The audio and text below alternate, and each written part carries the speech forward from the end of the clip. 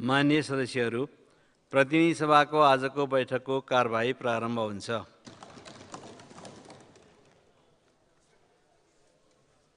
माननीय सदस्यहरू आसन ग्रहण गर्नुहोस्। आजको कार्यसूची प्रधानमन्त्रीले विश्वासको मत प्राप्त गर्नेमा आधारित भएर राखिएको छ। यो कुरा माननीय सदस्यज्यूहरूले बुझ्नुभएकै छ र आकस्मिक समयमा बोल्न चाहनुहुने मान्यज्यूहरूले अधिकतम 3 मिनटमा नबढाइकन आफ्ना कुराहरू राखिदिनको लागि म अनुरोध गर्छु। र सर्वप्रथम माननीय सदस्य रामहरि खतिवडा।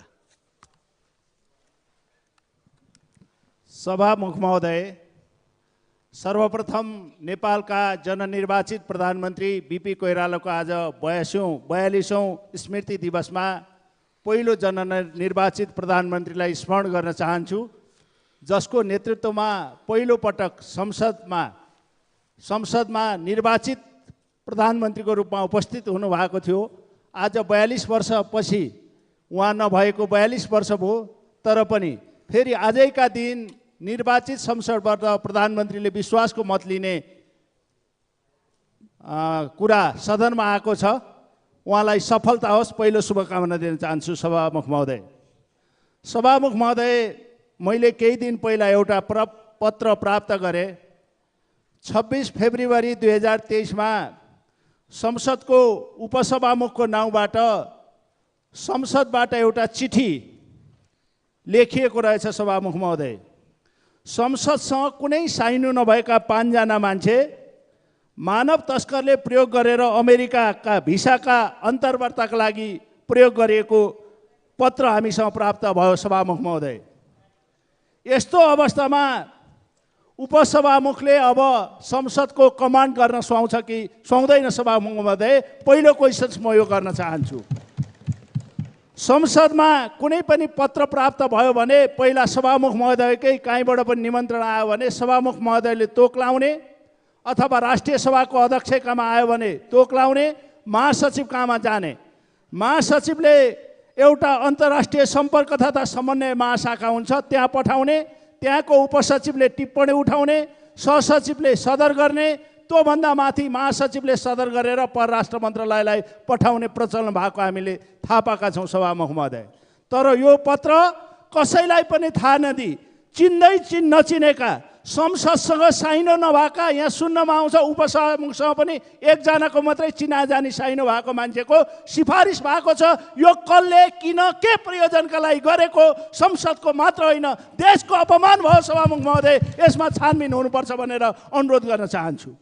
यस्तो बेलामा प्रतिरक्षाको तुरुप देखाएर फेरि पनि भने जग हँसाउनुभन्दा संसदभन्दा बाहिर बसेर सहयोग गरेर यसलाई छानबिन गर्न सहयोग गर्नुपर्छ भनेर म अनुरोध गर्न चाहन्छु। सभामुख महोदय, यो भिसा सहजीकरणको कन्सल्टेन्सी उपसभामुखको कार्यालय र संसद हुन सक्दैन। सभामुख महोदय, यो कन्सल्टेन्सी जस्तो नबनाइयोस् भनेर अनुरोध पनि गर्न चाहन्छु। सभामुख महोदय, मैले सुने आफूसँग पत्र लेखिएका मान्छेहरू उपेन्द्र गौतम, सुषमा लामा, राजेश तामाङ, राजेश लामा, सुजन घरती मगर, धनप्रसाद गुरुङ महिला अधिकारको कार्यक्रममा जाने भनेर उल्लेख गरिएको रहेछ, जसको महिला अधिकारसँग कुनै साइनो सम्बन्ध छैन। सभामुख महोदय, र मैले एकजना भन्दा बाहेकहरूलाई चिनेको छैन भने उपसभामुखले भनेको सुनियो।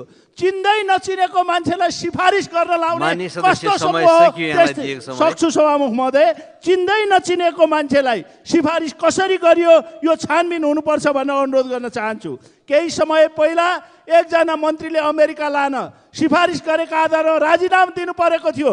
सभामुख म अनुरोध गर्न चाहन्छु, सभामुखलाई पनि संसदलाई पनि यति अपमानजनक गुनेगारी मानव तस्करले प्रयोग गरेर भोलि पैसा लिएर यो काम गरियो भने हाम्रो संसदको इज्जत कहाँ रहने हो? सभामुख महोदय, यसमा निष्पक्ष छानबिनका लागि सभामुख मार्फत अनुरोध गर्न चाहन्छु। होइन भने सभामुख महोदय, म अनुरोध गर्न चाहन्छु उपसभामुखले अब यो सूचना बेच्ने यहाँ कहीँ छन् भने कुनै एकजना मान्छेले भनेको सुनेको थिएँ संसदभित्रै छन् भनेर। सूचना बेच्ने त देखिन, मान्छे बेच्ने चाहिँ यतै कतै छन् कि क्या हो? त्यो अनुसन्धान हुनुपर्छ। सभामुख महोदय, म अनुरोध गर्न चाहन्छु। मैले फेरि पनि भने यस्तो बेलामा संसद चुप लाएर बस्नु हुँदैन। म अनुरोध गर्न चाहन्छु उपसभामुखज्यूलाई संसद र उहाँको इज्जतका लागि संसदको बाटोबाट अथवा संसदबाट टाप कस्ने बेस हुन्छ जस्तो लाग्छ। धन्यवाद। माननीय सदस्य रघुजी पन्त, संक्षिप्तमा भन्नाले 3 मिनेट भित्रमा आफ्ना कुरा राखिदिनु होला। सभामुख महोदय, सबभन्दा पहिला म आज बिपी कोइरालाप्रति जो नेपालको लोकतान्त्रिक आन्दोलनका एकजना मूर्धन्य र शीर्षस्थ नेता हुनुहुन्थ्यो, उहाँप्रति हार्दिक श्रद्धाञ्जली अर्पण गर्न चाहन्छु। र बिपीले जोड दिएका 3वटा विषयहरू संवैधानिक राजतन्त्र, इतिहासको विषय भइसक्यो, प्रजातन्त्रभन्दा उन्नत लोकतन्त्र र गणतन्त्र हामीले उपभोग गरिरहेका छौँ। र अर्को महत्त्वपूर्ण कुरा थियो राष्ट्रियता। र राष्ट्रियताको सवाल अहिले पनि नेपालको लागि एउटा अत्यन्त महत्त्वपूर्ण र जुनसुकै बेला पनि ध्यान दिनुपर्ने विषय रहेको छ। त्यसैले बिपीले बारम्बार भन्दाखेरि राष्ट्रियताको कुरा छुटाउनु हुन्थेन। नेपाली काङ्ग्रेस लगायत हाम्रो पार्टी त यसप्रति प्रतिबद्ध छँदैछ। नेपाली काङ्ग्रेस लगायत अरू सबै दलहरूले बिपीको यो राष्ट्रियतालाई जोड दिने कुरालाई कहिले पनि यो आजको जयन्तीको अवसरमा नभुल्न ध्यानाकर्षण गराउँदै मलाई केही वडा अध्यक्षहरूले फोन गर्नुभएको छ। राज्यले केहीमा पनि लगानी गर्दाखेरि टाढासम्मको कुरा सोध्छ। सभामुख महोदय, यो 60-65 वर्ष नागेका मान्छेहरूलाई जोसँग नागरिकता छ उनीहरूलाई यो राष्ट्रिय परिचय पत्र दिइराख्नुपर्ने आवश्यकता छैन। राष्ट्रिय परिचय पत्र बढी तिनीहरूलाई दिउँ जसको आयु लामो छ, किनभने एउटा परिचय पत्रमा पनि राज्यको खर्च हुन्छ। जसलाई वृद्ध भत्ता मात्रै लिनु छ ती मान्छेहरूको लागि राष्ट्रिय परिचय पत्रमा किन जोड दिनु पर्यो? नागरिकता नै पर्याप्त छ। बाहिर जिल्लाको त कुरै छोडिदिउँ, यहाँ काठमाडौँमा समेत गाह्रो भयो। आज मलाई खबर पठाउनु भएको काठमाडौँ महानगरपालिकाका 16 नम्बरका कार्यवाहक वडाध्यक्ष, अरू वडाका वडा सदस्यहरूले पनि यही कम्प्लेन गरेका छन् कि परिचय पत्र लिने कारणले हामीलाई धेरै अप्ठ्यारो भयो। दिनका दिन दिनौँ लाइनमा बस्नुपर्ने यो बुढेसकालमा हामीलाई के दुःख आइलाग्यो भनेर भनिराख्नु भएको छ। त्यस कारणले म सरकार र खास गरेर गृह मन्त्रालयको ध्यान तुरुन्त यस विषयमा जाओस् भन्ने चाहन्छु। उहाँहरूले गृह मन्त्रालयले यो कहिले सरकारले यो गलत निर्णय गरेको थियो, सच्यायो भन्ने पनि सुन्यो, तर सच्याएको चिठी गएको रहन्छ। त्यसैले पुरानै निर्णय कार्यान्वयन भइरहेको छ, जसले गर्दा देशभरि वृद्धहरूलाई अप्ठ्यारो भएको छ। यो साउन महिना जहाँ उनीहरूले समयभित्र वृद्ध भत्ता लिनुपर्ने हुन्छ, त्यसैले यो राष्ट्रिय परिचय पत्रको कुरालाई हटाइयोस् र राष्ट्रिय परिचय पत्र अलि एउटा निश्चित, मेरो विचारमा 70 वर्षभन्दा माथिकोलाई राष्ट्रिय परिचय पत्र लिइराख्नुपर्ने कुरामा जोड दिनुपर्छ भन्ने लाग्दैन। त्यसैले यो जनतालाई परेको यो सामान्य मर्का यसलाई नठानु, यसलाई तुरुन्त गृह मन्त्रालयले एउटा सर्कुलर पठाएर हटाउने काम गरोस्। यति नै भनेर म आफ्नो भनाइ टुङ्ग्याउँछु। धन्यवाद। माननीय सदस्य माधव सापकोटा।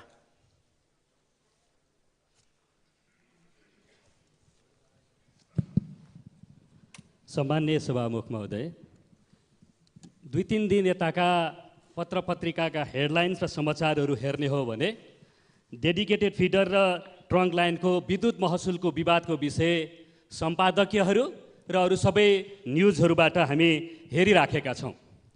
केही दिन अगाडि सम्माननीय प्रधानमन्त्रीज्यूले विद्युत प्राधिकरणका प्रबन्ध निर्देशकलाई बोलाएर जङ्गबहादुरको शैलीमा आदेश दिनुभयो, विद्युतको लाइन जोडियोस्। मर्निङ सोज द डे भनेर एउटा अङ्ग्रेजीमा उखान छ। यो सरकार के चाहन्छ र के उद्देश्यका लागि गठन भएको हो यसले स्पष्ट पार्दछ। खास गरिकन डेडिकेटेड फिडर र ट्रङ्क लाइनको विवादका सम्बन्धमा 2072 साल साउनदेखि 72 पुससम्मको एउटा अवधिको विवाद छ। अर्को 72 माघदेखि 75 वैशाखसम्मको दोस्रो चरणको विवादको अवधि छ। तेस्रो चरणमा 75 जेठदेखि 77 असारसम्मको गरेर 3वटा चरणमा यो विषयमा विवाद छ। त्यसमा हाम्रो संसदको सार्वजनिक लेखा समितिले एउटा उपसमिति नै बनाएर प्रतिवेदन तयार पारेको छ र त्यसमा 8वटा बुँदामा निर्देशन र सुझावहरू भनेर दिएको छ। विद्युत नियमन आयोगले समेत यसका बारेमा गम्भीरतापूर्वक अध्ययन गरेको छ र त्यसमा पनि सुझाव र निर्देशनहरू दिएको छ। नेपाल विद्युत प्राधिकरणले पटक पटक विभिन्न प्रकारका उपसमितिहरू निर्माण गरेको छ र त्यसले सुझावहरू पेश गरेको छ। त्यसका आधारमा कमरेड प्रचण्ड नेतृत्वको अघिल्लो सरकारले स्पष्ट निर्देशनका साथ यसलाई हल गर्ने भनेर भनेको छ। तर 16 डोलो बास्केटमा हालेर एकमुष्ट रूपमा 8 अरब बक्यौता रहेको रकमलाई अहिले कुनै न कुनै चलखेल गरेर जे दिन खोजेको छ यो आपत्तिजनक छ। सरकारले सिधै सुशासनलाई धावा बोलेको छ। म एकपटक सम्मानित संसदमा यसका बारेमा गम्भीरतापूर्वक आवाज उठाउन चाहन्छु। म संसदको पूर्वाधार विकास समितिमा छु, ऊर्जा जलस्रोत तथा सिंचाई मन्त्रालय समेत त्यही विभाग त्यही समितिमा छ र यसका बारेमा हामीले गम्भीरतापूर्वक छलफल गरेर कमरेड प्रचण्ड प्रधानमन्त्री र कमरेड शक्तिबहादुर बस्नेत ऊर्जा मन्त्री हुँदा हाम्रो समितिले समेत यसमा अध्ययन गरिकन राम्रो सुझावहरू दिएको छ। त्यसैले म अहिलेको सरकारलाई गम्भीरतापूर्वक ध्यान आकर्षण गराउन चाहन्छु। कुनै चलखेल नगरिकन स्वतन्त्रतापूर्वक राज्यका युविङ्सहरूले अध्ययन गरेर दिएका प्रतिवेदनका आधारमा चल्नका लागि अनुरोध गर्न चाहन्छु। यस्तै सभामुखको विषय अहिले भर्खर आयो, 1 वर्ष अगाडिको कुरा र खास गरिकन राजनैतिक र नैतिक प्रश्न यो हो, यसलाई स्वीकार गर्नुपर्दछ। संवैधानिक परिषदमा तपाईँहरू अल्पमतमा पर्नुभयो भनेर जुन उद्देश्यका साथ यसलाई हाइलाइट गरिएको छ, यदि साँच्चै त्यो कुरा हो भने मान्छेको आफ्नो अधिकारका प्रति, मान्छेको चरित्र हत्या गर्नेका प्रति यो संसदले पनि न्याय गर्नुपर्दछ। राजनीतिक र नैतिक प्रश्नका बारेमा छलफल गर्न सकिन्छ। संवैधानिक परिषदमा तपाईँहरूलाई रातारात के निर्णय गर्नु परेको छ त्यो उद्देश्यद्वारा प्रेरित गरिएको हो भने हामी प्रतिपक्षले यसलाई सशक्त ढङ्गले प्रतिवाद गर्छौँ। यो कुरा सबैलाई हेक्का होस्। अन्तिममा सम्माननीय सभामुख महोदय, सत्ता पक्षका प्रधानमन्त्रीका एकजना वरिष्ठ नेताले विदेशमा गएर माओवादीलाई आगामी चुनावमा दुवैले नलिने शर्तमा गठबन्धन गरियो भन्नुभएको रहेछ। क्या गजब! भ्रष्टाचारले डुङडुङती गनाएर सिनोमा परिणत हुन लागेका तपाईँहरूले हामीलाई युद्धमा टाउको मोल तोकेर देखेर शङ्का लाग्ने बित्तिकै गोली चलाउने आदेश दिएको होइन। गोलीसँग नहिलेको माओवादी कुनै काण्डहरूमा नमुछेर यसबीचमा हेर्नुभयो भने कुनै नीतिगत भ्रष्टाचारका काण्डमा नमुछिकन आएको माओवादीलाई हेप्ने तपाईँहरूले सोच्नु भएको छ भने त्यो तपाईँहरूको दिवा सपना हुनेछ। त्यही सहमति गरेको हो भने आज प्रधानमन्त्रीले यो रोस्टमबाट उद्घोष गर्नुहोस्। हामीलाई गर्व छ, हामीलाई जनताले बोक्नेछन्। तपाईँहरू जस्ता भ्रष्ट र डुङडुङती गनाएकाहरूले बोक्न कुनै जरुरी छैन। हामी जनता कहाँ जान्छौँ, जनताले हामीलाई बोक्नेछन्। धन्यवाद। लाल सलाम। माननीय सदस्य, समय 3 मिनट भित्रमा आफ्नो कुराहरू राखिदिनु होला। म माननीय सदस्य सुमना श्रेष्ठलाई समय दिन्छु। सम्मानीय सभामुख महोदय, उपसभामुख इन्दिरा राणा मगरको नामबाट जुन मिडिया ट्रायल भइरहेछ यसमा म घोर आपत्ति जनाउन चाहन्छु। यदि साँच्चै नै गर्ने हो भने पहिला बुझौँ। यो पद्धति बनाउने हो भने यही सभामा छ नि होइन, सदनबाटै सडकबाटै यो एउटा अमुक मान्छेलाई भिसा चाहियो भनेर पुतला जलाउँदै आमसभा गरेको यही ठाउँबाटको एमपिजहरूले होइन। यदि हामीले आचरणको कुरा गर्छौँ भने ल गरौँ, सबैजनाको आचरण हेरौँ, सबैजनाको लेटर प्याडबाट के निस्किया छ हेरौँ र साँच्चै पद्धति बनाऊ। Is this really an impeachable offence? What is this? तपाईँहरूलाई मन लाग्यो, मिडिया ट्रायल गर्यो, तपाईँहरूलाई मन लाग्यो, मानव तस्करी भन्ने जस्तो ठुलो आरोप यस्तो आनन्दका साथ तपाईँले डिक्लेयर गर्नुभयो। डिक्लेयर गर्नुहोस् न त भुटानी शरणार्थी कसले गरेको हो भनेर। त्यो एक्ट छ। एउटा महिला जसले यस्तो डिफिकल्ट टाइम्सबाट आएर यहाँ आउनुभएको छ उहाँलाई हेप्न चाहिँ नखोज्नु होला। साँच्चैकै विधि पद्धति बनाउन चाहनुहुन्छ गर्नुहोस्। 1 वर्ष अगाडिदेखि पत्र हातमा बोकेर बसिराख्नु भएको रहेछ त कुन बेला ठोकौँ भनेर। यो सभामुख महोदय, यो साँच्चैकै छानबिन गर्ने भने गरोस्, पार्टी पनि तयार छ, तर प्रपर तरिकाले गर्छ। यो ल्याङल्याङ मिडिया ट्रायल गरेर एकदमै नरेटिभ एउटा बनाउने, न राम्रो पद्धति बनाउने, एउटा मान्छेको चरित्र हत्या गर्ने, त्यो पनि किन संवैधानिक परिषदमा एमालेको 2 जना, माओवादीको 2 जना, रासोपाको एउटा त चिफ जस्टिस। यो अल्पमत पर्यो भने माग्नुहोस् न, हो माग्नुहोस्, दिउँला, सोध्नुहोस्। तर कसैको नैतिक चरित्र हत्या गरेर मानव तस्कर भन्ने लान्छना चाहिँ नि पहिला भुटानी शरणार्थीको पनि त्यस्तै गरेर इन्भेस्टिगेट गरेर आनन्दले स्पष्ट अनुसार यहाँ यो सदनमा व्यक्त गरिदिनु होला। तर एउटा यस्तो इमान्दार आफ्नो भएभरको ज्याया देख्दा अनाथ आश्रममा दिने महिलालाई यस्तो गरेर चरित्र हत्या गर्न पाउँदैन। यो इम्पिचेबल अफेन्स हो कि होइन? हामीले स्ट्यान्डर्ड सेट गर्ने हो भने सबैलाई स्ट्यान्डर्ड सेट गरौँ, विधि पद्धति बसाउने हो भने सबैलाई विधि पद्धति बनाऊ। हामी त्यसको लागि तयार छौँ, तर चरित्र हत्याको लागि पटक्कै तयार छैनौँ। र साँच्चै नै म फेरि भन्न चाहन्छु, is this really an impeachable offence? धन्यवाद। माननीय सदस्य दामोदर पौडेल बैरागी।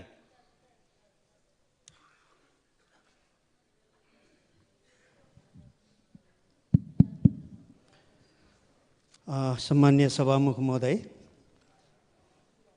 समयको लागि धन्यवाद। म आज यही भर्खरै पूर्ववक्ता मान्यज्यूले राखे जस्तै विषय राख्न चाहन्छु। मिडिया ट्रायल हो कि के हो त्यो कुरा पत्र आफै बोल्छ। पत्र मात्रै बोल्दैन, पत्र सँगसँगै स्वयं उपसभामुखको विज्ञप्ति पनि बोल्छ। मैले मानव तस्करी गरेको हो भन्ने बोल्छ त्यो पत्रले। त्यसै गरी त्यति मात्रै बोल्दैन, अझै मलाई त बोल्न पर्दैन होला भन्ने लागेको थियो र चाहिँ नबोलाउ, किन बोलिरहनु पर्यो, यस्ता विषयहरू कमी कमजोरी हुन पनि सक्छन् भन्ने लागेको पनि थियो।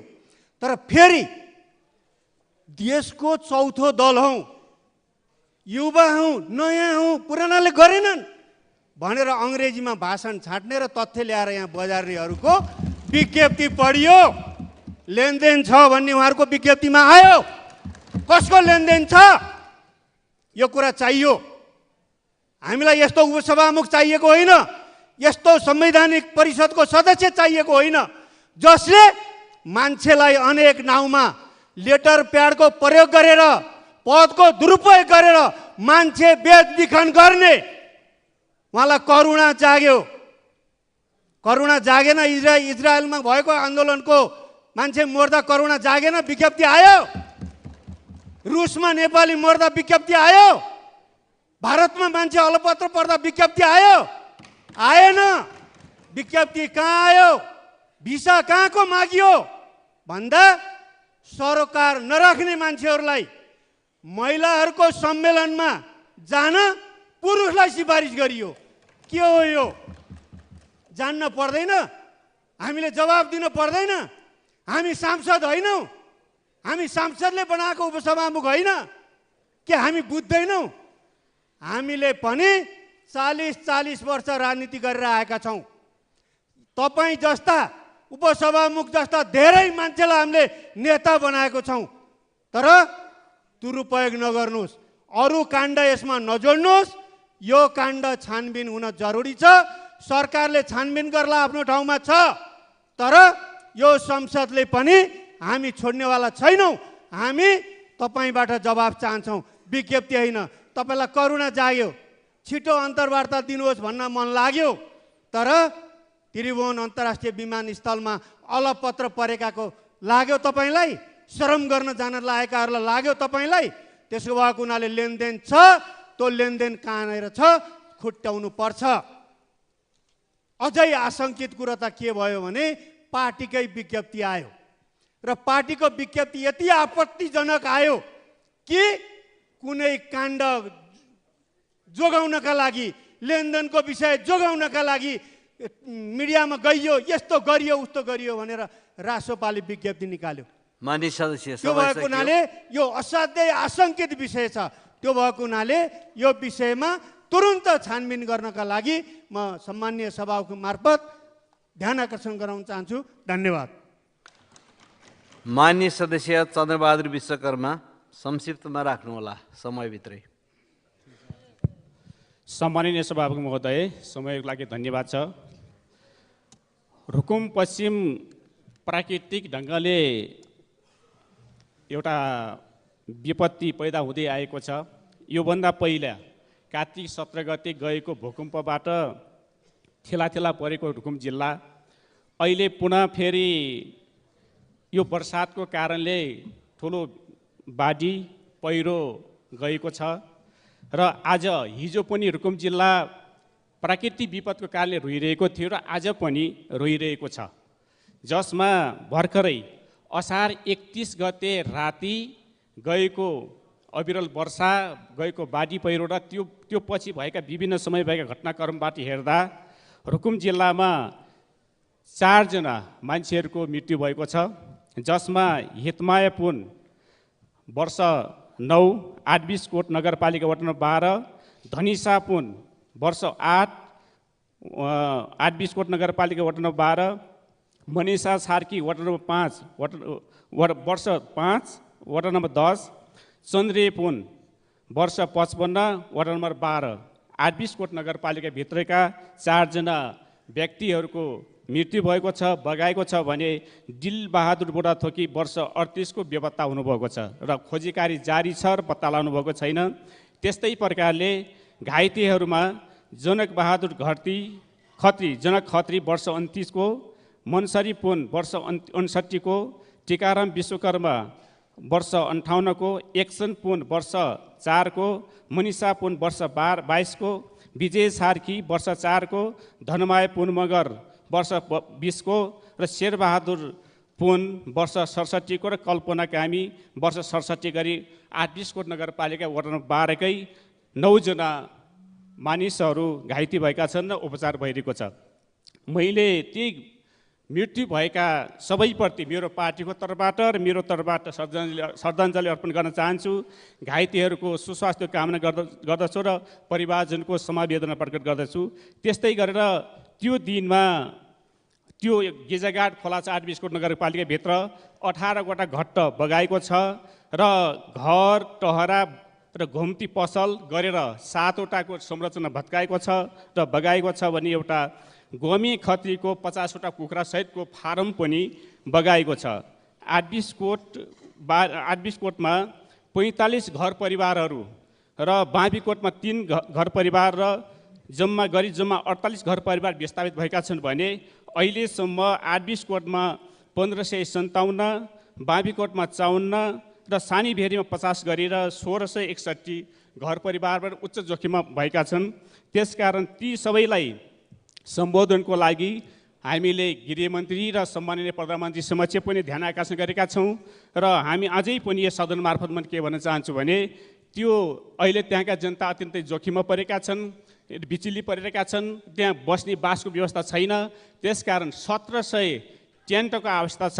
त्यो 1700 टेन्टको व्यवस्थापन गरियोस् र मृतकहरूलाई सान्त्वना स्वरूप आर्थिक सहायता गरियोस् र त्यो घाइतेहरूको उपचार गरियोस् र बेपत्ता भएको जो दिलबहादुर बुढाथोकी हुनुहुन्छ उहाँको खोजी कार्य गरियोस् र त्यहाँ जुन प्रकारले अन्य समस्या परेको छ, हजारौँ बिघा जमिन क्षति भएको छ, बालीनाली नष्ट भएको छ, त्यसको उचित क्षतिपूर्तिको व्यवस्था गरियोस् भन्ने कुरा राख्न चाहन्छु। हस्त, धन्यवाद। अब माननीय सदस्य गणेश पराजुली। सम्माननीय सभामुख महोदय, यतिखेर मध्य वर्षाको समय भएको छ र यो मध्य वर्षा हुँदै गर्दाखेरि देशमा 128 जनाभन्दा बेसीले ज्यान आहुति दिइसकेका छन्। उहाँ अकालमा मृत्यु भइसकेको छ भने 145 जनाभन्दा बेसी नागरिक घाइते भएका छन्। थुप्रै नेपाली नागरिकहरू हराइरहेको अवस्था छ। यो प्राकृतिक विपद, विशेष गरी बाढी पहिरो र प्राकृतिक विपदको कारणले यति धेरै नागरिकहरूले आफ्नो ज्यान अनाहकमा गुमाउँदै गर्दा ती अनाहकमा ज्यान गुमाउने नेपाली नागरिकको मृत आत्माको चिर शान्तिको कामना गर्दै शोक सन्तप्त परिवारलाई थोरै भए पनि राहत पुग्ने गरी राज्यको तर्फबाट कम्तीमा पनि मलम लगाउने गरी काम चाँडोभन्दा चाँडो गरियोस् र उद्धार कार्य यथाशीघ्र गरियोस्, घाइतेहरूको उपचार गरियोस् र यो प्राकृतिक प्रकोपबाट नेपाली जनतालाई बचाउनको लागि, नेपाली नागरिकलाई बचाउनको लागि यथाशीघ्र थुप्रै कामहरू गर्नुपर्ने छ। ती कामहरूमा ध्यान दियोस्, सरकारले त्यसमा ध्यान दियोस् भनेर म सम्मानित सदन मार्फत आग्रह गर्न चाहन्छु।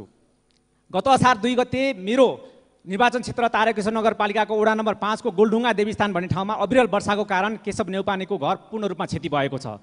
सँगसँगै रहेका अरू 2टा घर सुभाषिम खडा र दीपक श्रेष्ठको घर पनि आंशिक रूपमा बगिसकेका छन् र ती पनि बग्ने क्रममा छन्। म सम्मानित सदन मार्फत सरकारलाई निर्देशन दियोस् कि स्थानीय सरकारसँग मिलेर ती विस्थापित भएका घरका मान्छेहरूलाई घाँस बाँसको व्यवस्था गरियोस् र सँगसँगै त्यो पूर्ण क्षति हुन लागेका घरहरूलाई पनि सुरक्षित गरियोस् र त्यहाँका जनतालाई सुरक्षित गरियोस् भनेर म सरकारको ध्यान आकर्षण गराउन चाहन्छु। सम्माननीय सभामुख महोदय, प्रतिपक्षमा रहँदै गर्दाखेरि केही दिन अगाडि मात्र हो, प्रतिपक्षमा रहँदै गर्दाखेरि नेपाली कांग्रेसका महत्त्वपूर्ण नेताज्यू, निकै मृदुभाषी महत्त्वपूर्ण नेताज्यूले यही सम्मानित सदन मार्फत बोल्नुभएको थियो। नेपालको संविधानको धारा 57 उपदफा 1 ले सङ्घको एकल अधिकार र दफा 4 उपदफा 4 ले स्थानीय तहको अधिकार सुनिश्चित गरेको छ। यो व्यवस्था अन्तर्गत अनुसूची 5 को क्रम संख्या 20 मा राष्ट्रिय यातायात नीति रेल तथा राष्ट्रिय लोकमार्गको व्यवस्था सङ्घमा रहने र अनुसूची 8 को क्रम संख्या 11 मा स्थानीय सडक, ग्रामीण सडक, कृषि सडक, सिँचाइ समेतका अधिकार स्थानीय तहमा रहने भनी व्यवस्था गरेको स्पष्ट पारेको छ। सम्भवतः तिनै प्रावधानहरूलाई तिनै उपदफाहरूलाई टेकेर हुनुपर्छ नेपाली कङ्ग्रेसले महानगरपालिकाले गर्न लागेको काम किन रोकेको, किन बखेडा झिकेको, त्यसमा काम गर्न किन नदिएको। महानगरपालिकाले आफ्नो नगर राम्रो बनाउनको लागि, नगरलाई सुन्दरीकरण गर्नको लागि र त्यहाँको सडक र सडक पेटीहरू व्यवस्थापन गर्नको लागि गर्दै गरेको काम प्रशंसनीय छ। त्यसलाई यथाशीघ्र काम गर्न दिनुपर्छ भनेर प्रतिपक्षमा रहँदै गर्दा निकै दह्रोसँग बोल्नुभएको थियो। तर म स्मरण गराउन चाहन्छु, आज तिनै मृदुभाषी माननीयज्यू, सम्मानित आदरणीय माननीयज्यूले गृह प्रशासन सम्हाल्दै गर्दाखेरि उच्च अदालत पाटनबाट 2081 3 महिना 30 गते मुद्दा नम्बर 080W02616 को फैसला अनुसार महानगरपालिकालाई काम गर्न दिनु भनेर दिएको आदेश कार्यान्वयन गराउनलाई किन हिचकिचाहट भएको? गृहमन्त्रीज्यूको हात केले बाँध्यो यहाँनिर र किन महानगरपालिकालाई यो काम गर्नको लागि अवरोध खडा गर्ने विरुद्ध काम गर्न दिएन? किन यो अदालतको निर्णय कार्यान्वयन गर्ने जिम्मा गृह प्रशासनको होइन र म सोध्न चाहन्छु गृहमन्त्रीज्यूलाई। मान्य सदस्य, यहाँको समय सकियो। मैले सकाइ गएँ। सम्माननीय सभामुख महोदय, आज सम्मानित प्रधानमन्त्रीज्यूले यस सम्मानित सदनमा विश्वासको मत लिँदै हुनुहुन्छ। कुन जगमा बसेर यो नयाँ कोअलिसन गठन भयो नेपाली जनताले प्रश्नसँग हेरेका छन्। तर म यति मात्र अनुरोध गर्न चाहन्छु कि कम्तीमा जनतालाई लागेको त्यो संशय दूर गरिदिनुहोस्, हटाइदिनुहोस् र भनिदिनुहोस् यस सम्मानित सदनबाट विश्वासको मत माग्दै गर्दाखेरि हामी सुशासनको पाटोमा प्रश्नसँग जनताको पक्षमा उभिनेछौँ र भुटानी शरणार्थी र गृहबन्धुलाई सम्मानित अदालतले दिएको निर्णय अनुसार हामी कार्यान्वयन गराउनेछौँ भनेर कम्तीमा यो सम्मानित रोस्टमबाट अब भनिदिनुहोस्, ताकि हामी प्रतिपक्षमा रहँदै गर्दाखेरि पनि जोरदार तालीले उहाँको स्वागत गर्नेछौँ र सरकारको पक्षबाट गरेका सबै त्यस्ता भ्रष्टाचार विरुद्धका कारबाहीमा हामी साथ रहनेछौँ भन्ने कुरा जानकारी गराउँदै मेरो भनाइ यहीँ अन्त्य गर्छु। धन्यवाद। मान्य सदस्यहरू, राष्ट्रपतिको कार्यालयबाट विधेयक प्रमाणीकरण सम्बन्धी पत्र प्राप्त भएको छ। सोको बेहोरा म पढेर सुनाउँछु। सम्माननीय राष्ट्रपति रामचन्द्र पौड्यालज्यूले नेपालको संविधानको धारा 113 को उपधारा 2 बमोजिम प्रमाणीकरण भएको देहाय बमोजिमको विधेयकहरूको प्रमाणीकृत प्रति थान 1 यसै साथ संलग्न राखी पठाइएको बेहोरा अनुरोध गर्दछु। क्रम सङ्ख्या, ऐन सङ्ख्या, विधेयकको नाम, प्रमाणीकरण र मिति। क्रम सङ्ख्या 1, ऐन सङ्ख्या 05, विधेयकको नाम आर्थिक विधेयक 2081, प्रमाणीकरण मिति 2081-4-1। क्रम सङ्ख्या 2, ऐन सङ्ख्या 06, राष्ट्र ऋण उठाउने विधेयक 2081, प्रमाणीकरण मिति 2081-4-1। क्रम सङ्ख्या 3, ऐन सङ्ख्या 07, विधेयकको नाम भन्सार महसुल विधेयक 2081, प्रमाणीकरण मिति 2081-04-01। डिलीराम शर्मा सचिव, मिति 2081-4-1।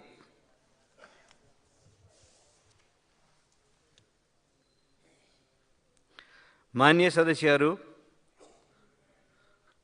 अब सम्माननीय प्रधानमन्त्री केपी शर्मा ओलीलाई नेपालको संविधानको धारा 76 को उपधारा 4 बमोजिम प्रतिनिधि सभाबाट विश्वासको मत प्राप्त गर्न प्रतिनिधि सभा नियमावली 2079 को नियम 155 को उपनियम 4 बमोजिम वक्तव्यसहित प्रस्ताव प्रस्तुत गर्न अनुमति दिन्छु।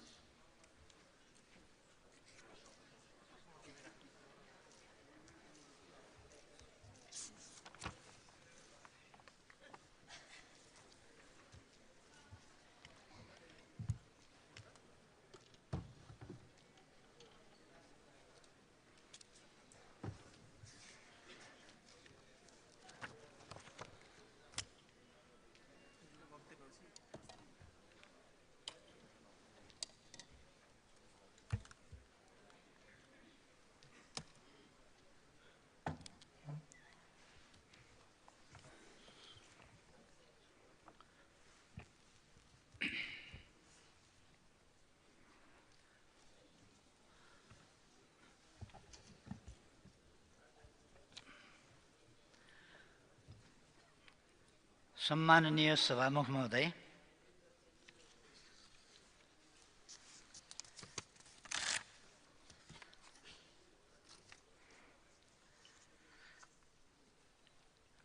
सर्वप्रथम त म यस गरिमामय सदन मार्फत देश र जनताका निम्ति आफ्नो अमूल्य जीवन अर्पण गर्ने ज्ञात अज्ञात शहीदहरूको विशेष स्मरण गर्दै ती सम्पूर्ण वीर वीराङ्गनाहरूप्रति हार्दिक श्रद्धाञ्जली अर्पण गर्दछु। देशलाई विकास र समुन्नतिको दिशामा अघि बढाउने शहीदहरूका महान सपनालाई साकार पार्ने दृढ सङ्कल्प पनि गर्दछु। साथै यस राष्ट्रको जीवनमा अमूल्य योगदान दिने पुष्पलाल, बिपी कोइराला, गणेशमान सिंह र मदन भण्डारी लगायत सम्पूर्ण अग्रजहरूप्रति उच्च सम्मान व्यक्त गर्दछु। आज आदरणीय नेता बिपी कोइरालाजीको 42औं स्मृति दिवस पनि हो। यस घडीमा म उहाँप्रति हार्दिक श्रद्धासुमन अर्पण गर्न चाहन्छु। नेपाली समाजको परिवर्तन र रूपान्तरणमा उहाँले पुर्याएका योगदानहरूको सम्मान गर्दछु र उहाँप्रति अत्यन्तै आदरभावका साथ श्रद्धाञ्जली अर्पण गर्दछु। सभामुख महोदय, मनसुन सुरु भए यता मुलुक बाढी पहिरो लगायत प्राकृतिक विपदको भीषण चपेटामा परेको छ। धनजनको व्यापक क्षति भएको छ। यस दुःखद घडीमा म विपदमा परेर ज्यान गुमाउने सम्पूर्ण दाजुभाइ दिदीबहिनीहरूप्रति हार्दिक श्रद्धाञ्जली एवं शोकाकुल परिवारजनप्रति गहिरो संवेदना व्यक्त गर्दछु। साथै सम्पूर्ण घाइतेहरूको शीघ्र स्वास्थ्य लाभको कामना गर्दछु। सरकारले उद्धार, उपचार तथा राहतमा विशेष ध्यान दिइरहेको छ। सरकारले उद्धार उपचार पहिलेदेखि भएका क्षतिका सम्बन्धमा पनि ध्यान दिएर काम सुरु गरेको छ। जस्तो जाजरकोट केन्द्र बनाएर गएको भूकम्पको सन्दर्भमा दोस्रो तेस्रो किस्ता दिन बाँकी रहेको, त्यस सन्दर्भमा पनि अहिले सरकारले काम अगाडि बढाएको छ र आगामी दिनमा त्यस्ता दुर्घटना हुन नदिन र भइहाले तुरन्त उद्धार उपचार तथा राहतमा खटिन राज्यका निकायहरूलाई सतर्क र तयारी अवस्थामा राखेको पनि यस गरिमामय सदनलाई जानकारी गराउँदछु। सभामुख महोदय, आज परिस्थिति भिन्न भएको छ। पुरानो सरकारका ठाउँमा नयाँ सरकार बनेको छ।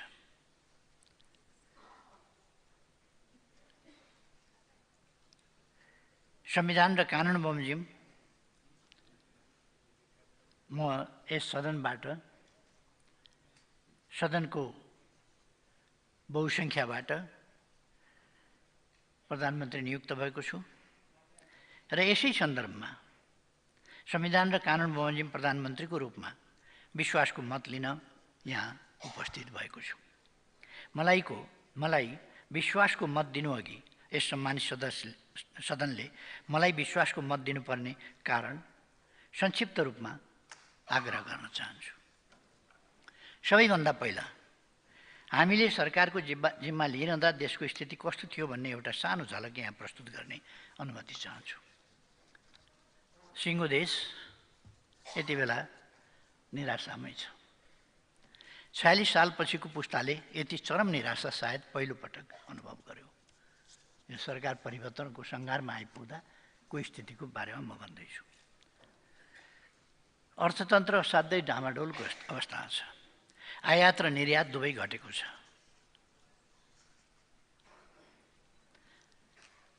₹1422 अर्ब रुपियाँ राजस्व उठाउने अथवा 14 खरब 22 अर्ब रुपियाँ राजस्व उठाउने लक्ष्य राखेकोमा त्यसको जम्मा बढीमा तानतुन गर्दा पनि 76% मात्र सङ्कलन हुन सक्यो। जबकि निकट विगतमा लक्ष्यभन्दा राजस्व जहिले बढी उठ्ने गरेको थियो। यस परिप्रेक्ष्यमा लक्ष्यभन्दा 24% कम राजस्व सङ्कलन हुनुले देशको अर्थतन्त्रमा कति ठुलो समस्या सिर्जना भएको छ भन्ने देखाउँछ। अहिले ब्याङ्कहरूमा पैसा थुप्रिएको छ। कहिले यसबीचमा यसअगाडि कहिले तरलताको चरम अभाव देखियो। यति बेला तरलता काफी छ। ब्याङ्कमा पैसा थुप्रिएको छ। ब्याज दर पनि न्यून छ। तर पनि लगानी गर्न तत्पर हुने व्यवसायी छैनन्। कर्जा विस्तार घटेको घटै छ। कोही कर्जा लिन तयार भइरहेको छैन। गएको वर्ष जम्मा 5% को हाराहारीमा मात्र कर्जा विस्तार भयो। जबकि नेपाल राष्ट्र ब्याङ्कले लिएको कर्जा विस्तारको लक्ष्य नै 11.5% थियो। यो अत्यन्त न्यून हो।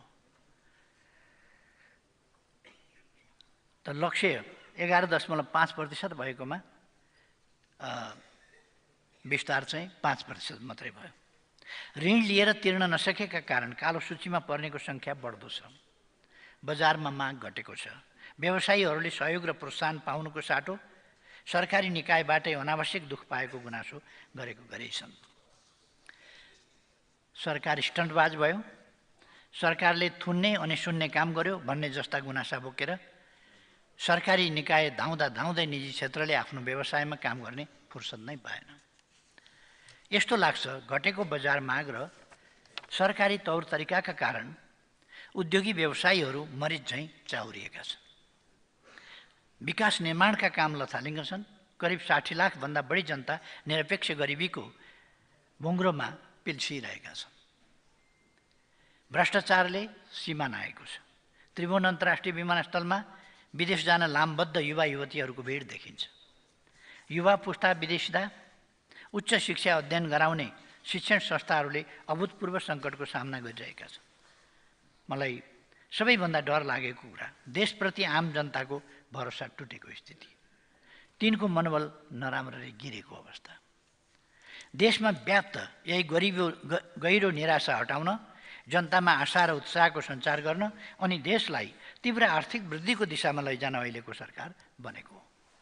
यसमा सबै स्पष्ट हुनुभयो हुन्छ। जनतामा भरोसा जगाउने गरी काम गर्न हाम्रो सरकारका मुख्य 5वटा प्राथमिकता रहेका छन्।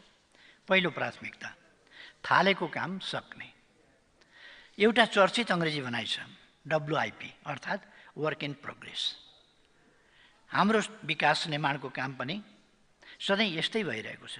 जहिल्यै काम भइरहेको हुने तर कहिल्यै नसकिने। म एउटा उदाहरण पेश गर्छु। आर्थिक वर्ष 2065-66 कालीकोट जिल्लाको खुलालुदेखि हुम्ला जिल्लाको सलिलासम्म 123 किलोमिटर सडक कालोपत्रे स्तोन्नति गर्ने एउटा आयोजना सुरु भयो 65-66 मा। गएको केही दिन अघि म रिपोर्टहरू हेर्दै थिएँ। विगतका 16 वर्षमा यस आयोजनाको भौतिक प्रगति जम्मा 15% पुगेको रहेछ। अझ मलाई उदेक लागेको कुरा के भने, यो आयोजना सम्पन्न गर्नुपर्ने निकायले तयार पारेको रिपोर्टमा आयोजना सम्पन्न गर्नुपर्ने मिति यकिन भइ नसकेको भनेर लेखेको रहेछ। एकातिर राष्ट्रिय गौरवको आयोजना भन्ने, तर वर्षभरिमा 1% प्रगति पनि हासिल नगर्ने, कहिलेसम्म सक्छु भनेर टुङ्गो समेत लगाउन नसक्ने आयोजनालाई राष्ट्रिय गौरवको आयोजना चाहिँ भनिरहने। यस्तो विकासको मोडल बोकेर हामी समृद्धिको गफ गरिरहेका छौँ। म सिङ्गो देशलाई भन्न चाहन्छु, अब हामी विकासको मामिलामा देखिएको यस्तो अनुशासनहीनताको अन्त्य गर्दछौँ। सबै मन्त्रालय अन्तर्गत अहिलेसम्म सुरु भएका सबै परियोजनालाई समयमै सम्पन्न गर्नेमा हाम्रो सम्पूर्ण शक्ति केन्द्रित गर्छौँ। यो सरकार काम भइरहेको छ भन्न होइन, थालेको काम सकियो भनेर सुनाउन आतुर छ। यसका लागि हामी मुख्यतः 4वटा काम गर्नेछौँ। पहिलो, क्षमता वृद्धि। नेतृत्वको हिसाबले मन्त्री परिषद र सम्पूर्ण मन्त्रालयको क्षमता वृद्धि गर्नु मेरो दायित्व हो। कहिलेकाहीँ मनसाय गलत नभए पनि काम गर्ने तौर तरिका नजानेर हामी परिणाम निकाल्न नसक्ने रहेछौँ। त्यसैले आफ्नो मन्त्रालयको कामलाई कसरी व्यवस्थित गर्ने, कामको प्रगति भयो या भएन त्यसको मूल्याङ्कन कसरी गर्ने, आफ्नो मन्त्रालयको मुख्य प्रगति सूचक की पर्फर्मेन्स इन्डिकेटर कसरी तय गर्ने, त्यसको रेकर्ड कसरी राख्ने, सरकारको भिजनसँग आफ्नो मन्त्रालयलाई कसरी सामञ्जस्य गर्ने, अलाइन कसरी गर्ने, बजेटको मोनिटरिङ कसरी गर्ने भन्ने कुरामा अध्यावधिक गराउन विशेष व्यवस्था गर्नेछु। दोस्रो, मूल्याङ्कन। हामी खर्च गर्ने क्षमता बढाउनेछौँ। एउटा समस्या के पनि भइरहेको छ भने बजेट छुट्याइन्छ, रकम छुट्याइन्छ, योजना राखिन्छ, तर खर्च हुँदैन र योजनाहरू अधुरा छुट्छन्।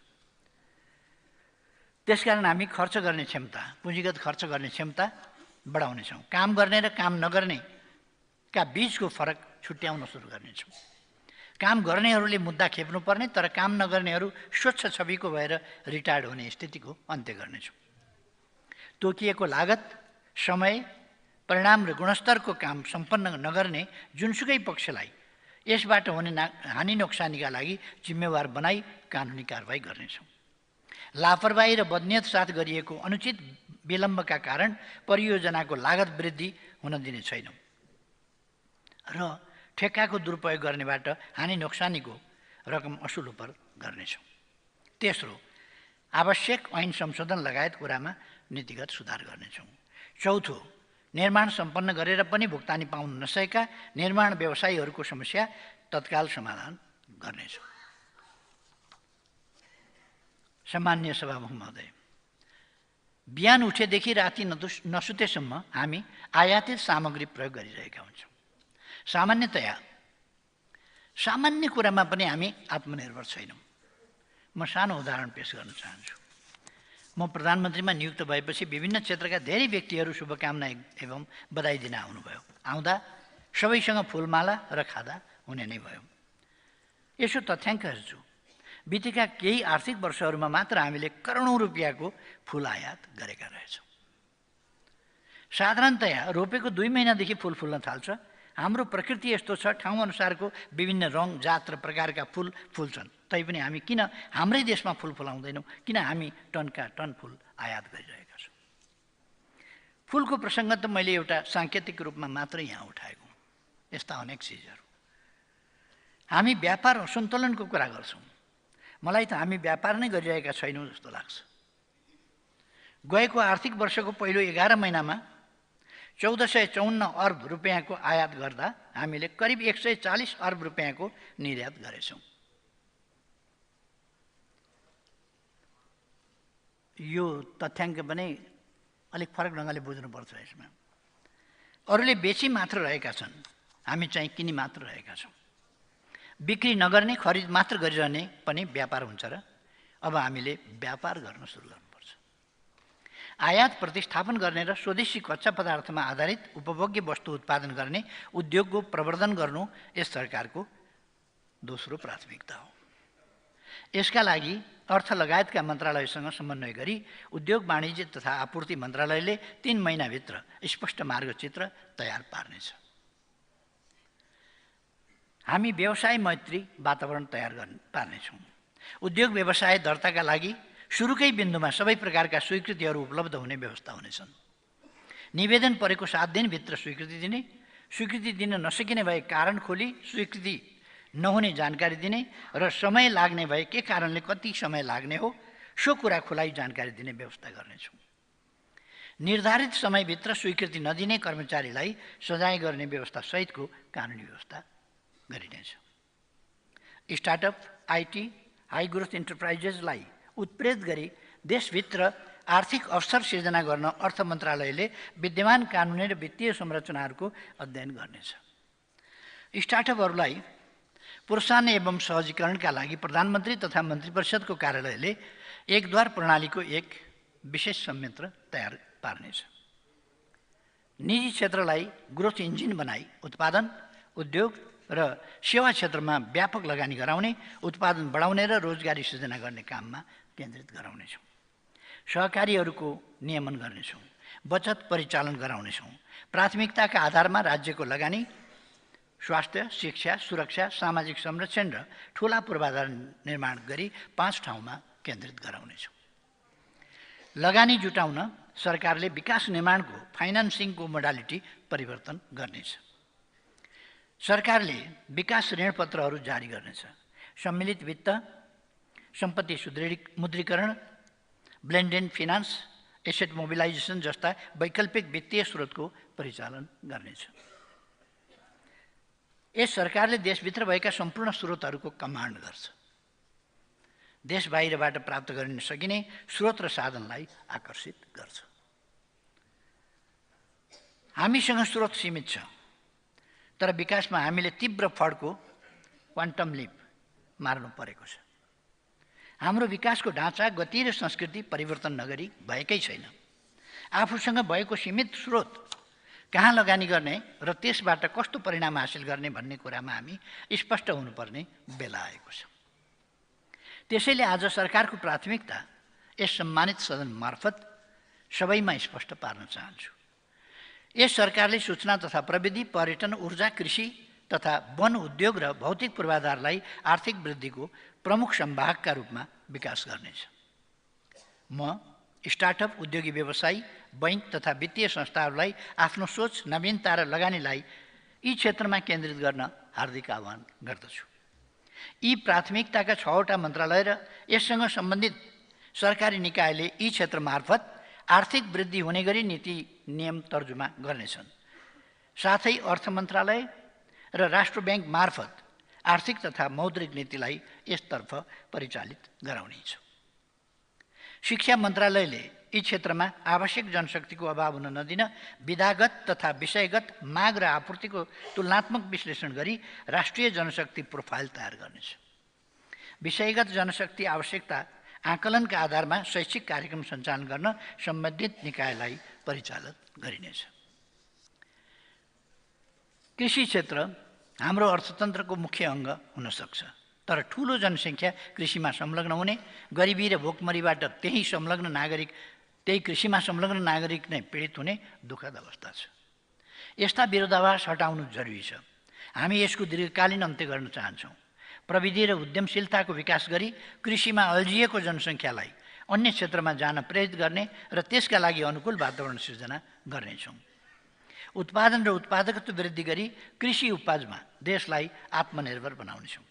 कृषिको आधुनिकीकरण र व्यावसायिकीकरण मार्फत उत्पादन बढाई कृषि उपजको निर्यात गर्नेछौँ।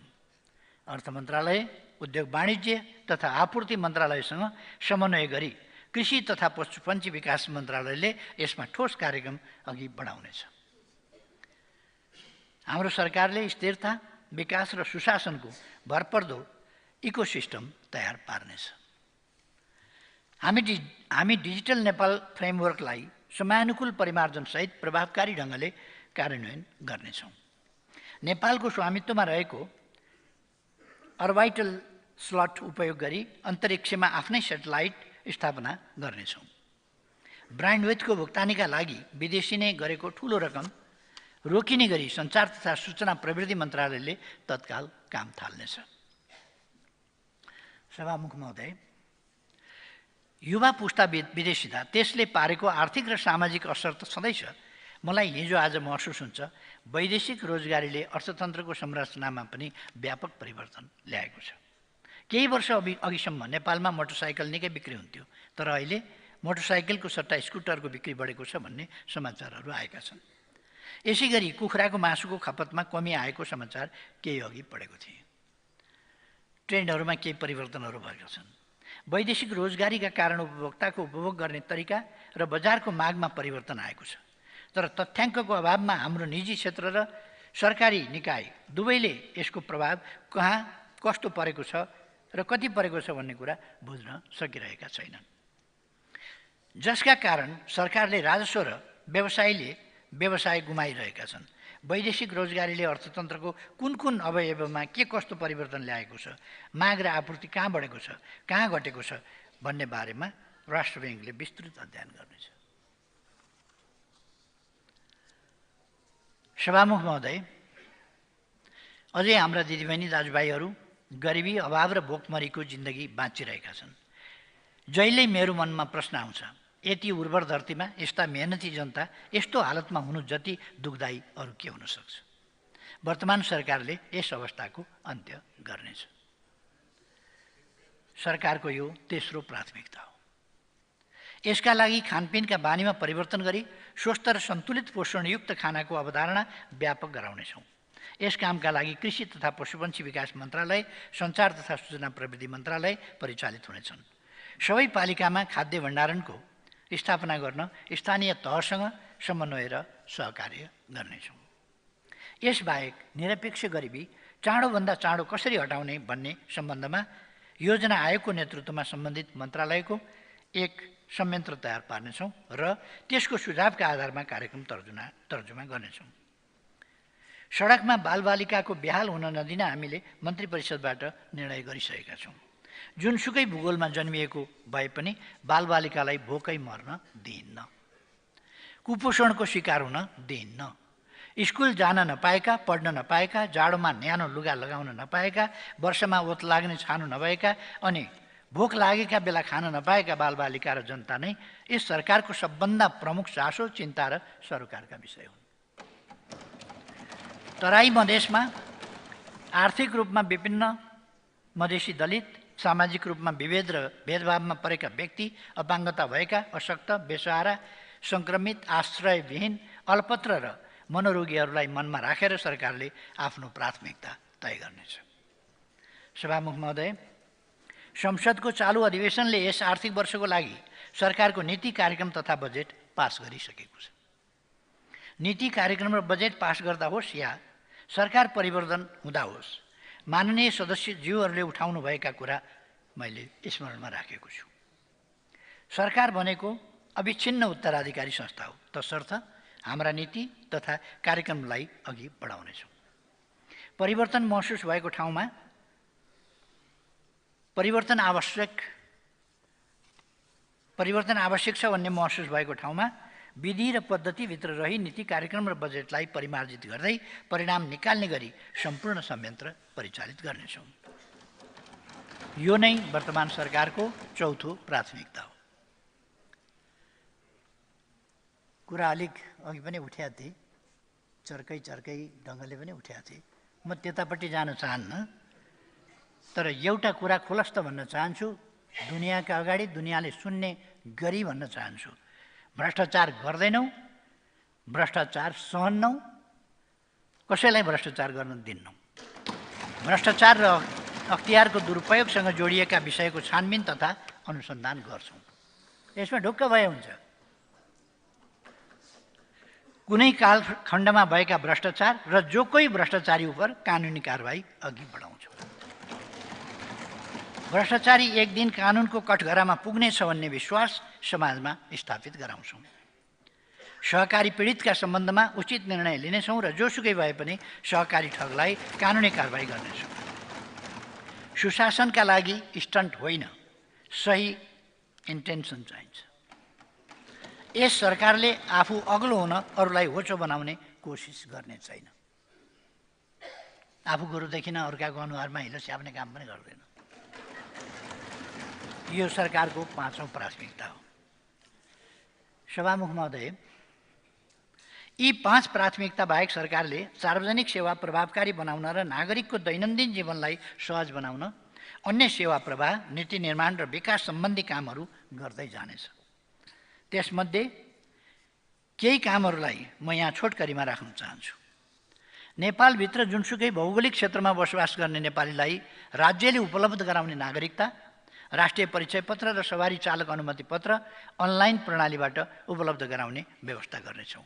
अघि भर्खरै पनि सदनमा उठेको छ कि 90, 95, 98, 99, 100 वर्षका बुढाबुढीलाई घन्टौँसम्म लाइन लगाउने, यस खालको परिपाटी हुनु हुँदैन। जनता मालिक हुन्, जनता सार्वभौम छन् र हामीले जनताको सेवा गर्नुपर्छ भन्ने कुरा बुझ्नुपर्छ। हामी जनताका मालिक होइनौँ, जनतालाई थर्काउने तर्साउने होइन, जनतालाई दुःख दिने होइन भन्ने कुरा बुझ्नुपर्छ। हाम्रो काम सेवा गर्ने हो र सुविधा उपलब्ध गराउने हो। त्यसबाहेक सवारी साधन दर्ता, बिल्कुल नवीकरण र बिलबुक नवीकरण र घर जग्गा लगायतका सम्पत्ति खरिद बिक्री कर, विद्युत, खानेपानी लगायतका सरकारी शुल्क तथा कर लाइनमा बसेर होइन, अनलाइनबाट तिर्ने व्यवस्था मिलाउनेछौँ। स्वास्थ्य तथा कृषि प्राविधिक लगायतका सेवाहरू पनि अनलाइन प्रणालीबाटै उपलब्ध हुनेछन्। नागरिक प्रशासन र सुरक्षा निकायलाई सक्षम, व्यावसायिक र जनताप्रति उत्तरदायी बनाउनेछौँ। सार्वजनिक सेवा प्रवाहको गुणस्तर र प्रभावकारिता बढाउनेछौँ। विद्यालय शिक्षा विधेयक, निजामती विधेयक लगायत सदनमा विचाराधीन एवं निर्माण गर्नै पर्ने करिब 2 दर्जन नयाँ ऐन तर्जुमा गर्नेछौँ। नेपाललाई आकर्षक अन्तर्राष्ट्रिय पर्यटकीय गन्तव्यको रूपमा विकास गर्नेछौँ। जैविक विविधता तथा पर्यावरण प्रणालीको दिगो संरक्षण गर्ने र जलवायु परिवर्तनका असर कम गर्ने गरी रणनीति तर्जुमा गरी कार्यान्वयन गर्नेछौँ। जलवायु परिवर्तन तथा माउन्टेन इकोनोमीप्रति विश्वको ध्यानकर्षण गर्ने समेतको उद्देश्यले प्रस्तावित सगरमाथा संवादको परराष्ट्र मन्त्रालयले तयारी गर्नेछ। निरोगी नेपालको सरकारको मुख्य स्वास्थ्य नीति हुनेछ। यसका लागि निरोधात्मक र प्रतिरोधात्मक दुवै पद्धति अवलम्बन गरिनेछ। गर्भवती महिला, ज्येष्ठ नागरिक, फरक क्षमता भएका नागरिक र बेसारा नागरिकहरूको स्वास्थ्योपचार तथा पोषणको जिम्मा सरकारले लिनेछ। सुकुम्बासी मुक्त हलिया, मुक्त कमैया र अव्यवस्थित बसोबासीका समस्या समाधान गरिनेछ। हरेक कामलाई मर्यादित बनाइनेछ। श्रमिकको हक, हित र कल्याण सरकारको प्राथमिकता हुनेछ। कर्मथलोमा हुने सबै प्रकारका विभेदको अन्त्य गरिनेछ। श्रमिक तथा कर्मचारीलाई सामाजिक सुरक्षा प्रणालीमा आबद्ध गरिनेछ। वैदेशिक रोजगारीलाई सुरक्षित, मर्यादित र व्यवस्थित गरिनेछ। विदेशबाट फर्केका व्यक्तिहरूको ज्ञानसिप र पुँजीको सदुपयोग गर्न श्रम, रोजगार तथा सामाजिक सुरक्षा मन्त्रालयले अभियान नै सुरु गर्नेछ। खेललाई राष्ट्रिय एकता, अन्तर्राष्ट्रिय प्रतिष्ठा र मित्रता अभिवृद्धि गर्ने माध्यमका रूपमा विकास गरिनेछ। सामाजिक सद्भाव, राष्ट्रिय एकता, सांस्कृतिक र धार्मिक सहिष्णुता एवं उदार मूल्यहरूको अभिवृद्धि गरिनेछ। कानुनको शासन, स्वतन्त्र न्यायालय, शक्ति पृथकीकरण, नियन्त्रण र सन्तुलन तथा जनताका हक र अधिकारको प्रत्याभूति गरिनेछ। न्यायालयप्रति जनताको विश्वास र भरोसा अभिवृद्धि गर्न आवश्यक सुधारका प्रक्रिया अघि बढाइनेछ। सभामुख महोदय, हाम्रो विदेश नीति स्वाधीनता, स्वाभिमान र विकासबाट निर्देशन हुन्छ। हामी असल छिमेकीपनमा विश्वास गर्छौँ, त्यस अनुसारको व्यवहार गर्छौँ। हामी छिमेकीका जायज चासो सम्बोधन गर्छौँ, साथै हाम्रा जायज चासो सम्बोधन होस् भन्ने पनि अपेक्षा गर्छौँ। हामी पारस्परिक लाभ, पारस्परिक सम्मानमा विश्वास गर्छौँ। सभामुख महोदय, देशमा जुन किसिमको निराशा छाएको छ त्यसलाई चिर्नका निम्ति राजनीति विकास र समृद्धिको बहसतर्फ मोडिनै पर्छ। देशलाई विकास र समृद्धितर्फ हिँडाउन बलियो प्रणाली नभइकन हुँदैन, नबनाइकन हुँदैन। बिना स्थायित्व बलियो प्रणाली नबन्ने रहेछ भन्ने कुराको हामी आफै साक्षी छौँ। म आज प्रतिपक्ष लक्षित कुनै टिप्पणी गर्न चाहन्न, तर यति चाहिँ भन्छु, नेपाली कङ्ग्रेस र नेकपा एमाले जस्ता बलिया पार्टीले पटक पटक काँध थाप्दा पनि अघिल्लो सरकारले लय समातेन। सरकारले थिति बसाल्न सकेन, थिति बसाल्ने रुचि पनि राखेन, जसको कारण समाजमा अनेकन दूषित परिणाम निस्कने खतरा बढ्यो। त्यसलाई हामीले टुलटुल हेरेर बस्न सकेनौँ। यही कुरालाई आत्मसात गरी पुरानो सरकारको ठाउँमा यो नयाँ सरकार बनाएका हौँ। हामी सबैलाई थाहा छ, नेकपा एमाले र नेपाली काङ्ग्रेस प्रतिस्पर्धी पार्टी हुन्। हामी विचारमा प्रतिस्पर्धा गर्छौँ, तर खास समयमा यी दुई पार्टीले सहकार्य गरेका छन् र देशलाई परिणाम पनि दिएका छन्। 7 सालमा राणा शासनको अन्त्यका लागि एक भएका थिए। 46 सालमा निरङ्कुश राजतन्त्र र पञ्चायत फाल्नका लागि एक भएका थिए। 62-63 देशमा फैलिएको शस्त्र हिंसाको आगो निभाउन र राजतन्त्र फाल्न एकमत भएका थिए। त्यसैको जगमा अरू शक्तिलाई साथमा लिँदै यी दुई पार्टीले संविधान निर्माणको नेतृत्व गरे। यसपटक फेरि हामीले 7 बुँदे सहमति गरी सहकार्यको थालनी गरेका छौँ। नेकपा एमाले र नेपाली काङ्ग्रेस बीच भएको त्यो 7 बुँदे सहमति जस्ताको तस्तै यस सम्मानित सदनलाई जानकारी गराउने अनुमति चाहन्छु। 7 बुँदे सहमति यस प्रकार छ। 1. आम जनताको चाहना बमोजिम राष्ट्रिय हितको रक्षा गर्न, भ्रष्टाचार नियन्त्रण गरी मुलुकमा सुशासन कायम गर्न, राष्ट्रको विकास निर्माण अभियानलाई तीव्रता दिन, राजनीतिक स्थिरताका लागि अन्य राजनीतिक दललाई समेत सहभागी गराई संविधानको धारा 76(2) अन्तर्गत राष्ट्रिय सहमतिको सरकार निर्माण गर्ने। 2.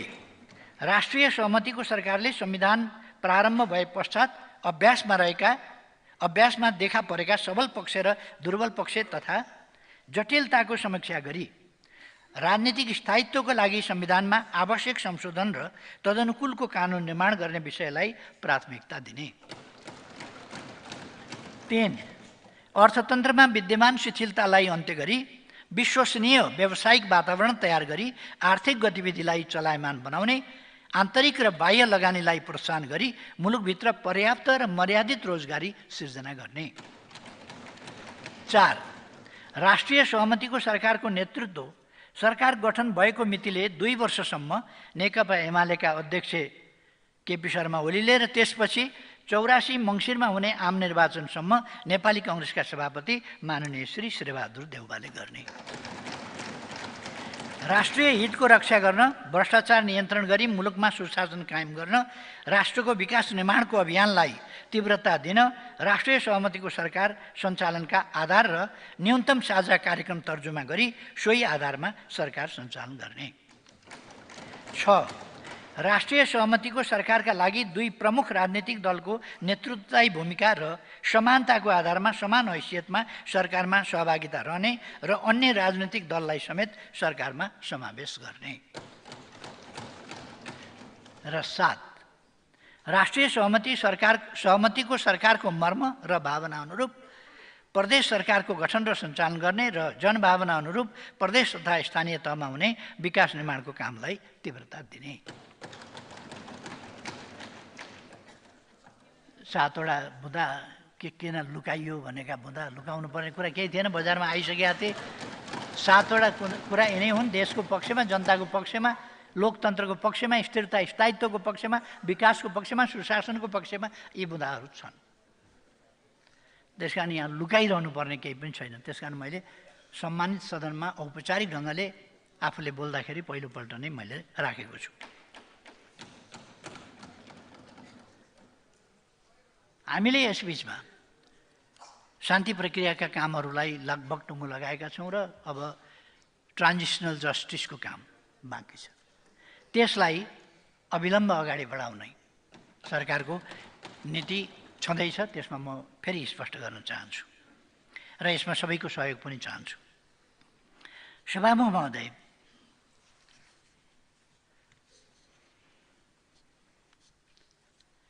अघिल्लो युगले गरेको अकल्पनीय त्याग र बलिदानबाट प्राप्त भएका मानव सभ्यताका आधारभूत उपलब्धिहरूलाई पछिल्लो युगले गर्वका साथ जीवन्त र अविच्छिन्न राख्नुपर्दछ। यसलाई अगाडि बढाउनु पर्दछ। यसका लागि नयाँ पुस्तालाई प्रशिक्षित गर्नु पनि हाम्रै जिम्मेवारी हो। यस प्रसङ्गमा आज यहीँ पनि विभिन्न टिप्पणीहरू मैले सुने। म ती टिप्पणीहरूको सन्दर्भमा सवाल जवाफ त्यस्तो केही पनि गर्न चाहन्न। चर्को आलोचना पनि सुने, विरोध पनि सुने। यस प्रसङ्गमा आज बिहान मात्रै मैले बिपी कोइरालाज्यूको 42औं स्मृति दिवसको सन्दर्भमा बोल्दा एउटा प्रसङ्ग उल्लेख गरेको थिएँ। यहाँ अहिले पनि यो प्रसङ्ग उल्लेख गर्न चाहन्छु। कुनै समय नेल्सन मण्डेलाले 5 वर्षकी एउटी बालिकासँग उनको संवाद भएछ। नेल्सन मण्डेलाको नेल्सन मण्डेला आफै भन्नुहुन्छ, एउटा 5 वर्षको केटीले, a 5-year-old girl asked me, how old are you? I said, well, I really do not know, but I was born long, long ago. She asked, 5 years ago? I said, no, much longer than that. Then she asked, why did you go to jail? I said, no, I didn't go to jail. Some people sent me there. Who? I said, the people who didn't like me. How long did you stay there? I said again, I cannot remember, but it was a very, very long time. And she said, you are a stupid old man, isn't you? And you? अर्थात् यस्तो आक्रोशहरू आउँदो रहेछ। Nelson मण्डेलाले 5 वर्षकी बच्चीसँग कुरा गर्दा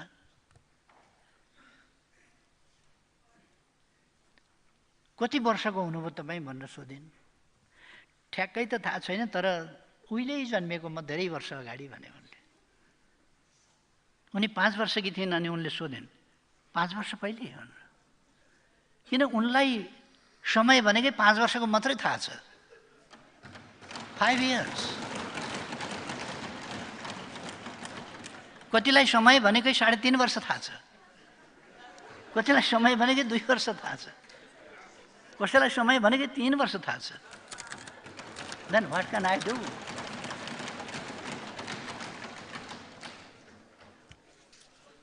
पाँच वर्ष पहिले बुढो मान्छेलाई सोधेको त्यो बच्चीले इनोसेन्टली, केही छैन। तर उहिले जन्मियो, कहिले 5 वर्ष पहिले हो होइन, त्योभन्दा धेरै धेरै अगाडि। फेरि उनले सोधिन् तपाईँ जेल किन जानु हो त? नेल्सन मण्डेलाको जवाब छ म गएको होइन, केही मान्छेहरूले मलाई त्यहाँ पठाए, जेलमा मलाई हाले। को, कसले? मण्डेलाको जवाब छ जसले मन पराउँदै थिए ती केही मान्छेहरूले मलाई जेलमा हाले। How long did you stay there? अनि कति लामो बस्नु हो त तपाईँ त्यहाँ? मैले भने म धेरै सम्झिन्न, तर यो धेरै लामो लामो समय थियो। एन्ड सी सेड, अनि उनले भनिन् you are a stupid old man. बेकारको जेल किन बस्या? बेकार कुटाइ किन खाएको? बेकार भूमिगत किन गएको? बेकार नारा जुलुस किन गरे? वारेन्टेड भएर किन हिँड्या?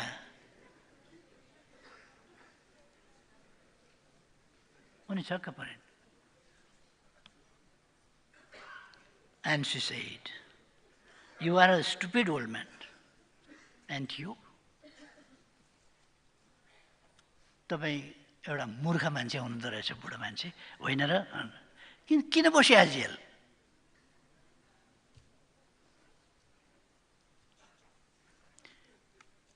त्यो बच्चीसँग रिसाउने होइन, त्यो बच्चीलाई सम्झाउने काम नेल्सन मण्डेलाको हो। That's my answer.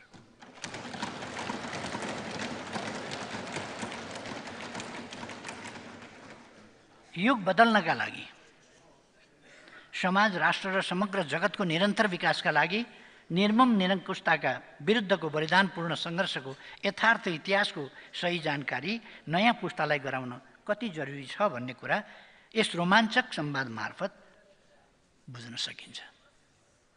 नेल्सन मण्डेलाले त्यो म्यासेज त्यसका लागि दिनुभएको। हामी हाम्रो समाजलाई विगत, वर्तमान र भविष्यप्रति न्याय गर्ने र ज्ञान हस्तान्तरण गर्ने संरचना सहितको सभ्य समाजको रूपमा विकास गर्न चाहन्छौँ।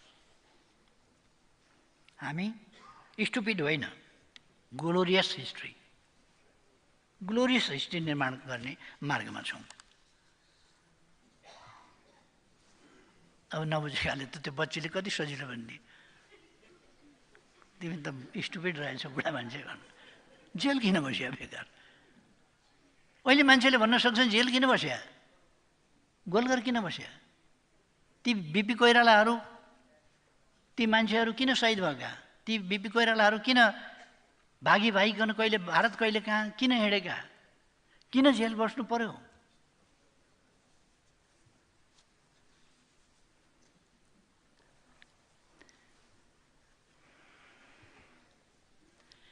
अहिले हाम्रो यो प्रयास कार्यान्वयनमा जान साथ उत्साहको श्रृङ्खला प्रारम्भ भएको छ।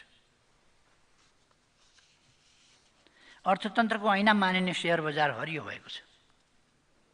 50 लाखभन्दा बढी लगानीकर्ताहरू संलग्न सेयर बजार पछिल्लो 2 सातामा 400 अङ्कले बढेको छ। नेप्से 27 महिना यताकै उच्च भएको छ। हाम्रो सरकारप्रति जनताले देखाएको विश्वास र भरोसाको प्रमाण यो हो। म यस सम्मानित सदन मार्फत सम्पूर्ण दिदीबहिनी दाजुभाइहरूलाई भन्न चाहन्छु, अब सेयर बजार मात्र होइन, देशको पुरै बजार चलायमान हुनेछ। सिङ्गो देशलाई चलायमान बनाउने आत्मविश्वास हामीसँग छ, किनभने हामीले लामो अनुभव बटुलेका छौँ। हामीसँग 72 सालको भूकम्पपछिको पुनर्निर्माणमा अन्तर्राष्ट्रिय जगतले समेत प्रशंसा गर्ने गरी काम गरेको अनुभव छ। क्षतिग्रस्त लाखौँ निजी निवास, हजारौँ सांस्कृतिक सम्पदा, विद्यालय भवन र सरकारी कार्यालयहरूको पुनर्निर्माण गरेको अनुभव छ।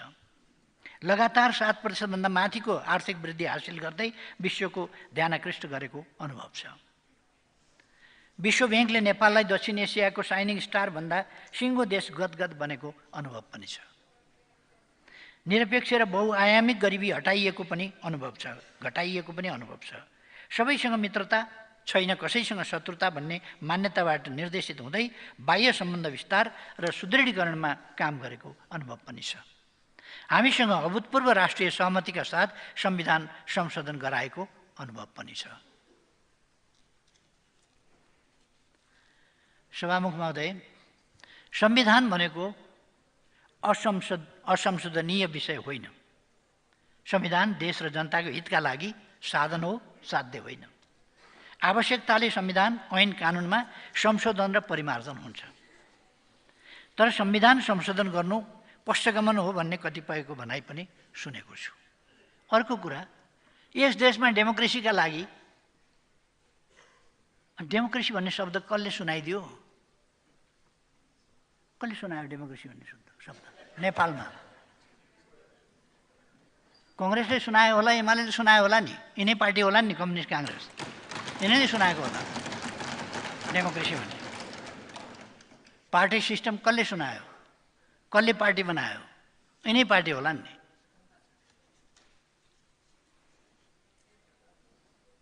यिनै पार्टीहरूमाथि संविधान पश्चगमन, संविधान खाने भए। पञ्चायतकालमा जन्म सङ्ग्रहका बेला बच्चा बच्ची रोयो, कल गर्यो भने ए नबोल जन्म सङ्ग्रह भाँडिन्छ हुँदैन भन्नु। बच्चालाई भन्ने त्यो अल्मल्याउने चलन थियो, चुप लाग जन्म सङ्ग्रह भाँडिन्छ भन्नु। जन्म सङ्ग्रहका बेला यो जन्म सङ्ग्रह भाँडिन्छ जस्तो कुरा नगरे पनि हुन्छ। जसले कुनै ख्याल ठट्टामा होइन, आन्दोलनमा जीवन बलिदान गरेर हिंसालाई पनि सही बाटोमा, शान्तिपूर्ण बाटोमा ल्यायो, तानाशाहीलाई पनि फ्याँकेर लोकतन्त्र ल्यायो, सबै गर्ने कामको लिड गर्यो नि। अनि तिनीहरूले नै संविधान सिद्ध्याउँछन् भन्ने कसले बचाउँछ त? त्यसो भए कसले बचाउँछ? आफूले भनेको कुरा नभए पश्चगमनको पोसाक लगाइदिने हाम्रो अचम्मको संस्कृति छ। त्यस्ता कुराको भ्रममा नपर्नुहुन्न भन्ने कुरा म यस सम्मानित सदनमा जोड दिएर राख्न चाहन्छु। अहिलेको सरकार यो लोकतान्त्रिक आन्दोलनबाट आएका देशका सबभन्दा ठुला अस्ति एकजना साथीले भन्नुभयो, गिरिजाप्रसाद कोइरालाजीको स्मृति दिवसमा हेर्दै थिएँ, गिरिजाप्रसाद कोइरालाजीको छेउमा अलिक निकै होचो साथी हुनुहुँदो रहेछ। उहाँले के भन्नुभयो भने यो गिरिजाप्रसादजीको छेउको दोस्रो अग्लो मान्छे चाहिँ म हुँ भनेर। किन दुईजनाको फोटो थियो, दोस्रो अग्लो उहाँ नै हुनुहुन्थ्यो। नेकपा एमाले र नेपाली कङ्ग्रेस भनेको त्यस्तो दोस्रो अग्लो होइन। यी हैसियत भएका पार्टीहरू हुन्, नेपालमा आन्दोलन गरेर इतिहास बोकेर आएका पार्टी हुन्, अनुभव लिएर आएका पार्टी हुन्, बलिदान दिएर आएका पार्टी हुन्। त्यसकारण यी पार्टीहरूलाई होच्याउने गरी बोल्ने अभ्यास गर्दाखेरि पनि यत्रो ठुलो नाजायज बोलेर अभ्यास किन गर्नु? जायजै बोलेर अभ्यास गर्दा हुन्छ नि।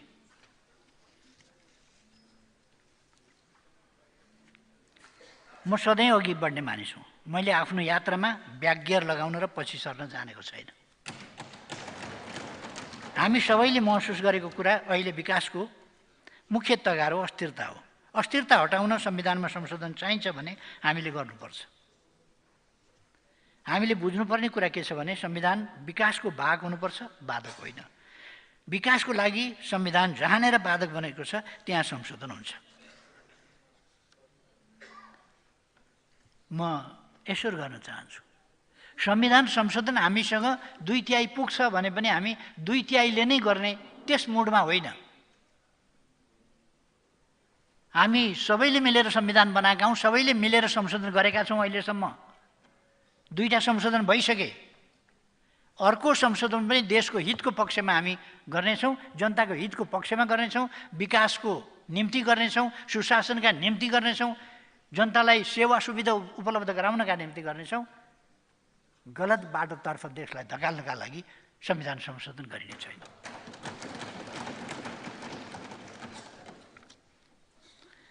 मलाई आशा छ यस मामिलामा सिङ्गो देश एक हुनेछ, यसमा राष्ट्रिय सहमति हुनेछ। अन्त्यमा देशमा छाएको निराशा चिर्न सबै दल र माननीय सदस्यहरू असहमत हुनुपर्ने कारण म देख्दिनँ। देशमा देखा परेको यो आर्थिक सङ्कटको घडीमा मलाई विश्वासको मत दिएर सिङ्गो सदन एक भएको सन्देश दिई आम जनतालाई उत्साहित र उत्प्रेरित गर्न म यस सम्मानित सदनलाई हार्दिक अनुरोध गर्न चाहन्छु। राष्ट्रिय राजनीतिलाई देश केन्द्रित, जनता केन्द्रित तर्फ लगाउँ, मेरो आग्रह छ। विकासका प्रश्नहरूमा केन्द्रित हौँ, सुशासनका प्रश्नहरूमा केन्द्रित हौँ, मेरो आग्रह छ। र यही आग्रह साथ सम्माननीय सभामुख महोदय,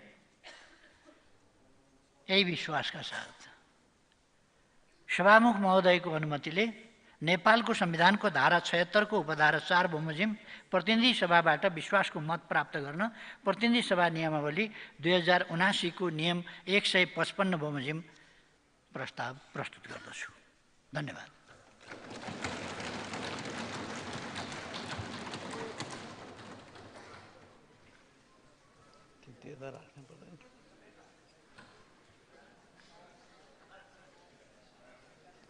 ल्याउनु त पर्थ्यो र ठिक छ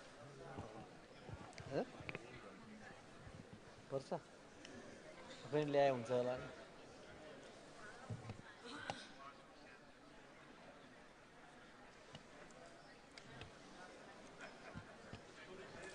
त्यो ल्याउने काम गरौँ नि त, त्यहाँबाट ल्याउने काम गरौँ।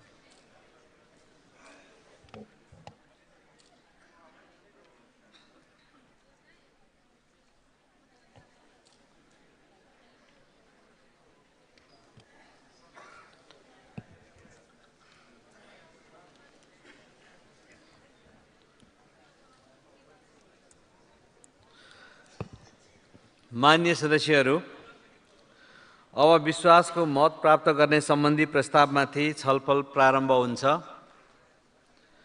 मान्य सदस्यहरू, उक्त प्रस्तावमाथिको छलफलको लागि 2 घण्टाको समय निर्धारण गरिएको बेहोरा जानकारी गराउँछु। छलफलमा बोल्न चाहने मान्य सदस्यहरूको दलीय आधारमा नाम प्राप्त हुन आएको छ।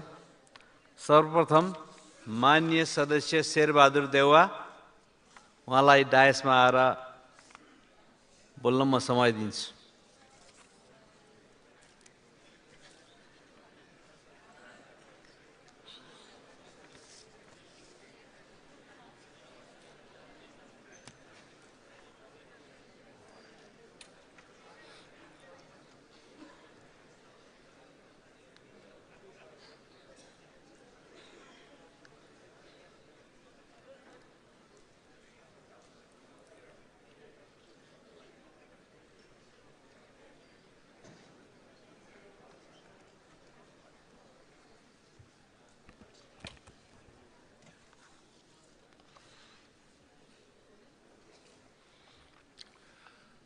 सभामुख महोदय, सर्वप्रथम 42औं स्मृति बीबी कोइरालाको 42औं स्मृति दिवसमा म जननायक विश्व प्रसाद कोइरालाका प्रति हार्दिक श्रद्धाञ्जली अर्पण गर्दछु।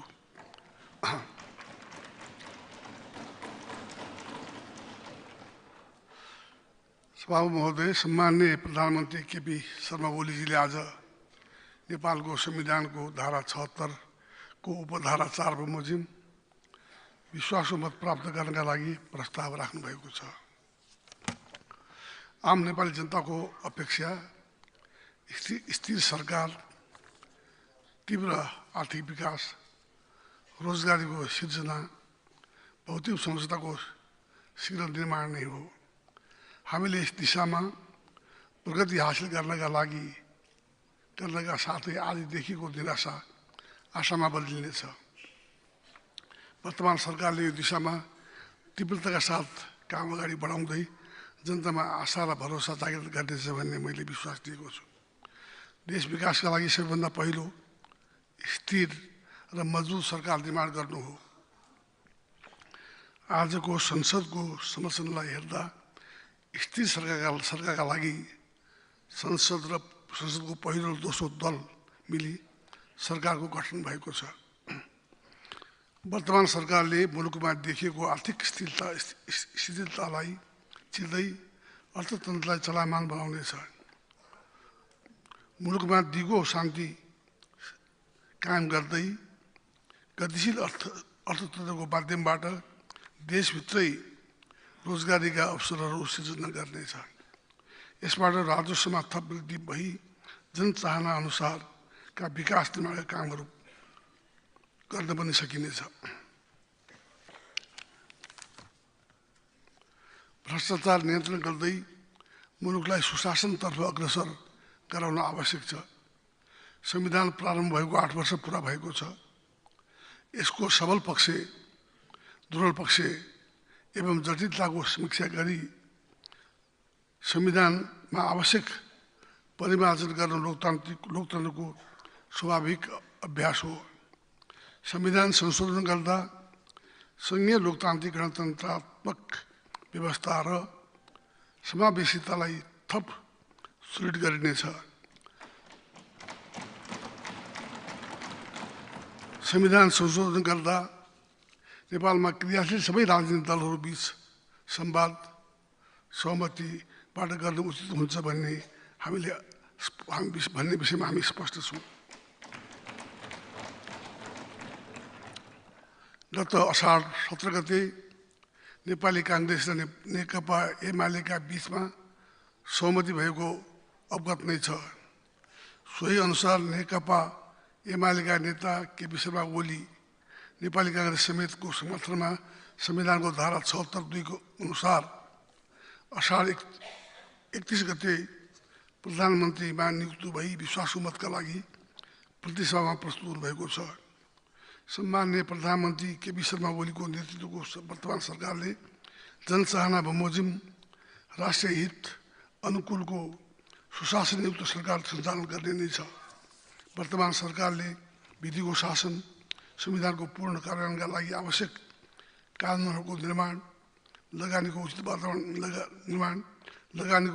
वातावरण तयार पार्दै आज देखिएको आर्थिक शिथिलतालाई गतिशील बनाउँदै रोजगारीका थप अवसरको सिर्जना र एउटा चलायमान अर्थतन्त्रको निर्माणमा ठोस योगदान दिनेछ भन्ने मैले विश्वास लिएको छु। सम्माननीय प्रधानमन्त्री अत्यन्त मेहनती, अध्ययनशील र अनुभवी हुनुहुन्छ। उहाँका मन्त्रीमण्डलमा रहेका साथीहरू पनि योग्य र सक्षम हुनुहुन्छ। उहाँहरूको नेतृत्वमा मुलुकले उन्नतिको नयाँ बाटो समात्नेछ भन्ने मैले विश्वास लिएको छु। राजनीतिलाई स्थिरताको बाटोतर्फ उन्मुख गराउनका लागि गठन भएको वर्तमान सरकार सफल हुनेछ भन्ने मैले विश्वास लिएको छु। तसर्थ असार 17 गते नेपाली काङ्ग्रेस र नेकपा एमाले बीच भएको 7 बुँदे सहमतिको कार्यान्वयनप्रति नेपाली काङ्ग्रेस दृढ रहिरहनेछ भन्ने प्रतिबद्धता व्यक्त गर्दछु। साथै नेकपा एमाले पनि यस कुरामा दृढ रहनेछ भन्ने कुरामा पूर्ण रूपले विश्वस्त छु। त्यसैले नेपाली काङ्ग्रेसले सम्माननीय प्रधानमन्त्रीजीले माग्नुभएको विश्वासको मतको पक्षमा मतदान गर्नेछ। साथै अन्य दलहरूलाई सम्माननीय प्रधानमन्त्रीले राख्नुभएको विश्वासको मतको पक्षमा मतदान गर्न समेत अपिल गर्दछु। धन्यवाद। जय नेपाल।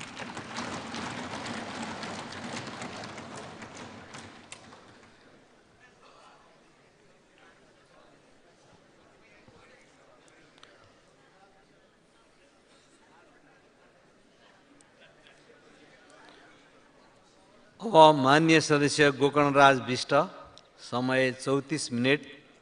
त्यसपछि माननीय सदस्य वर्षमान पुन।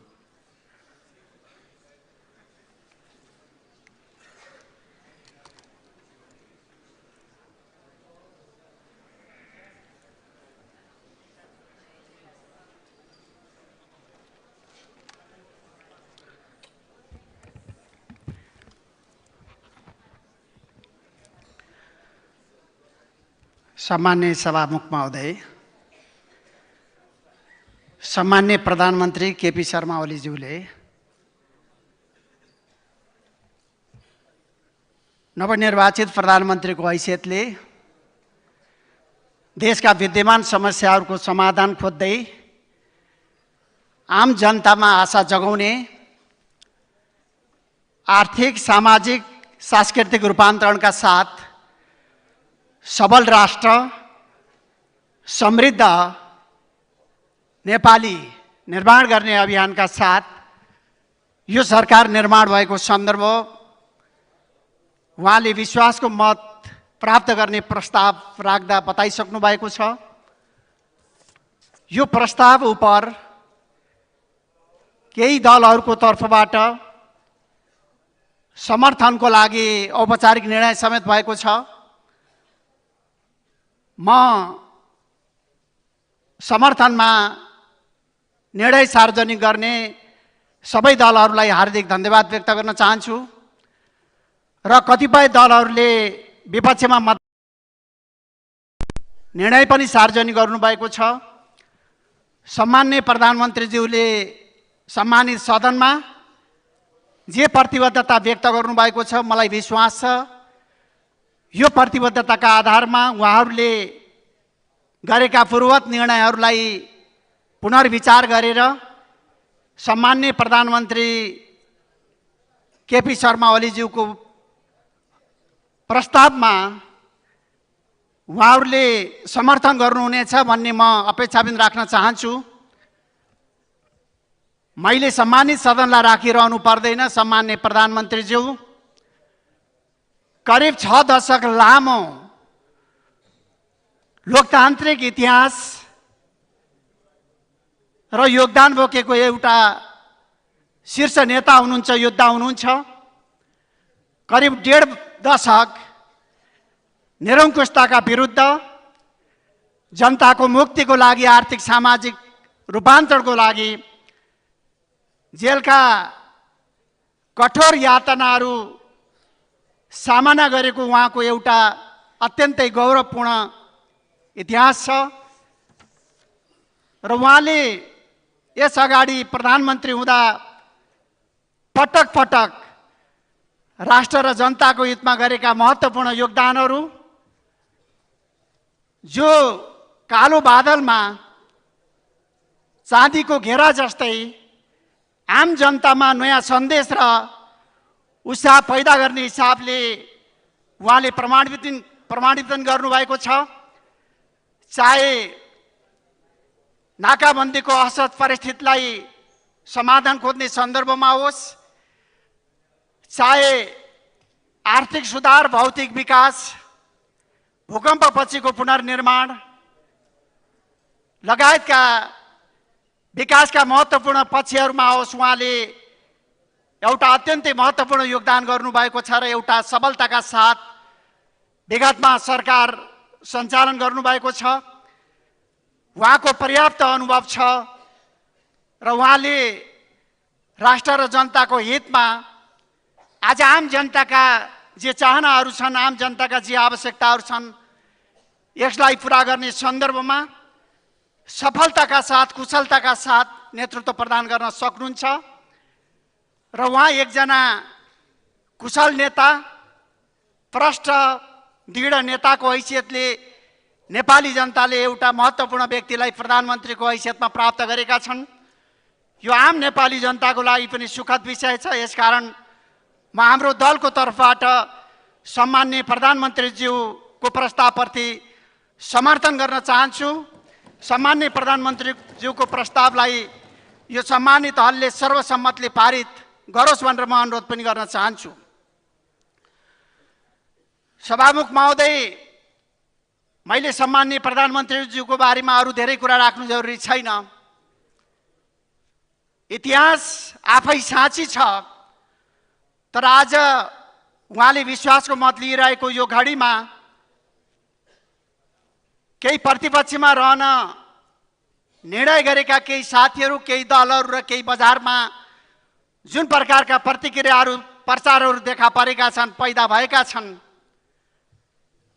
अथवा पूर्व प्रधानमन्त्री पुष्पकमल दाहाल प्रचण्डले 28 गते विश्वासको मत लिँदा यो गठबन्धनको बारेमा जुन प्रकारले आरोपहरू सार्वजनिक गर्नुभएको छ, सम्मानित सदनमा व्यक्त गर्नुभएको छ, यस उप मैले धेरै आलोचना गरिरहनु पर्ने जरुरी त ठान्दिनँ। निराधार आरोप, कपकल्पित आरोप, तथ्यहीन आरोपप्रति धेरै खण्डन मण्डनको आवश्यकता त पर्दैन, म गर्न पनि चाहदैन। एउटा शीर्ष नेताको हैसियतले उहाँले कतिपय निराधार आरोपहरू जुन ढङ्गले राख्नु भएको थियो, यसप्रति मेरो अरू धेरै भनाइ छैन। तर मैले केही विषयमा यो सम्मानित सदनमा प्रश्न पारिन भने आम जनतामा भ्रम पैदा हुनेछ। यसकारण म विनम्रतापूर्वक केही विषयहरूमा प्रश्नताका साथ आफ्ना कुराहरू राख्न चाहन्छु।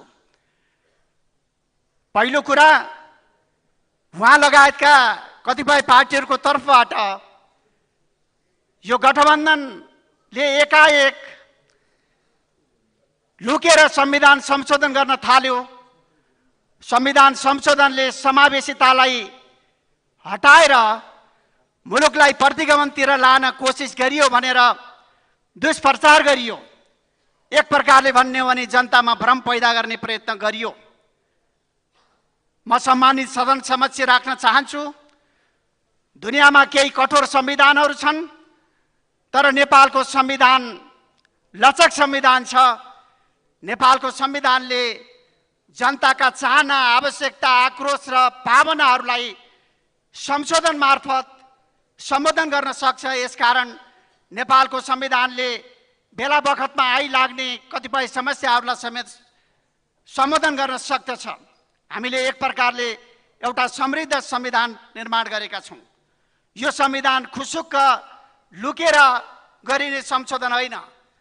संविधानको धारा 274 को 1 ले नेपालको सार्वभौम सत्ता, भौगोलिक अखण्डता, स्वाधीनता र जनतामा निहित सार्वभौम सत्ताको प्रतिकूल हुने गरी संशोधन गर्न पाइने छैन भनेर व्यवस्था गरेको छ। त्यो बाहेक अरू विषयहरूमा समयको माग, जनताको चाहना र आवश्यकता अनुसार संविधान संशोधन हुन सक्छ। यदि जनताको चाहना र माग अनुसार संविधान संशोधन हुन सकेन भने त्यो संविधान सामूहिक हुन सक्दैन, त्यो संविधानले औचित्य गुमाउँछ। यसकारण संविधान संशोधनको बारेमा जुन प्रकारले आशंका व्यक्त गरिएको छ, यसमा कुनै तर्क छैन। दोस्रो सवाल, संविधान खुसुक्क संशोधन गर्ने विषय पनि होइन। संविधानको धारा 274 मै व्यवस्था गरिएको छ, सरकारले संविधान संशोधनको विधेयक कुनै सदनमा पेश गरेको 30 दिनभित्र आम जनताको जानकारीको लागि सार्वजनिक रूपमा प्रकाशन गर्नुपर्नेछ भन्ने व्यवस्था गरेको छ। यो प्रकारको व्यवस्थालाई नजरअन्दाज गरेर जुन प्रकारले आरोप लगाइयो, त्यसमा स्वयं आरोप लगाउने, प्रचार गरिने मान्य सदस्यहरूले स्वयं संविधानप्रतिको आफ्नो बुझाइमा समीक्षा गर्नु जरुरी छ भन्ने मात्रै म विनम्रतापूर्वक आग्रह गर्न चाहन्छु। र अर्को एउटा ज्यादै संवेदनशील अर्को एउटा विषय उठाइयो। नेकपा एमाले, नेपाली काङ्ग्रेस लगायतको यो गठबन्धनले समावेशितालाई हटाएर प्रतिगमनतिर मुलुकलाई लैजाँदैछ, जनताले प्राप्त गरेका उपलब्धिहरूलाई नामेट गर्दैछ भनेर व्यापक प्रचार गरियो। एक प्रकारले हुइयाँ फैलाइयो। तर म सम्मानित सदन समक्ष राख्न चाहन्छु कि नेकपा एमाले स्थापना कालदेखि पछि परेको वर्ग, पछि परेको लिङ्ग, पछि परेको जाति, भाषा, धर्म र समुदायलाई माथि उठाउनको लागि, अर्थात् अन्यायमा परेका समुदाय र जनताहरूको अधिकारको लागि स्थापना कालदेखि लगातार लडाइँ लड्यो। चाहे पञ्चायती व्यवस्थाको विरुद्ध होस्, चाहे त्यस पछाडिका दिनहरूमा होस्। लगातार नेकपा एमाले सामाजिक न्यायको लागि, समावेशिताको लागि, आम जनतालाई सशक्तिकरण गर्नको लागि आवाज उठायो, लडाइँ लड्यो, अगुवाई गर्यो। आज यस्तो पार्टीले के जनताको अधिकारलाई खोज्न सक्ला? आज जुन प्रकारले यो आशंका गरिएको छ कि यो गठबन्धनले जनताको अधिकारलाई पछाडि फर्काउन सक्ला, आज जुन प्रकारले आशंका गरिएको छ यसमा कुनै आधार देखिँदैन। मैले सम्मानित सदनलाई एउटा तथ्य राख्न चाहन्छु सभामुख महोदय। 2063 साल जेठ 16 गते सम्मान्य विद्या भण्डारी जति बेला नेकपा एमालेको उपाध्यक्ष र प्रतिनिधि सभाको सदस्य हुनुहुन्थ्यो, उहाँले सदनमा एउटा जरुरी सार्वजनिक महत्त्वको प्रस्ताव पेश गर्नुभयो र त्यो प्रस्तावमा आमा वा बुवाको नामबाट सन्तानले नागरिकता प्राप्त गर्ने र राज्यका सबै संरचनाहरूमा कम्तीमा 1/3 को संवैधानिक सुनिश्चितता गर्ने, कानुनी सुनिश्चितता गर्ने र योसँग बाजिएका विभेदकारी कानुनहरूको अन्त्य गर्ने एउटा प्रस्ताव पेश गर्नुभयो र त्यो सदनले नेकपा एमाले, नेपाली काङ्ग्रेस लगायतका सबै पार्टीहरू सम्मिलित त्यो सदनले सर्वसम्मतका साथ यो प्रस्तावलाई पारित गरेको थियो।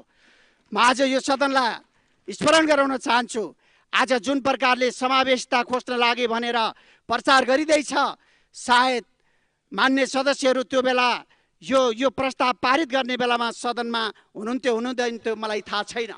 मैले आज बिर्सेको छु, मलाई थाहा छैन। तर आज जसले पहल कदमी लिएर यो प्रस्ताव पास गरेको छ, आज तिनै शक्तिहरूका विरुद्ध जुन प्रकारले दुष्प्रचार गरिँदैछ, कतै यो प्रचार हेर्ने एकातिर हान्ने अर्कोतिर, चिलायो भनेर ध्यान एकातिर लैजाने, चिलतिर लैजाने र अनि कुखुरा तान्ने प्रयत्न त होइन, कतै यही प्रकारको प्रयत्नको रूपमा यो प्रचार त गरिएको छैन। म अनुरोध गर्न चाहन्छु कि नेकपा एमाले आम जनताका भावना र समस्याहरूलाई सम्बोधन गर्ने गरी संविधानमा संशोधनको आवश्यकता रहँदा आम नागरिकको विश्वास प्राप्त गर्ने अगाडि बढ्न चाहन्छ। एकपटक कन्फ्युसियसलाई एकजना शिष्यले प्रश्न गरेछन्, आचार्य, राज्य सञ्चालनको लागि चाहिने 3टा महत्त्वपूर्ण कुरा के हो? हतियार, अन्न र जनविश्वास। यसमध्ये एउटा हटाइयो भने 2टा महत्त्वपूर्ण कुरा के हो? अन्न र जनविश्वास। त्यसमध्ये एउटा हटाइयो भने अर्को सबैभन्दा नहुने महत्त्वपूर्ण कुरा के हो? जनविश्वास।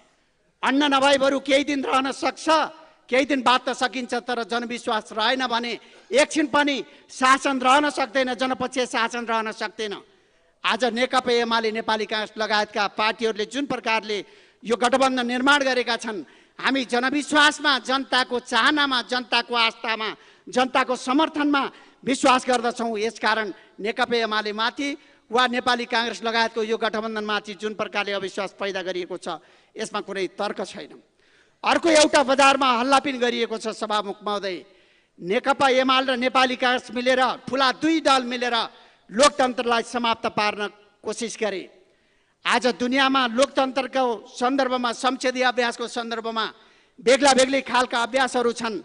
चाहे भारत, बेलायत, अमेरिका, फ्रान्स लगायतका धेरै देशहरूमा बेग्ला बेग्लै खालका अभ्यासहरू छन्। सरकार निर्माण र संसदीय अभ्यासमा बेग्ला बेग्लै उदाहरणहरू पनि छन्। हामीले जापानकै उदाहरण हेर्ने हो भने जापानमा बहुमत प्राप्त दलको नेताले प्रधानमन्त्री बन्न पाउँदैन। 2 सदनको डाइटले निर्वाचित गरेको, बहुमत प्राप्त गरेको डाइटको सदस्य मध्येबाट प्रधानमन्त्री चयन गर्ने व्यवस्था जापानमा छ। यसै गरी स्विजरल्यान्डको सङ्घीय परिषदमा 7 जना सदस्य रहने व्यवस्था छ। 7 जना सङ्घीय परिषदका सदस्यहरूलाई सङ्घीय सभाको बहुमतले निर्वाचित गर्ने व्यवस्था छ। निर्वाचित हुन साथ सङ्घीय सभाको सदस्यबाट राजीनामा दिने समेत व्यवस्था छ। जहाँसम्म हाम्रो सन्दर्भमा छ, हामीले संविधानको धारा 76 अनुसार 4वटा प्रधानमन्त्री नियुक्तिका विकल्पहरू संविधानमा व्यवस्था गरेका छौँ। त्यसमध्ये संविधानको धारा 76 को 2 अनुसार प्रधानमन्त्री निर्माणको प्रक्रियालाई हामी अगाडि बढाएका हौँ। आज संविधानको व्यवस्था अनुसार 2 वा 2 भन्दा बेसी दल मिलेर प्रधानमन्त्री चयन गर्ने यो प्रक्रिया कसरी लोकतन्त्रलाई समाप्त गर्ने गरी, कसरी लोकतन्त्रलाई खतरामा पार्ने गरी आयो।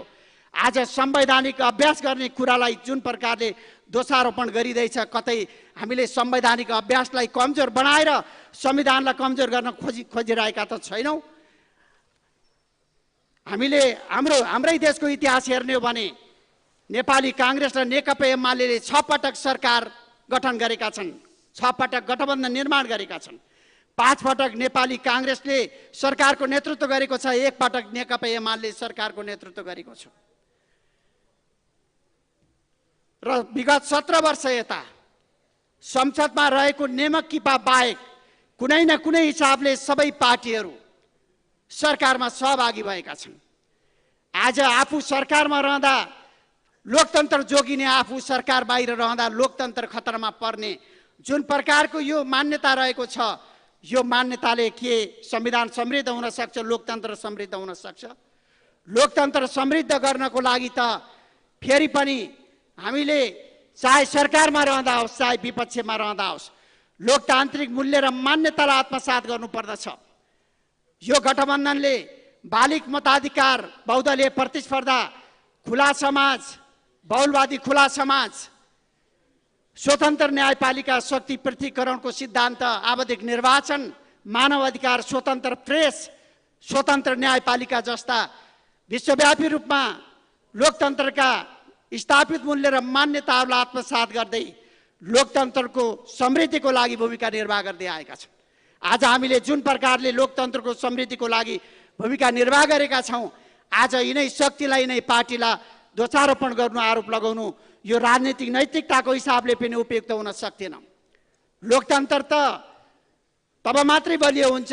एकजना प्रोफेसर थोमस मायरले एक ठाउँ भन्नुभएको छ, आम जनतालाई चित्त बुझ्ने गरी प्रभावकारी रूपमा समाज र नागरिकका समस्याहरूलाई पटक पटक समाधान गर्न सक्ने क्षमताका आधारमा नै लोकतन्त्र जीवित रहन सक्दछ। लोकतन्त्रप्रति खुला हृदय र व्यवहारमा समाहित हुने व्यक्ति र संस्थाबाट मात्रै लोकतन्त्र बाध्य छ। यसकारण सभामुख महोदय, हामीले यदि लोकतन्त्रलाई बचाउने हो भने हामीले खुला हृदयका साथ लोकतन्त्रलाई सम्वर्धन गर्न जरुरी छ। म आग्रह गर्न चाहन्छु। सभामुख महोदय, अर्को एउटा प्रश्न पनि उठेको छ, वामपन्थी आन्दोलनलाई कमजोर पार्ने गरी, वाम एकतालाई कमजोर पार्ने गरी यो गठबन्धन गरिएको छ भनेर आज केही वाम नामका केही दलहरूको तर्फबाट नेकपा एमाले माथि यो प्रकारको आरोप पनि लगाइएको छ। मैले यसतर्फ धेरै आलोचना त गर्न चाहन्न, तर केही दशक यता, केही समय यता नेपालमा जुन प्रकारले गठबन्धन निर्माण भएका छन्, कतिपय सन्दर्भमा अङ्क गणित, तात्कालिक लाभ र प्रतिशतका आधारमा पनि गठन भएका छन्। तर यस बेला जुन प्रकारले सम्माननीय प्रधानमन्त्री केपी शर्मा ओलीको नेतृत्वमा गठबन्धन निर्माण भएको छ, यो गठबन्धन त देशमा पैदा भइरहेको निराशाको अन्त्य गर्नको लागि, देशमा अग्रगामी परिवर्तन प्राप्ति गर्नको लागि यो निर्माण गरिएको हो। यसकारण यो गठबन्धन केवल वाम एकतालाई आधार बनाएर मात्रै, वैचारिक एकतालाई आधार बनाएर मात्रै गरिएको होइन। हामीले विगतका कतिपय घटनाहरूलाई हेर्ने हो भने वाम एकता वा वाम सहकारीलाई कमजोर बनायो यो गठबन्धनले भन्ने कतिपय पार्टी र कतिपय नेताहरूको म विगततर्फ पनि ध्यान आकर्षित गर्न चाहन्छु। वामप्रति यति चिन्ता राख्ने कतिपय दलका मान्य सदस्यहरू, कतिपय नेताहरू एकपटक केही समय अगाडि 2079 सालको संसदीय निर्वाचनतिर फर्किएर एकपटक समीक्षा गर्नुहोस् त। वाम सहकारीमा यति चिन्ता गर्ने दलहरूले नेकपा एमालेका विरुद्ध सबै दलहरूले गठबन्धन गरेको अवस्था होइन र त्यति बेला नेकपा एमालेलाई संसदमा निषेध गर्ने गरी गठबन्धन गरेको होइन र। यसकारण सबभन्दा पहिला आफैतिर फर्किएर हेर्न जरुरी छ। हामीले जुन प्रकारले यो गठबन्धन निर्माण गरेका छौँ, यो गठबन्धनले संविधानलाई समृद्ध पार्नको लागि, लोकतन्त्रलाई बलियो बनाउनको लागि, आम जनताका अपेक्षाहरूलाई पुरा गर्नको लागि, जनताका समृद्धिका चाहनाहरूलाई सफल पार्नको लागि हामी गठबन्धन निर्माण गरेका छौँ। यसै गरी अर्को एउटा आरोप पनि लगाइएको छ, यो मध्यरातमा गठबन्धन परिवर्तन गरियो। फाइल खोल्ने तयारी गरेका थियौँ, मध्यरातमा गठबन्धन गरियो। यस प्रकारका आरोपहरू लगाउने गरिएको छ। म यसतर्फ धेरै खण्डन गर्न चाहदैन। शेक्सपियरको एउटा भनाइ छ, जहाँ नदी गहिरो हुन्छ त्यहाँको जल प्रवाह शान्त र संयम हुन्छ। म प्रधानमन्त्रीले नेतृत्व गर्ने दलको एउटा प्रतिनिधिको हैसियतले म अरू अन्यथा कुराहरू राख्न चाहदैन। तर म यति मात्रै भन्न चाहन्छु कि अरू धेरै कुरा केही भएको छैन। चाहे रातमा भएको सहमति होस्, चाहे दिनमा भएको सहमति होस्, जब यो सहमतिले देशलाई अग्रगमनतिर लैजान्छ, देशका समस्याहरूलाई समाधान गर्छ भने रात र दिनको प्रश्न उठाएर यो गठबन्धनप्रति अविश्वास पैदा गर्नुपर्ने कुनै कारण छैन। यो सवाल त बरु के हो भने, यो गठबन्धन त बरु के हो भने, कहिले यो काँधमा कहिले त्यो काँधमा, कहिले त्यो काँधमा कहिले यो काँधमा। यो काँधले पनि थामिरहेको छ, त्यो काँधले पनि थामिरहेको छ।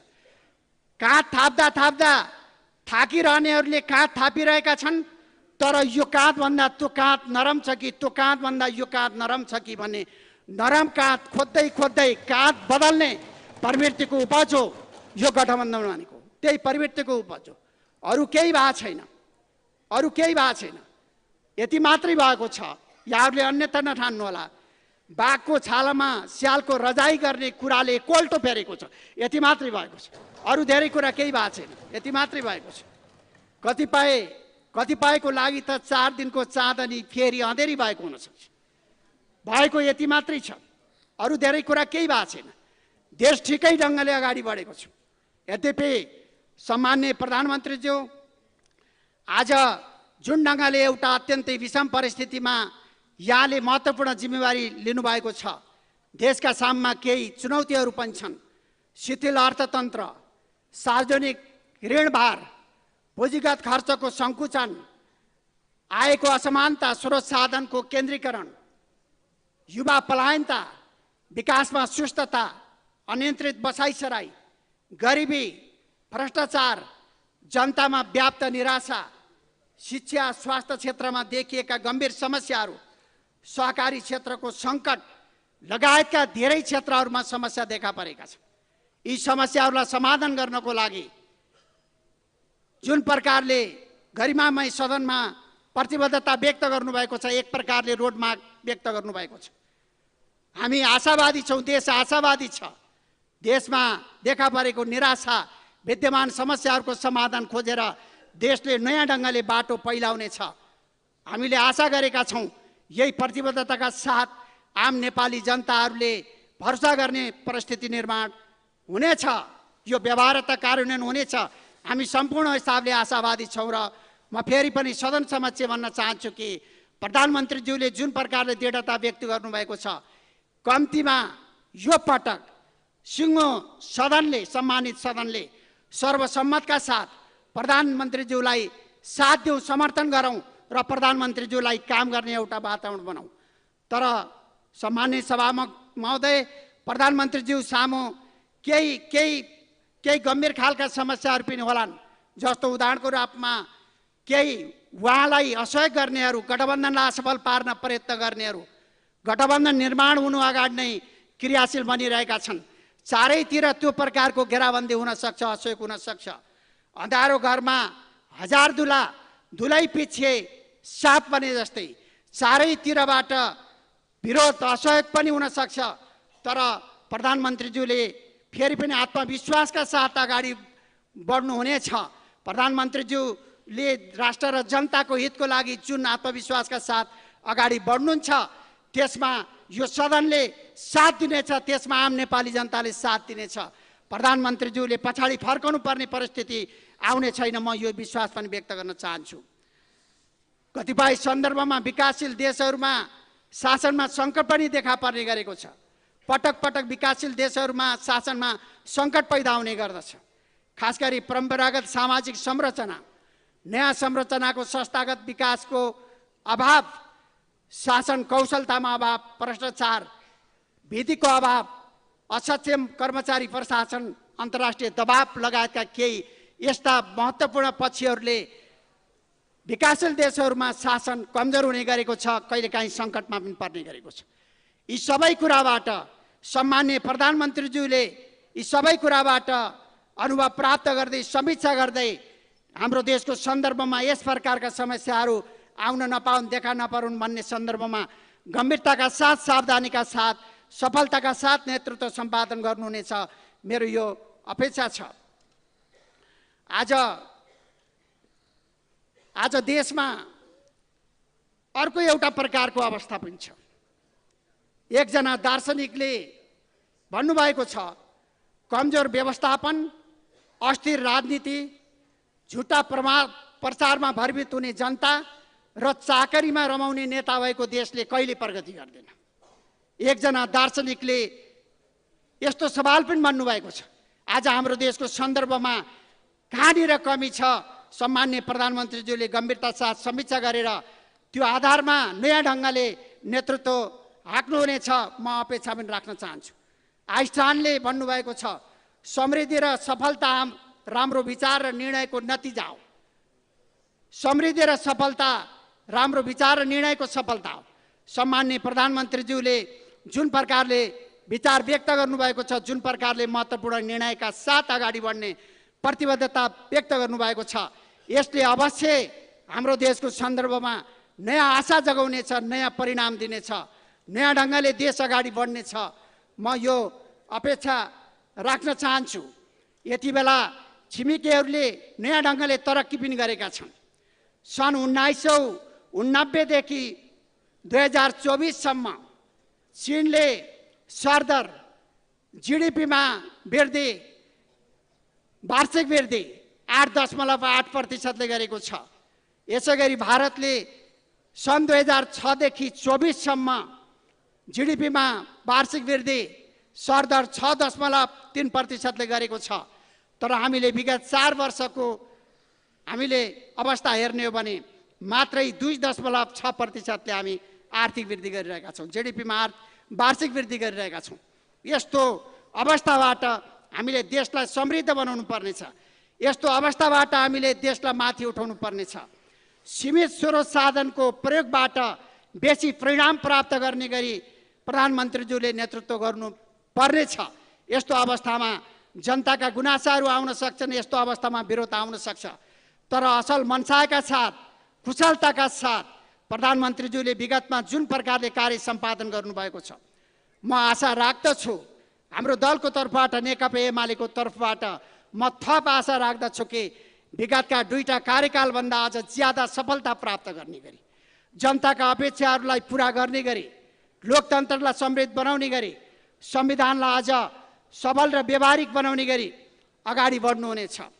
यो आशयका साथ, यो अपेक्षाका साथ, यो विश्वासका साथ दलको तर्फबाट विश्वास व्यक्त गर्न चाहन्छु, समर्थन व्यक्त गर्न चाहन्छु र म सम्माननीय प्रधानमन्त्रीज्यूलाई फेरि पनि अन्तिममा उहाँको यो कार्यकाल विगतका कुनै पनि कार्यकालभन्दा ऐतिहासिक कार्यकाल हुनेछ भन्ने अपेक्षाका साथ बधाई र शुभकामना व्यक्त गर्दै सबै मान्य सदस्यहरूले सम्माननीय प्रधानमन्त्रीज्यूले राखेको विश्वासको मतको पक्षमा मतदान गरेर देशमा नयाँ युगको सुरुवात गर्ने गरी, नयाँ उत्साहको सुरुवात गर्ने गरी, नयाँ ऊर्जाका साथ देश निर्माणको अभियान सुरु गर्ने गरी साथ दिनुहुनेछ, सहयोग गर्नुहुनेछ भन्ने अपेक्षा राख्न चाहन्छु। धन्यवाद।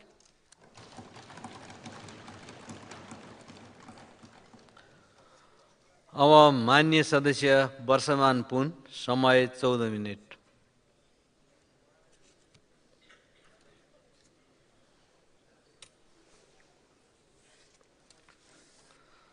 त्यसपछि मान्य सदस्य रवि लामिछाने।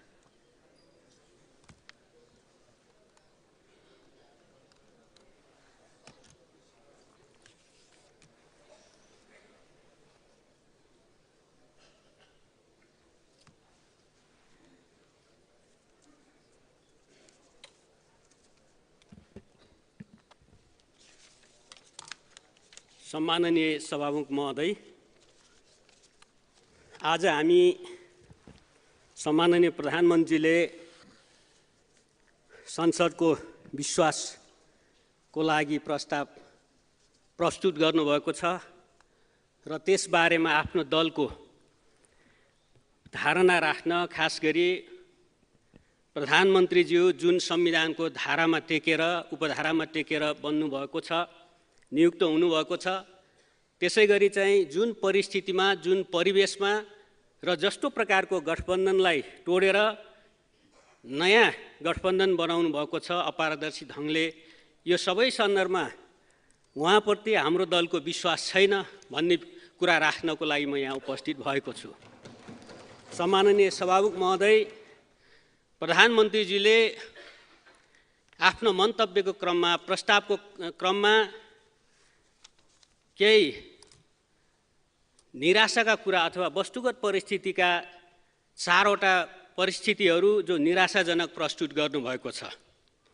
त्यसै गरी आफ्नो सरकारले, आफ्नो गठबन्धनले त्यो निराशाहरूलाई चिर्ने जो आफ्नो भिजनहरू प्रस्तुत गर्न कोसिस गर्नुभएको छ र 7 बुँदे सहमति मार्फत यो नयाँ गठबन्धन बनेको भनेर उहाँले त्यसलाई पुष्टि गर्न खोज्नु भएको छ र त्यो कुरा सुनिराख्दा शब्द चयनको हिसाबले प्रधानमन्त्रीको शब्द चयनहरू कतिपय कर्णप्रिय छन् र राम्रै जस्तो लाग्ने खालका छन्।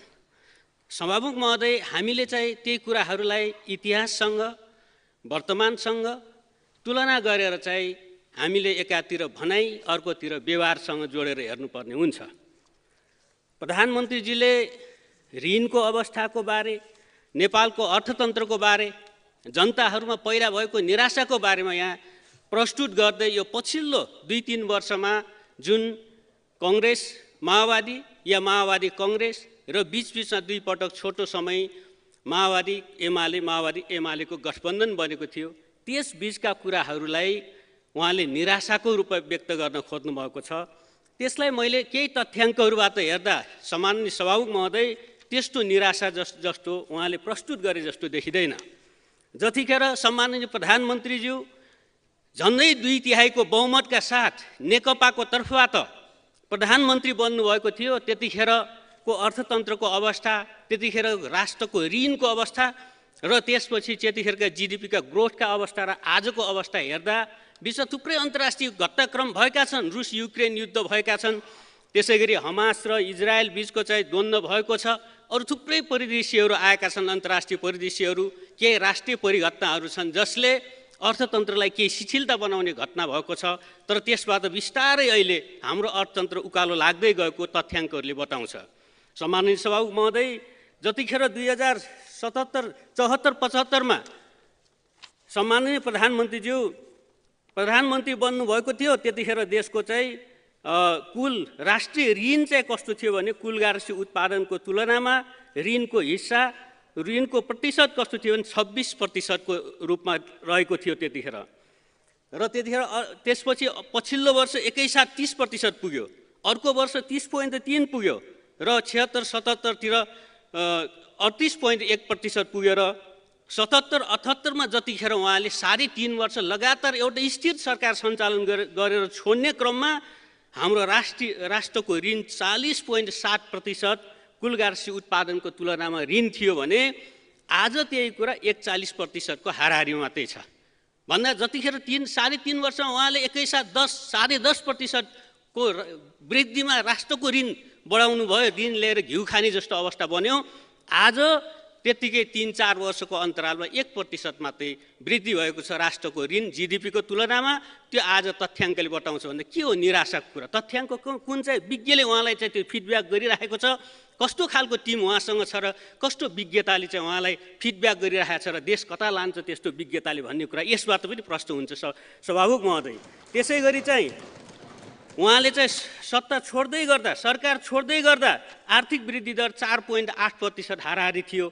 त्यसपछि 3 वर्षका थुप्रै सङ्क्रमणहरू भए, अहिले 4% को हाराहारीमा आर्थिक वृद्धि दर छ। गत वर्ष 1.9 थियो, अहिले 4% हाराहारीमा। यो ऊर्ध्वतर अवस्थामा, सकारात्मक अवस्थामा रहेको अवस्था कसरी उहाँ निराशाको कुरा गर्नुहुन्छ? हो, समग्र अर्थतन्त्र केही समस्यामा छ, शिथिलता छ, त्यस विश्वव्यापी प्रभाव छन्, हाम्रा आफ्नो अर्थतन्त्रका समस्याहरू छन्। तर चाहिँ तथ्याङ्कहरूलाई यसरी बङ्ग्याएर भावनाको आधारमा चाहिँ चल्दैन। आज विद्वान नागरिकहरू छन्, आज चाहिँ नयाँ जेनेरेसन आएको छ जसले तथ्याङ्क मात्रै कुरा गर्छ, त्यो सीमित भाषण आश्वासनमा मात्रै होइन सभामुख महोदय। त्यसरी हेर्दा चाहिँ त्यतिखेर चाहिँ जतिखेर 77-78 को समयमा उहाँले चाहिँ सरकार छोड्दै गर्दा कति थियो भने शोधनान्तरको बचत अवस्था 123 करोड थियो भने आज चाहिँ वैदेशिक मुद्राको बचतको अवस्था 42,527 करोडको अवस्था छ। सभामुख महोदय, यो तथ्य हो कि होइन? यो चाहिँ नराम्रो हो कि राम्रो? आज 19 महिनाको वस्तु आयात गर्ने हामीसँग पर्याप्त विदेशी मुद्रा छ, त्यतिखेर चाहिँ कति थियो तपाईँ तुलना गरेर हेर्नुहोस्। तपाईँ विज्ञ साथीहरूले, प्रधानमन्त्रीलाई चाहिँ यो भाषण लेखिदिने साथीले त्यो हेर्नुहोस्। र आज हामी वस्तु र सेवाको लागि चाहिँ 13 महिनाको आयात धान्न सक्ने वस्तु या सेवा धान्न सक्ने आर्थिक अवस्था राम्रो हो कि त्यतिखेरको राम्रो अवस्था 133 करोडको बचत राम्रो कि 42,000 करोडको चाहिँ बचत राम्रो चाहिँ एकपटक तथ्यमा चाहिँ भिडाएर हेर्न म अनुरोध गर्दछु। त्यसै गरी चाहिँ त्यतिखेर वैदेशिक व्यापार घाटा 13,981 थियो 77-78 मा, आज 13,144 को हाराहारीमा छ भन्दा चाहिँ त्यतिखेर व्यापार घाटा बढी थियो कि अहिले थियो चाहिँ यो कुराहरू तथ्याङ्कहरू हेर्न म सबैलाई अनुरोध गर्न चाहन्छु। यसरी नै थुप्रै तथ्याङ्कहरू त्यतिखेर उहाँले छोड्दै गर्दा पुँजीगत खर्च जम्मा 57% थियो। आज पुँजीगत खर्च चाहिँ यस्तो सङ्क्रमणमा पनि लास्ट 15 दिन जतिखेर बढी चाहिँ निकासा हुनुपर्ने थियो, पेमेन्ट हुनुपर्ने थियो, त्यतिखेर चाहिँ यहाँ गठबन्धन हेरफेर गर्दा पनि 60% भन्दा बढी पुँजीगत खर्च यस वर्ष भएको छ। यो तथ्याङ्क हो कि होइन? यसलाई हामीले डेटाहरूले समर्थन गर्नुपर्छ कि सामान्य चाहिँ भावनाको चाहिँ भाषणहरूले गर्न सक्छ सम्माननीय सभामुख महोदय? त्यसैले यही कुराहरू जसरी उहाँले प्रधानमन्त्रीले आफ्नो चाहिँ निराशाहरू व्यक्त गरिराख्नु भएको छ, यथार्थमा त्यसो होइन। आज हाम्रो अर्थतन्त्र बिस्तारै लय पक्रिरहेको छ, हामी चाहिँ अलिकति चाहिँ अगाडि बढिरहेका छौँ। त्यसैले हामी यसलाई सकारात्मक रूपले लिँदै तर फेरि धेरै गर्नु छ। मैले आफ्नो बजेट भाषणमा सरकारको तर्फबाट गठबन्धनको तर्फबाट बजेट प्रस्तुत गर्दै गर्दा 18 वर्षका गणतान्त्रिक समयका चाहिँ हाम्रा उपलब्धिहरू, रोडको अवस्था 18-19 किलोमिटरबाट 1.25 लाख किलोमिटर चाहिँ रोड नेपालमा यो चाहिँ 15-16 वर्षमा बनेका डेटाहरू प्रस्तुत गरेको छ। गरिबीको दर घटेको छ, आर्थिक असमानताको रेसियोहरू घटेर गएका कुराहरू मैले त्यहाँ प्रस्तुत छ। त्यो फेरि एक्लै माओवादी केन्द्रको होइन, त्यसमा कङ्ग्रेस छ, त्यसमा एमाले छ, त्यसमा यो बिचमा चाहिँ शासन सत्तामा रहेका दलहरूका प्रयासहरू छन्। तर यो बिचमा हामीले केही प्रगतिहरू गरेका छन्। त्यो कुराहरूलाई व्यक्ति केन्द्रित गरेर, आफू केन्द्रित गरेर तथ्याङ्कहरू प्रस्तुत गरियो भने त्यसले आफैलाई भोलि ब्याकफायर गर्छ। फेरि जवाफ दिनुपर्ने छ कि मतदाताहरू आज आम नागरिकहरू शिक्षित छ, प्रशिक्षित छ, नयाँ युवा छ, जसले हरेक चिज आँकडामा हेरिरहेको छ। यहाँ हामीले गरिरहेका भाषणहरू दुनियाँमा पुगिरहेको छ। हाम्रो चाहिँ नागरिकहरूले, हाम्रो जनताले त्यो हामीलाई जजमेन्ट गरिरहेको छ। सम्माननीय सभामुख महोदय, यस अर्थमा चाहिँ हामी जसरी चाहिँ यहाँ चाहिँ निराशाहरू बाँड्न खोजेको छ, निराशा होइन, आज पनि सम्भव छ। गत वर्ष 1 खर्बभन्दा बढीको आइटी सेवा निर्यात भएको छ र आगामी 10 वर्षलाई हामीले आइटी दशक घोषणा गरेका छौँ। त्यो बजेटलाई समर्थन या त्यसलाई अपनत्व प्रधानमन्त्री लिनुहुन्छ कि हुँदैन? मेरो प्रश्न यो हो। आगामी 10 वर्षमा 5 लाख प्रत्यक्ष र अप्रत्यक्ष 10 लाख गरेर 15 लाख रोजगारी सिर्जना गर्ने तथ्य छ, आधार छ। कम्ती पनि 30 खर्ब बराबरको आइटी सेक्टरको सेवा निर्यात गर्न सक्ने आधार छ। त्यस प्रकारका चाहिँ नलेजहरू छन्, स्किलहरू छन्, पुँजीहरू चाहिँ हामीसँग चाहिँ परिचालन गर्ने आधारहरू छन्। सम्माननीय सभामुख महोदय, कि आज हामी ब्रेन ड्रेन भयो भनेर हामी चिन्ता गरिरहेका छौँ। यो यथार्थ हो कि आज ग्लोबल भिलेज हो जसले चाहिँ हाम्रा युवाहरू सबै नेपालमा बस्न सक्दैन? जतिसुकै राम्रो अपर्च्युनिटी बनाउँदा पनि बस्न सक्दैन, विदेश जान्छ। तर त्यो विदेश गएको युवाहरूको ज्ञान, सिप, क्षमता, प्रविधि र चाहिँ त्यो पुँजीलाई हामीले चाहिँ देशभित्र केन्द्रित गर्ने, विदेश हुँदै यहाँ चाहिँ केही जब गर्ने, व्यवसाय गर्न सक्ने अवस्थाहरू बनेका छन्। त्यो आइटी सेक्टर नै हो। त्यसैले यो नयाँ सेक्टर हो। यो कुरोलाई चाहिँ स्वामित्व लिनुहुन्छ कि हुँदैन? सम्माननीय प्रधानमन्त्रीज्यू, यो मेरो प्रश्न हो, मेरो दलको प्रश्न हो। त्यो क्षेत्रमा हामी अहिले चाहिँ अगाडि जान सक्छौँ, तरक्की गर्न सक्ने अवस्था छ। अहिले अर्थतन्त्र स्लो डाउन हुँदा पनि पर्यटन क्षेत्रमा राम्रो भएको छ, जलविद्युत क्षेत्रमा राम्रो भएको छ। जलविद्युत क्षेत्र किन राम्रो भयो भन्दा कमरेड प्रचण्डको नेतृत्व 2065 सालको सरकारले 10-15 वर्षसम्म जलविद्युत क्षेत्रको इन्कम ट्याक्स नलगाउने निरन्तर नीति लिएका कारणले यो सम्भव भएको हो। त्यसै गरी सिमेन्ट उद्योगमा हामी आत्मनिर्भर भयौँ। निर्यातको सम्भावना छ। किन भन्दा सिमेन्ट उद्योगसम्म चाहिँ ट्रान्समिसन लाइन पुर्याउने, बाटो पुर्याउने, त्यो खालको चाहिँ सरकारले चाहिँ प्राथमिकता दियो। आज त्यो 15, 16, 17 वर्षदेखि नीतिको निरन्तरताको कारणले चाहिँ सम्भव भएको छ। त्यस्ता नीतिमा जोड गर्नुहोस्, तब मात्रै आर्थिक स्थायित्व हुनसक्छ, विकास हुनसक्छ। न कि चाहिँ हामीले 10% को वृद्धि कि वैदेशिक ऋण र आन्तरिक ऋणलाई वृद्धि गर्ने, ऋणको मात्रा वृद्धि गर्ने, अनि केमा लगानी गर्छौँ प्राथमिकता छैन। प्रधानमन्त्री रोजगार कार्यक्रममा ऋण ल्याएर लगाएको हाम्रो चाहिँ अभ्यास छ, जसबाट हामी जङ्गलहरू झारहरू उखेल्ने, यसो चाहिँ क्यापहरू लगाउने, केही ड्रेस लगाएर हिँड्ने, अनि प्रधानमन्त्री स्वरोजगार कार्यक्रम भनेर केही मान्छेलाई केही कार्यकर्तालाई रोजगारी दिने, अनि विदेशी चाहिँ ऋणलाई त्यसमा खर्च गर्ने ढङ्गले हुँदैन। विकासको मोडल कस्तो छ? सम्मानित प्रधानमन्त्री एकपल्ट फर्केर हेर्नुहोस्, 3-3.5 वर्षमा दमकको भ्यू टावर कति अरबको हो। प्रधानमन्त्रीले आफ्नो निर्वाचन क्षेत्रमा भ्यू टावर सुरु गरेपछि अनि देशैभरिका 753 नगरपालिका गाउँपालिकाहरूमा भ्यू टावर, गाउँ गाउँमा भ्यू टावर त्यो सुरु भएको होइन। नेतृत्वले के कुन चाहिँ उत्पादनमा लगानी गरेको हो कि रोजगारी सिर्जना गर्नेमा लगानी गरेको हो? त्यसपछि कहाँ गयो? भ्यू टावरतिर गयो। अनि त्यसपछि त्यहाँ ठुल्ठुला आवास गृह, ठुल्ठुला कार्यालयहरू, जहाँ जानुहोस् कार्यालयमा अर्थमन्त्री हुँदा एउटा चाहिँ आयो चाहिँ भक्तपुरको अदालतको 5 लाखको खानेपानी र चाहिँ विद्युतको खर्च हुँदो रहेछ। त्यहाँ प्रधानमन्त्रीज्यू हुँदै नै चाहिँ सुरु गरिएको अदालत भवन बनेछ, उद्घाटन भएछ, अनि 5 लाखले पुग्ने खर्च के भएछ भन्दा 23 लाख रुपियाँ चाहिँ बिजुली र उसमा मात्रै खर्च हुने। एउटा भवनले खर्च कहाँ पुरा के वृद्धि गर्दो रहेछ। त्यसै गरी एकजनाले सफाइकर्मीले पुग्नेमा 2-3 जना सफाइकर्मी चाहिने हुँदो रहेछ। देशैभरि कति कार्यालयहरू अनुत्पादक रूपले बने, त्यसले पुँजी निर्माण गर्यो। हामी यहीँनिर छेउमा देखिरहेका छौँ चाहिँ अरब हाराहारीको खर्च गरेर बनाएको गोडाबोरी चाहिँ सभा हल, त्यसै गरी बुटोलमा राख्यो अन्तर्राष्ट्रिय सम्मेलन केन्द्र, कतिवटा सम्मेलन भए, कतिवटा कार्यक्रमहरू भए, त्यसले कति रोजगारी दियो, कति उत्पादन दियो, कति रिटर्न दियो। त्यसो गर्दा सम्मानित प्रधानमन्त्री यो भावनाको कुरा होइन, विचारको कुरा हो, प्राथमिकताको कुरा हो। केमा विकास गर्ने, केमा प्राथमिकता गर्ने भन्ने कुरा एकपटक सोध्नुपर्छ। यहाँको चाहिँ जो सल्लाहकारहरूले प्राथमिकता निर्धारण गरिदिएको छ त्यसमा हुँदैन, त्यो ढङ्गले देशको विकास हुँदैन। नेपाली कङ्ग्रेसले पनि त्यसमा समर्थन गरिरहेको छ, हाम्रो भन्नु केही छैन। त्यसमा पक्का पनि यसमा देखिराख्नु भएको छ कि हामी फेरि भ्यू टावर बनाउनुतिर, हामी कार्यालय भवन बनाउनुतिर, ठुल्ठुला आवास बनाउनुतिर, ठुल्ठुला सभा भवनतिर बनाउनुतिर, अनुत्पादक क्षेत्रतिर पुँजी केन्द्रित गर्दैछौँ कि उत्पादनमूलक क्षेत्रमा? यसमा एकपल्ट हेर्नुहोस् भन्ने मेरो धारणा रहेछ। त्यसपछि हामी यहाँ चाहिँ प्रधानमन्त्रीले प्रस्तुत गर्नुभएकोमा कि यहाँ चाहिँ अब संविधान संशोधन, त्यसपछि सत्ता पक्षका गठबन्धनका नेताहरूले प्रस्तुत गर्नुभएको संविधान संशोधनका कुराहरू किन आयो बेमौसममा भन्दा, एकातिर यो बेमौसमी ढङ्गले खराब नियतले चाहिँ बदनियतपूर्ण ढङ्गले कहीँ न कहीँ यो सत्ता समीकरण भयो कि भन्ने बाहिर प्रश्न उठिराखेको बेला यो छोप्नको लागि ल्याइएको हो कि भन्ने एउटा आशंका पनि छ। त्यसो पनि हुनसक्छ। तर साँच्चीकै संविधान संशोधन गर्ने हो भने के को लागि गर्ने त? कतातिर जानको लागि भन्दा यहाँ बाहिर चाहिँ यसमा लाग्नुभएका नेताहरूले भन्नुभयो कि यहाँ चाहिँ अस्थिरता आयो, कि साना दलहरूले समानुपातिक निर्वाचन प्रणालीले अस्थिरता, के चाहिँ साँच्चीकै तथ्य त्यसो देखिन्छ? निवर्तमान प्रधानमन्त्रीले आफ्नो चाहिँ विश्वासको मतको क्रममा यही हाउसमा भन्नुभयो कि साना दलहरूले हो यो चाहिँ अस्थिरता निम्ति आएको, कि चाहिँ समानुपातिक निर्वाचन प्रणालीका कारणले अस्थिरता आएको हो? होइन। 3.5 वर्ष त प्रधानमन्त्री नेकपाको प्रधानमन्त्री हुनुहुन्थ्यो, झन्डै 2/3 थियो, एकदम स्थिर थियो। खै त आर्थिक प्रगति के भयो त? किन राजनीतिक त्यो प्रगति हुन सकेन त? भन्दा त स्थिरता होइन रहेछ। त्यसै गर्दै चाहिँ 48 देखि 63 बिचमा 2 दल नै सत्तामा पालै हुनुहुन्थ्यो। सबभन्दा धेरै त्यहाँ सरकारको परिवर्तन त्यतिखेर भयो। त्यो पनि त समस्या, 2 दलीय सिस्टम नै थियो एक ढङ्गले, त्यो पनि त आखिर स्थिरता भएन। त्यसो गर्दा सम्माननीय सभामुख महोदय, यो तर्क चाहिँ कुनै चाहिँ सही तर्क, साँच्चीकै असल नियतले ल्याएको कुरा भन्दा पनि कहीँ न कहीँ कि अहिले चाहिँ बेठिक ढङ्गले यो सत्ता समीकरण भएको छ, त्यसलाई छोप्नको लागि एकातिर साँच्चीकै संविधान संशोधन गर्न खोजेको हो भने पश्चगमनतिर जानलाई, पछि फर्किनको लागि यहाँ चाहिँ कथित स्थिरताको कुरा गरिएको छ र संविधान संशोधन, त्यसमा चाहिँ महिला, दलित, जनजाति, मधेसीहरू 10औं लाखको बलिदानबाट आएका अधिकारहरू, पाएका अधिकारहरू खोज्नको लागि यसमा प्रश्न गरिँदैछ भन्ने तथ्यले देखाउँछ कि चाहिँ यसमा चाहिँ आफ्ना नालाकीहरू, आफ्नो असक्षमताहरू छोप्नको लागि चाहिँ एकदम स्थिर सरकारहरू सञ्चालन गर्दाका असफलता छोप्नको लागि यो नयाँ तर्क गर्न खोजिएको छ भन्ने देखिन्छ। सम्माननीय सभामुख महोदय, म जानै के पनि गर्छु भने सम्माननीय प्रधानमन्त्रीजीसँग मैले पटक काम गर्ने मौका मिलेको छ। अर्थमन्त्री भएर भर्खरै 4 महिना 7 दिन काम गर्दा पनि कतिपय कुरा चाहिँ हामी चाहिँ बजेटको विश्लेषण ब्रिफिङ गर्दा म भेटेको छु। हामीले गण्डकी त्रिभुज उहाँले मन पराउनु भएन, किन?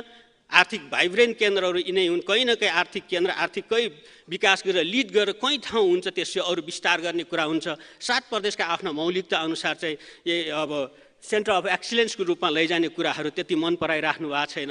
त्यसै गरी उत्पादन वृद्धि, उत्पादन रोजगारी सिर्जना गर्ने अहिलेको बजेटलाई संशोधन गर्ने जस्तो कुरा गर्नु, संविधानले त्यति धेरै संशोधनका ठाउँहरू दिएको छैन। पूरक बजेटहरूका कल्पना छन्, तर त्यसका विशिष्ट अवस्थाहरूको परिकल्पना छ। आज जति कुरा चाहिँ प्रधानमन्त्रीले गर्छु भन्नुभयो त्यो कुरा भाषणमा मात्रै सीमित हुन्छन्। किन भन्दा त्यसलाई चाहिँ कार्यक्रमले, त्यसलाई बजेटले समर्थन गर्नुपर्ने हुन्छ, होइन भने जनतालाई झुक्क्याउने खालको हुन्छ। यसो नगरिदिनुहोस् भन्ने मेरो अनुरोध हो। किन जिम्मेवार मान्छे, 4 पटक प्रधानमन्त्री भइसक्नुभयो मान्छे यो कुरा नबुझेर होइन, अलिकति चाहिँ जनतालाई भ्रम दिने ढङ्गले या भोलि आफैले पुरा नहुने कामहरूमा चाहिँ कमसेकम चाहिँ नगरिदिनुहोस् भन्ने मेरो अनुरोध रहेको छ। र मैले भन्न खोजेको कुरा के भने यो चाहिँ आज चाहिँ कहीँ न कहीँ भ्रष्टाचारको कुरा उठ्ने बित्तिकै कमरेड प्रचण्ड नेतृत्व सरकारले भ्रष्टाचारका विभिन्न फाइलहरू खोज्ने, छानबिन गर्ने गर्दा, त्यसै गरी चाहिँ नक्कली भुटानी शरणार्थीदेखि लिएर गिरिबन्धु टी स्टेटसम्मका कुराहरू उठ्दै गर्दा त्यहाँ चाहिँ नेपाली कङ्ग्रेसका चाहिँ माननीय चाहिँ महामन्त्रीज्यूहरूले हाम्रा एजेन्डा छोड्दैनौँ भनिराख्नु भएको छ। त्यसमा निश्चय पनि नेपाली कङ्ग्रेसलाई पनि प्रश्न हुन्छ। हिजो त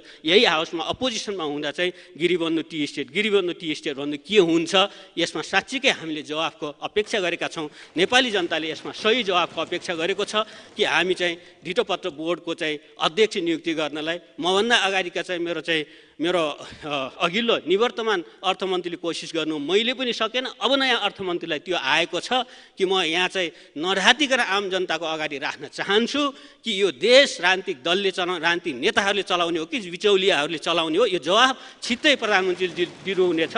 मेरो अपेक्षा नेताहरू त्याग गर्नुभएको छ, बलिदान गर्नुभएको छ, जेल पर्नु भएको छ, युद्ध सबैबाट आउनु भएको छ। नेताहरूले देश चलाइदिनुहोस्, पार्टीहरूले देश चलाइदिनुहोस्, बिचौलियाहरूले होइन। मैले यति कुरा राख्दै सम्मानित प्रधानमन्त्रीको विश्वासयोग्य कुराहरू, यहाँ तर्कहरू, तथ्यहरू आएका छैनन्। हाम्रो दलको तर्फबाट उहाँलाई विश्वासको मत दिन सक्दैन। धन्यवाद। अब माननीय सदस्य रवि लामिछाने, समय 10 मिनट। त्यसपछि माननीय सदस्य राजेन्द्र प्रसाद लिङदेन।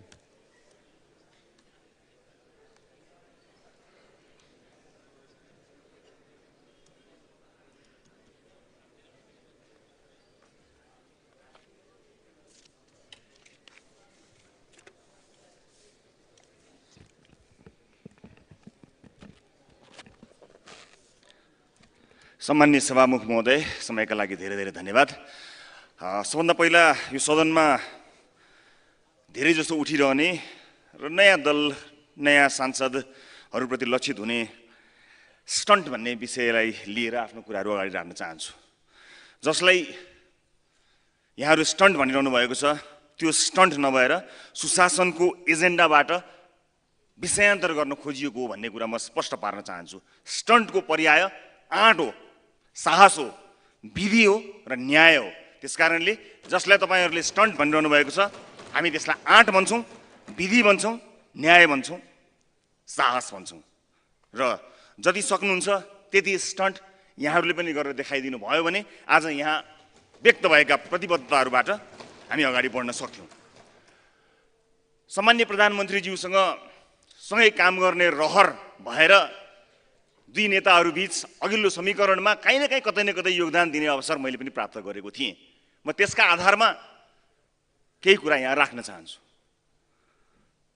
मलाई उहाँले सुशासनको विषयमा निर्ममतापूर्वक अगाडि बढ्नुहुन्छ भन्ने कुरामा विश्वास त थियो, तर मेरो विश्वास डगमगायो। सरकार फेरिएर होइन, हामीले सरकार छोड्नु परेर होइन, त्यो पीडा त कतै पनि होइन, कहीँ कतै अर्थ नलागोस्। जुन ढङ्गले सरकार बन्यो र जसरी यो विषय अगाडि बढ्यो त्यसलाई म अलिकति यहाँ व्याख्या मात्र गर्न चाहन्छु। विश्वासको मत दिन त पनि सकिन्थ्यो होला, तर जुन सङ्केत सुरुवातमा देखियो त्यो सङ्केतले हामीलाई झस्काएको छ। उहाँको राजनीतिक योगदान, उहाँको राजनीतिक त्याग, उहाँको राजनीतिक बलिदानप्रति हामीले कहीँ कतै कन्जुस्याइ नगरिकन सम्मान गरेका छौँ, सम्मान छ। म यो सम्मानित सदनमा यो कुरा स्पष्ट पार्न चाहन्छु। तर सरकार सुरु हुने बित्तिकै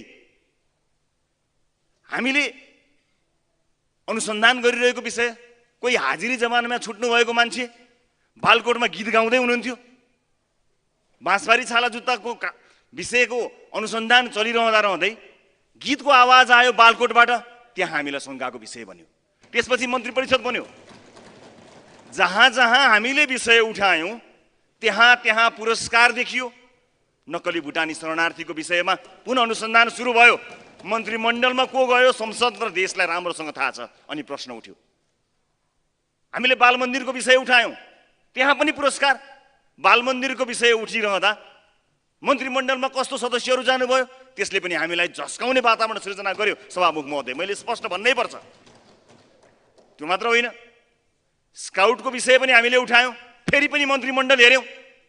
जहाँ जहाँ हामीले प्रश्न उठाएका छौँ त्यहाँ त्यहाँ पुरस्कार पाएपछि हामीले कसरी विश्वास गर्ने होला? त्यो विश्वासको वातावरण उहाँले फेरि आज यहाँ प्रतिबद्धता व्यक्त गरे अनुसारै गरिदिनु भयो भने हामीलाई केही पनि भन्नु छैन। हामीले पहिला पनि भनेका छौँ, हामी गुण र दोषका आधारमा प्रतिपक्ष भएर बस्छौँ। प्रतिपक्ष हुनुको अर्थ विरोधी हुनु होइन, राम्रो कामको समर्थन, खराब कामको विरोध। हाम्रो भूमिका यही नै रहन्छ। तर सरकारले जुन ढङ्गले जसरी गठन भयो, 7वटा बुँदा त थाहा भयो हामीलाई, कहीँ यो 4थो बुँदामा मात्र फोकस भएर बाँकी सबै बुँदाहरू त्यो 4थो बुँदालाई यसो फुलमाला लगाइदिने काम भएको त होइन, आशंका उब्जिएको छ। यो शङ्का दूर होस्। अन्य धेरै विषयहरू छन्, टेरामक्सका विषयदेखि लिएर एन्सेलका विषयहरू जति पनि छन्, ती त कहाँ होलान् कता होलान् थाहा छैन। तर म फेरि पनि यो सदनलाई स्पष्ट पार्न चाहन्छु कि हामीले बजेट पास भएको 2 महिनाभित्र यो देशका 25वटा काण्डहरूमा छानबिन सुरु गर्छौँ, उच्चस्तरीय न्यायिक आयोग बनाएर भनेका थियौँ। म सरकारलाई यो निर्णयको निरन्तरताको लागि अपिल गर्न चाहन्छु सम्मानित सदनमा उभिएर सभामुख महोदय। हुन त नयाँ राजनीतिक दलका रूपमा हामीले धेरै कुरा खेप्नुपर्ने हुन्छ। एउटा कालखण्ड पार नगरिकन, एउटा चोट पीडा नसहिकन राजनीतिमा स्थापित हुन गाह्रो हुन्छ होला। तर प्रधानमन्त्रीज्यूले आज यहाँ व्यक्त गर्नुभएको निराशा, देश समाज यति निराश भएको देखेकै थिइनँ जुन भन्नुभयो, त्यो निराशाको कारक को रहेछ? प्रधानमन्त्रीज्यूले पढ्नुभएको स्क्रिप्ट मैले वा नयाँ दलका मान्छेले पढेको भए ठ्याक्कै मिल्थ्यो। स्क्रिप्ट त्यही, तर पढ्ने मान्छे फरक हुनु पर्थ्यो अनि मिल्थ्यो। 34 वर्षमा देश निराश भयो। यति निराश भएको मैले कहिल्यै देखेको थिएन। देशमा आर्थिक उन्नति पनि भएन, सुशासन पनि कायम भएन, मानिसहरू विदेश गए, उद्योग कल कारखाना बनेन, बाटोघाटो बनेन, कृषिमा पनि हामी तल पर्यौँ, आयात मात्र भयो, निर्यात केही गर्न सकेनौँ। 34 वर्षदेखि तपाईँहरू यहीँ हुनुहुन्छ, कसलाई सुनाउनु भएको यो हामीलाई? नयाँ भर्खरै आएका दल जसको संसदमा 1.5 वर्ष मात्र भएको छैन, सरकारमा हाम्रा मामलामा पहिलो पटक 1 महिना, अहिले 4 महिना, यो 5 महिनामा यो देशको हरिबिजोग हामीले बनाएको। हामीले 34 वर्षमा 5 महिनाको भाग लगाउनुहोस्, त्यो 5 महिनाको जिम्मा हामी लिन्छौँ। बाँकी रहेको 34 वर्षको 5 महिना कटाएर भएको जिम्मा यो रोस्टममा उभिएर लिने ताकत तपाईँ राख्नुहोस्। बस यति मात्र हो। त्यसपछि हामी विश्वासको मत दिन्छौँ। मलाई खुसी लाग्यो, उदाहरण दिनको निमित्त प्रधानमन्त्रीज्यू धेरै पर पुग्नुभयो। नेल्सन मण्डेलाको विषय लिएर साउथ अफ्रिकातिर पुग्नुभयो। उदाहरण त यतै कतै पनि थिए, तर मैले भन्नै पर्ने हुन्छ कि रङ्गभेद विरुद्ध 28 वर्ष जेल बसेर केवल 1 कार्यकाल राष्ट्रपति बनेर पुस्तान्तरण गरेका नेता हुन् नेल्सन मण्डेला।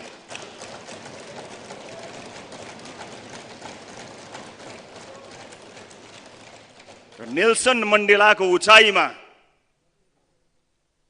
आधुनिक नेतृत्वमा कोही पुग्न सके जस्तो मलाई लाग्दैन र सजिलै कोही पुग्नेवाला पनि हुन् जस्तो मलाई लाग्दैन।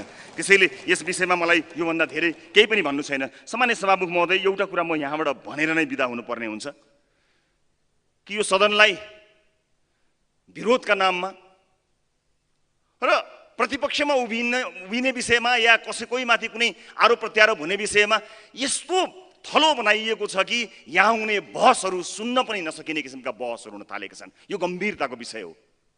मैले बचाउ गर्न खोजेको होइन। यहाँ कुरा आयो प्रतिनिधि सभाका उपसभामुख माननीय इन्दिरा राणा मगरको। यो सदन यति निर्मम भयो, यो सदन यति आरोप प्रत्यारोप र हिलो छाप्ने ठाउँ बन्यो कि आज सिङ्गो जीवन जेलमा परेका बाबुआमाको सन्तानलाई न्याय दिएर सयौं हजारौं बालबालिकाहरूलाई जीवन दिने इन्दिरा राणा मगरलाई एउटा विषय आउने बित्तिकै यो सदनमा, यो सम्मानित सदनमा मानव तस्करको आरोप लगाउने गरी निर्मम भयो। हामी विरोध गर्नुहोस्, विरोधको कुनै ठुलो कुरो छैन, विरोध गर्न पाइन्छ। तर कस्तो आरोप कसमाथि लगाएका छौँ एकपटक सोची त हेरौँ। प्रमाणित भएको छैन, विषय उठेको छ। सभामुख महोदय, म एउटा प्रसङ्ग सुनाउँछु। मसँग फोटो खिच्ने मान्छेले कयौँ पटक मेरो नजिकको मान्छे हो यो भनेर त्यही फोटो देखाएर लाखौँ खाएको कुरा चाहिँ मैले टेलिभिजनमा देखाएको छु। यहाँले पुरानो फाइल गरेर हेर्न सक्नुहुनेछ। यो समाजमा मन्त्रीलाई भेटाइदिन्छु, प्रधानमन्त्रीलाई भेटाइदिन्छु भनेर पैसा खाने बिचौलियाको बिगबिगी चलेको छ। तर आज संसारले मानेको छ।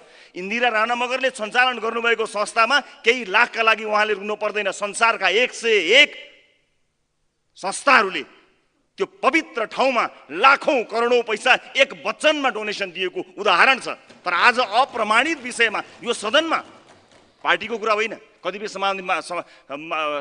सांसदहरूले विरोध गर्ने सिलसिलामा यो पनि भुल्नुभयो कि विज्ञप्तिमा हामीले के लेखेका छौँ भनेर। हामीले विज्ञप्तिमा के लेखेका छौँ भन्ने कुरा तपाईँले पढ्नु भएको छैन होला। हामीले धेरै पटक पढेका हौँ। हामीले कहाँ भनेका छौँ पैसाको चलखेल भएको छ भनेर। पढ्नु होला, हेर्नु होला। हाम्रो आपत्ति व्यक्तिप्रति होइन सम्मानित सभामुख महोदय।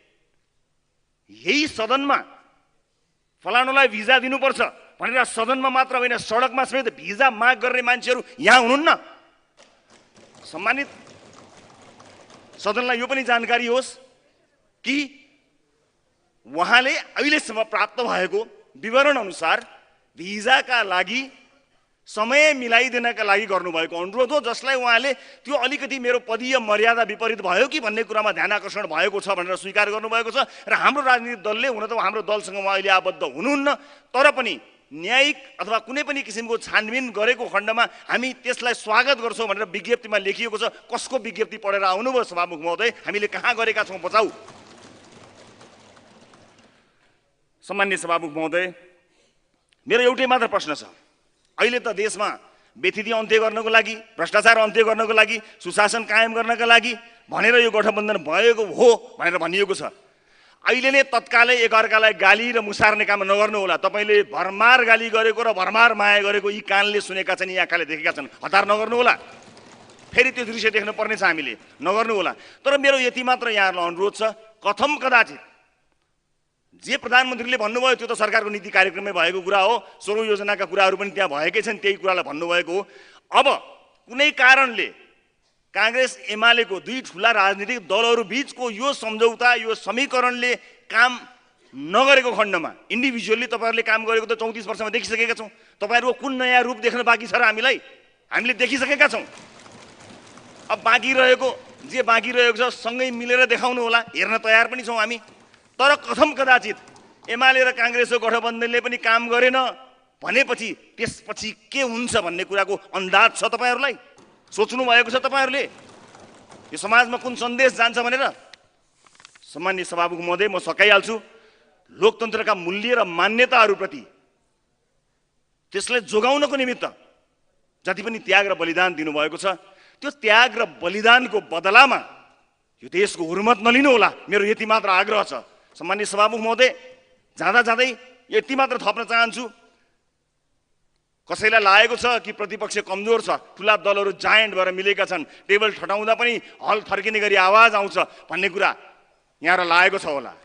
आवाज तपाईँहरूको ठुलो हुन्छ होला, तर आवाज ठुलोले हुनेले मात्र होइन, विचार ठुलो हुनेले मात्र सधैँ जितेको छ। त्यस कारणले हामी विचारका आधारमा सक्षम प्रतिपक्ष बन्नका लागि तयार भएर बसेका छौँ। म यति मात्र भन्न चाहन्छु, राज्यका विभिन्न निकायहरूमा भागभण्डा चलेको छ। त्यो भागभण्डाको शिकार यो देशका विभिन्न संयन्त्रहरू नबनुन्, कर्मचारी तन्त्र त्यो भागभण्डाको शिकार नबनोस्, संवैधानिक आयोगहरू त्यो भागभण्डाको शिकार नबनुन्। त्यो भागभण्डाले विभिन्न ठाउँका संरचनाहरू नहल्लिउन्, नभत्किउन्, आफ्ना मान्छे जोगाउने, आफ्ना मान्छे भर्ती गर्ने। अब त्यो किसिमको वातावरण बन्यो भने संरचनाहरू भत्किनेछन्, त्यसले झन् ठुलो निराशा ल्याउनेछ। त्यसकारणले त्यसतर्फ सरकारलाई सचेत गराउँदै समयका लागि सभामुख महोदयलाई धेरै धेरै धन्यवाद दिँदै आफ्ना भनाइहरू यो टुङ्ग्याउँछु र हामीले, मेरो दलले प्रधानमन्त्रीज्यूको विश्वासको मतको विपक्षमा मत दिने कुरा पनि जाहेर गर्दै बिदा चाहन्छु। नमस्कार। अब माननीय सदस्य राजेन्द्र प्रसाद लिङ्गदेन, समय 8 मिनट। त्यसपछि माननीय सदस्य माधव कुमार नेपाल।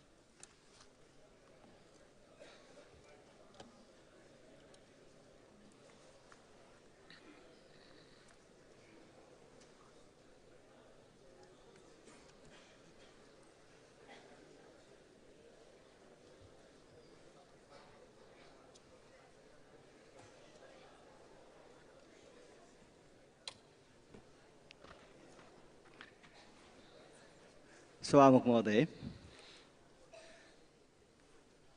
प्रधानमन्त्रीजीले कतैबाट सुनिराख्नु भएकै होला, बधाई दिन चाहन्छु।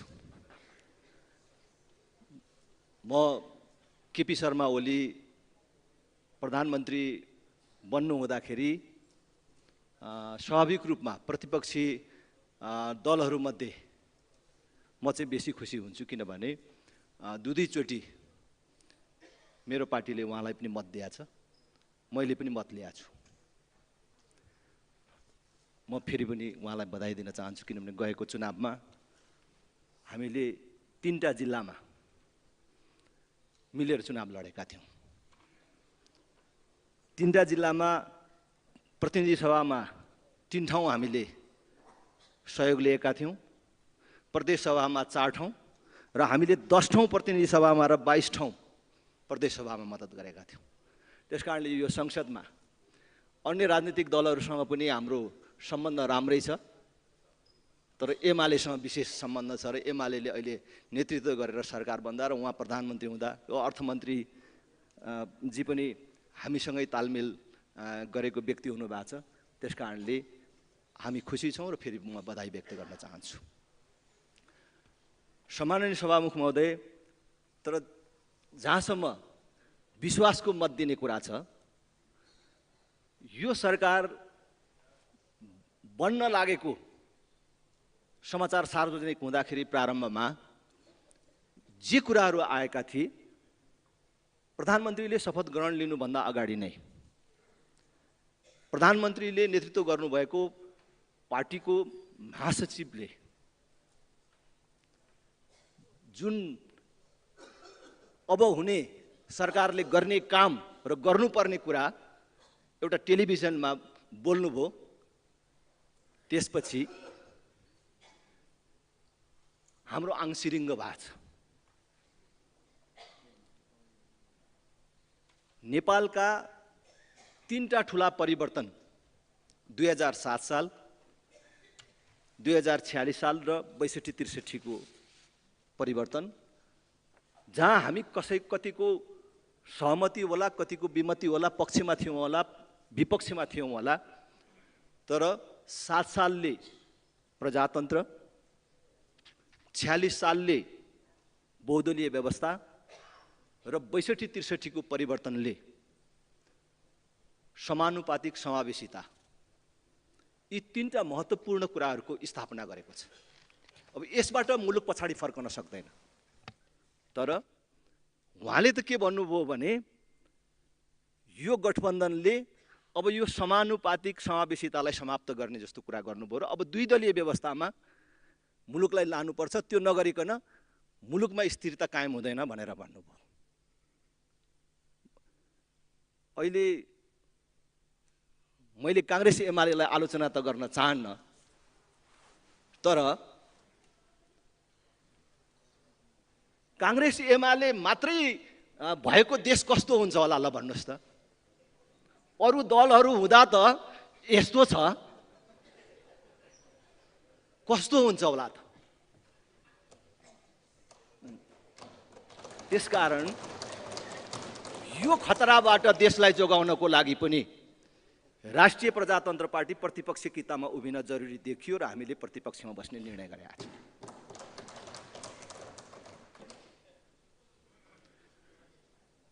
सभामुख महोदय, अहिले समस्या देशमा स्थिरता नहुनमा यो समावेशी समानुपातिकता र साना दलहरू होइनन्, तपाई ठूला 2 दलहरूको क्रियाकलाप हो मुख्य। साना दलहरूलाई फुटाउनुहुन्छ, आवश्यक परेको बेला फेरि के लोभ देखाउनुहुन्छ, तर्साउनुहुन्छ, सँगसँगै लाइन बसाउनुहुन्छ, चलखेल तपाईहरू गर्नुहुन्छ। गणितले मात्रै काम गर्ने भएको भए कम्युनिस्ट पार्टी एक्लैले योभन्दा अघिल्लो चुनावमा झन्डै 2/3 बहुमत ल्याएको होइन? किन 5 वर्ष सरकार चलेन? गणितले मात्रै काम गर्ने भएको भए कांग्रेसले पटक पटक बहुमत एक्लै ल्याएको होइन? यो गणितको कुरा होइन, यो समस्या साना दल र यो समानुपातिक होइन, समस्या तपाईहरूको प्रवृत्ति हो, तपाईहरूको चरित्र हो। त्यसकारण संविधानमा सुधार गर्नुपर्ने थुप्रै कुराहरू छन्। हो, निर्वाचन प्रणालीमै सुधार गर्नुपर्ने छ, नियुक्ति प्रणालीमा सुधार गर्नुपर्ने छ। तपाईहरूले अहिले पनि यो उपसभामुखको मुद्दा वास्तवमा मैले पत्रिकामा मात्रै हेरेको छु, तर आज त्यहाँ केही विषय उठान भयो। यो चाहिँ के संवैधानिक परिषदलाई पनि ध्यानमा राखेर हो भन्ने कुरा आयो। अब यस्तै कुराहरूमा तपाईँहरूको ध्यान जान्छ, किनभने न्यायाधीश योग्यता क्षमता भएको मान्छेलाई नियुक्त गरौँ, अब चाहिँ सुधारतर्फ लैजाउँ भन्दा पनि आफ्नो एउटा कारिन्दा ठिक पारेर राख्नु भएको छ। कारिन्दाहरू कसरी नियुक्त गर्ने भने न्यायालयमा कारिन्दाहरू भागभण्डाबाट नियुक्त गर्ने, अनि देशमा सुशासन कायम हुन्छ, भ्रष्टाचार अन्त्य हुन्छ। यो केवल कल्पना मात्रै हो। त्यसकारण मेरो आग्रह छ, तपाईहरू साँच्चै नै राष्ट्रिय सहमति कायम गर्न चाहनुहुन्छ, देशमा व्यथितिको अन्त्य चाहनुहुन्छ र आफ्नो जीवनकालको यो उत्तरार्धमा र यो अन्तिम पटक पाएको मौकामा देशका लागि केही गरेर जाउँ, विगतका गल्ती कमी कमजोरीहरू सच्याउँ भन्ने चाहनुहुन्छ भने नवीन समझदारी गर्नुहोस्। यहाँ माओवादीलाई पनि अटाउने, हामी जस्तो बिल्कुल फरक मत राख्नेलाई पनि अटाउने नयाँ वातावरण बनाउनुहोस्। कसैले पनि बाहिर रहेको उपेक्षित भएको महसुस गर्न नपर्ने वातावरण निर्माण गर्नुहोस्। ठिक गर्नुभएको छ, काङ्ग्रेस एमाले मिल्नु भएको छ र अरूलाई पनि मिलाउनुहोस्। मिलाउनुहोस् भनेको सरकारमा ल्याउनुहोस् भनेको होइन। हामी आकाङ्क्षी छैनौँ, त्यसमा लालच छैनौँ। हामीलाई पनि मिलाउनुहोस् र त्यो मिलाउँ भनेको होइन। संविधानमा नमिलेका कुराहरूमा व्यापक रूपमा छलफल गरौँ, इमान्दारीपूर्वक छलफल गरौँ। हिजो राम्रो सोचेर राम्रै होला भनेर कतिपय चिजहरूको हामीले इन्ट्री गरेका थियौँ होला संविधानमा, तर त्यो चिज अहिले अनुपयुक्त देखिए, बेठिक देखिए, तिनलाई सच्याएर जाउँ। सबैलाई अटाउने नयाँ व्यवस्था निर्माण गरेर मुलुकलाई निकास दिउँ। नत्र भए फेरि पनि भन्छु, अब यो सत्ताको लागि मात्रै तपाईँहरू मिलेको कुरा भने हाम्रो त शुभकामना छ, किनभने म त्यो मानिस हुँ, त्यो पार्टीको अध्यक्ष हुँ। यो निर्वाचनको परिणाम आउने बित्तिकै सबभन्दा पहिले भनेको थिएँ काङ्ग्रेस र एमाले मिलेर सरकार बनाउनु, हामी प्रतिपक्षमा बस्छौँ भनेर भनेको थिएँ। अहिले मिल्नु भएको छ, स्वार्थ मिलिन्जेल मिल्नुहोस्, दसैँ तिहार राम्रोसँग मनाउनुहोस्, तर देशको लागि हो भने, फेरि पनि भन्छु, देशको लागि हो भने अब नयाँ ढङ्गले सोचेर जानुपर्छ। यो तपाईहरूले आफ्नो गल्ती सच्याउने अन्तिम मौका हो। मैले नेपाली काङ्ग्रेसको 14औं महाधिवेशनमा जे कुरा भनेको थिएँ, सभामुख महोदय, अहिले प्रधानमन्त्री बाहेक सबै नेताहरू यही हुनुहुन्छ र प्रधानमन्त्री पनि मलाई लाग्छ यही कहीँ सुनिराख्नु भएको छ, र छुटेको नेताहरूले पनि सुनिराख्नु भएको छ। मैले त्यसबेला नेपालको राजनीतिक दलहरू र नेताहरूप्रति जनताको राम्रो धारणा छैन भनेर जे कुरा मैले भने, त्यसबेला त सबै आइलाग्ला जस्तो चाहिँ नै स्थिति बन्यो। धन्न म बोलेर हिँडिसकेको थिएँ, नत्र त्यहाँ त ठोकठाकै हुन्थ्यो कि जस्तो स्थिति बन्यो। सब नेताहरूले आक्रोश पोख्नुभयो, तर आज यो रोस्टममा उभिएर फेरि पनि दोहोऱ्याउन चाहन्छु, त्यही शब्द त दोहोऱ्याउन चाहन्न, तर त्यो परिस्थितिमा अहिले पनि परिवर्तन भएको छैन। जनताले अहिले पनि राजनैतिक दल र नेताप्रति सकारात्मक धारणा बनाइसकेको अवस्था छैन, होइन, झन् बिग्रिएको अवस्था छ। त्यसकारण त्यसलाई सच्याउनको लागि नयाँ समझदारी गरौँ, नयाँ दृष्टिकोण बनाऊँ, सबै मिलेर अगाडि बढौँ।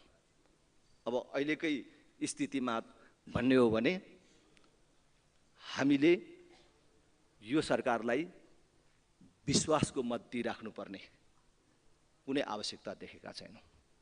यो विगतको निरन्तरता मात्रै हो। अहिले पनि प्रधानमन्त्रीले जे कुराहरू भन्नुभयो त्यसले तात्विक परिवर्तन हुने कुनै सम्भावनाहरू देखिँदैन, विकृतिहरूको अन्त्य हुने कुनै सम्भावनाहरू देखिँदैन। सबभन्दा पहिले महसुस गर्नु पर्यो कि 2046 सालको राजनीतिक परिवर्तनपछि प्रजातन्त्र, लोकतन्त्र, गणतन्त्र जे भने पनि राजा ज्ञानेन्द्रको 18 महिनाको शासन बाहेक सबै समय कुनै न कुनै रूपमा हामी सत्तामा छौँ र अहिले जति पनि विकृतिहरू छन्, विसङ्गतिहरू छन्, त्यसको मूलमा हामी छौँ र सबभन्दा पहिले हामी सचिनुपर्छ भन्ने कुरा आउनु पर्यो। त्यसपछि विश्वास गरेर जान सकिन्छ र एउटा विश्वासको वातावरण बन्छ। राजाको विरोध गर्ने, अहिले पनि केही समस्या पर्यो, अप्ठ्यारो पर्यो जस्तो भने राज संस्थाको राजाको विरोध गर्ने, तर राजाको मुख्य सचिवलाई ल्याएर अख्तियारको प्रमुख कसले बनाएको ल भन्नुहोस् त? तपाईँहरू सबैले सहमति गरेर बनाएको होइन? अनि उसले कसलाई थुन्न आँट्यो, कारबाही गर्न आँट्यो, फाइल खोल्न आँट्यो भने फेरि महाभियोग तपाईँहरूले लगाउनु भएको होइन? अनि विकृतिको कारक को हो? तपाईँहरू होइन। यो आत्मालोचना गर्नुहोस् र अगाडि बढ्नुहोस् भन्ने म आग्रह गर्न चाहन्छु र हामीले अहिले विश्वासको मत दिन नसक्ने भएको कुरा जानकारी गराउँछु। धेरै धेरै धन्यवाद।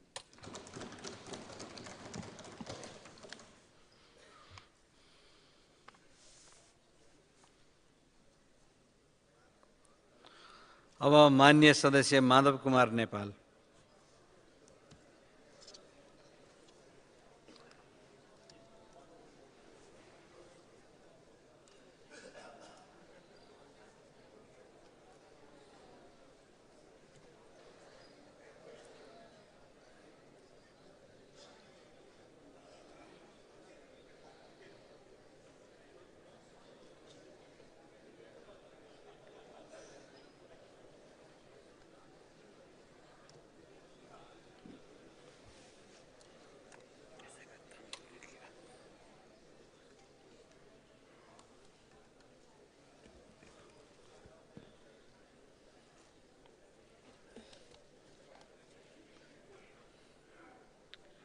सम्माननीय सभामुख महोदय,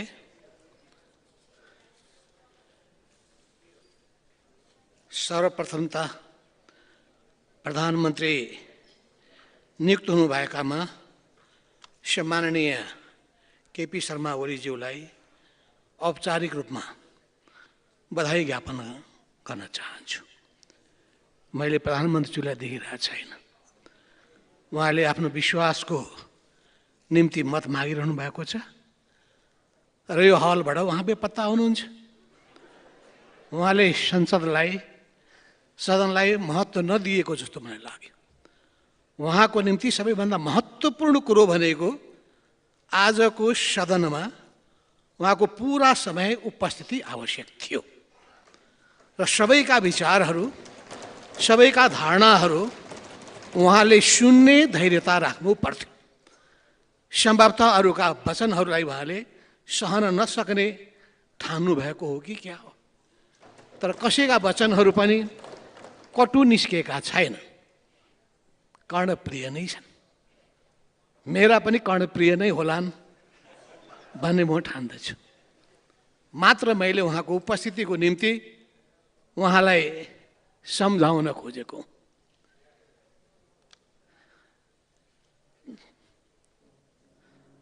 आज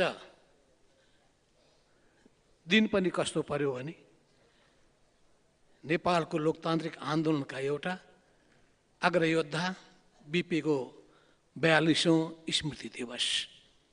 उहाँप्रति हार्दिक सम्मान व्यक्त गर्न चाहन्छु र लोकतन्त्रको यो यात्रालाई हामी मिलेर एकताबद्ध भएर लोकतन्त्रलाई सुदृढ बनाएर लिएर जाने सङ्कल्प गरौँ भन्ने कुरा पनि म यो सम्मानित सदन समक्ष प्रस्तुत गर्न चाहन्छु।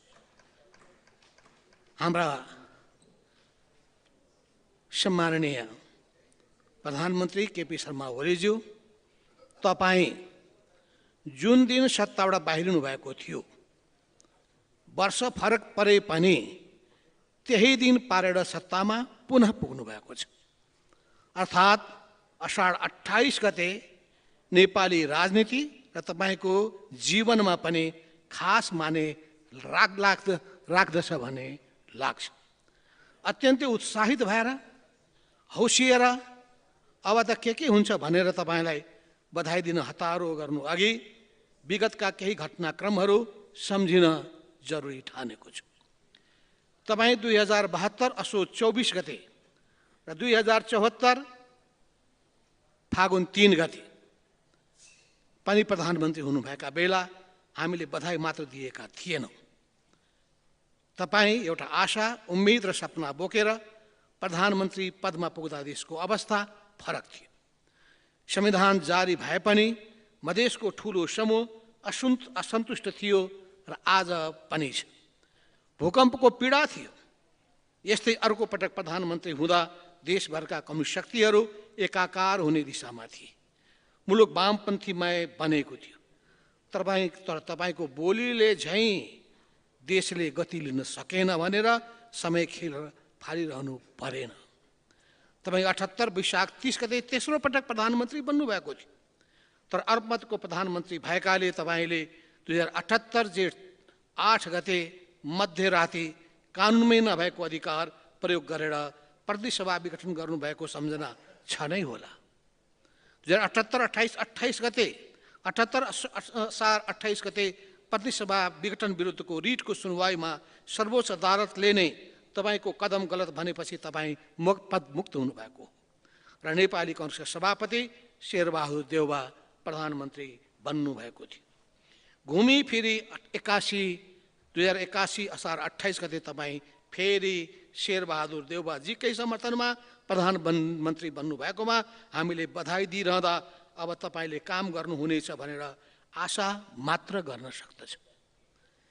मध्यराति प्रदेश सभा विघटनदेखि आफ्नै समर्थनको सरकार ढाल्ने सम्मका तपाईँका क्रियाकलापहरूले निश्चित व्यक्तिहरू तरङ्गित र भावुक भएर अँगालो हालेको त देखिएको छ। तर तत्त पार्टीकै नेता कार्यकर्ताहरू अहिलेसम्म जिल्ला तहमा बोलचाल गर्न सकिरहेका छैनन्। जनता उत्साहित भएको देख्न बाँकी नै छ। यसैले सुरुमै सम्माननीय प्रधानमन्त्री केपी शर्मा ओलीज्यूलाई आफ्नो विगतबारे समीक्षा गर्न सामान्य अनुरोध गर्दछु कि विगतमा के त्रुटि भए, किन त्रुटि भयो र जनताको आशा अपेक्षा पुरा गर्न सकिएन। यसो किन भनिरहेको छु भने नेपालमा राजनीतिक नेताहरूको चरित्र चित्रण गर्दा नेता कस्तो हुनुपर्छ भन्ने प्रश्न उठिरहन्छ। नेतामा विश्वसनीयता हुनुपर्दछ, इमान्दारिता हुनुपर्दछ, नेता वचनको पक्का हुनुपर्दछ, उसको प्रतिष्ठा राम्रो हुनुपर्दछ। आफ्ना नेताप्रति जनता र कार्यकर्ताले गौरव बोध गर्न सकुन्। नेताले नै आत्मप्रशंसा गरेर पनि हुँदैन। अरूलाई विभिन्न ढङ्गले या उद्देश्यमूलक ढङ्गले प्रशंसा लेख्न लगाएर पनि हुँदैन। आफ्नो प्रशंसाको गीत गाएर पनि हुँदैन। सोच, चिन्तन, व्यवहार, आचरण, शैली सबै उपयुक्त हुनुपर्छ भन्ने लाग्दछ। यसपटक यसमा तपाईँ कति गम्भीर हुनुभएको छ, हाम्रो जिज्ञासा पनि यही हो। यो पनि भनिहालौँ, अहिलेसम्मको अनुभवबाट तपाईँले कति शिक्षा प्राप्त गर्नुभएको छ। म आशा गरिरहेको छु कि प्रत्येक व्यक्तिहरूले देशको अवस्थाप्रति गम्भीर चिन्तनशील बनुन्, तपाईँ सहित सबैले। 2074 सालमा त नेकपा एमालेको बहुमत थियो, झन्डै बहुमत थियो। पछि त झन्डै 2/3 बहुमतको अवस्थामा पुगेको थियो। जनता अब त स्थायित्व हुन्छ भन्ने आशामा रहेका थिए। दुई ठुला दलको गणना गर्दा पुग्न 2/3 छेउमा पुगेको वाम सरकारको नेतृत्व र पार्टीको नेतृत्व तपाईँकै काँधमा थियो। एउटा पार्टीको बहुमत ल्याउन सक्ने बलबुता सामान्य होइन। सबै 2051 सालमै तत्कालीन अध्यक्ष मनमोहन अधिकारी सहितका एमाले देखेको एक पटक बहुमतको सरकार चलाउने सपना पूरा गर्न अहोरात्र खटिएका थिए। तर त्यो बहुमतको सरकार किन टिकाउन सकिएन, किन टिकेन? सत्ता समीकरण, सरकार र पार्टीले यसको के जवाब दिने? सत्ता र पार्टीमा अवसर पाउँदा सदुपयोग गर्न सकिएन कि भन्ने कहिलेकाहीँ त सोच्नु भए भविष्यमा राजनीति गर्नेहरूलाई यो रामबाण पनि साबित हुन सक्छ। समझदार र सुझबुझपूर्ण निर्णय गर्न यहाँलाई कतैबाट सुनथुन छेक र अवरोध पनि थिएन। तर आफ्नै सहकर्मीहरू प्रतिगमन भयो भन्दै सदन, सडक र अदालत जानुपर्ने अवस्थाको सूत्रधार को हो? विश्वासको मत दिँदा बाहिर बस्नुपर्ने अवस्थासँगै 2 पटक संसद विघटन गरेर पनि 4थो पटक प्रधानमन्त्रीको कार्यकाल सुरु गरिरहँदा 2 पटकका मध्यरातिका योजनामा तपाईँको सक्रिय सहभागिताबारे नेपाली जनता जानकार नै छन्।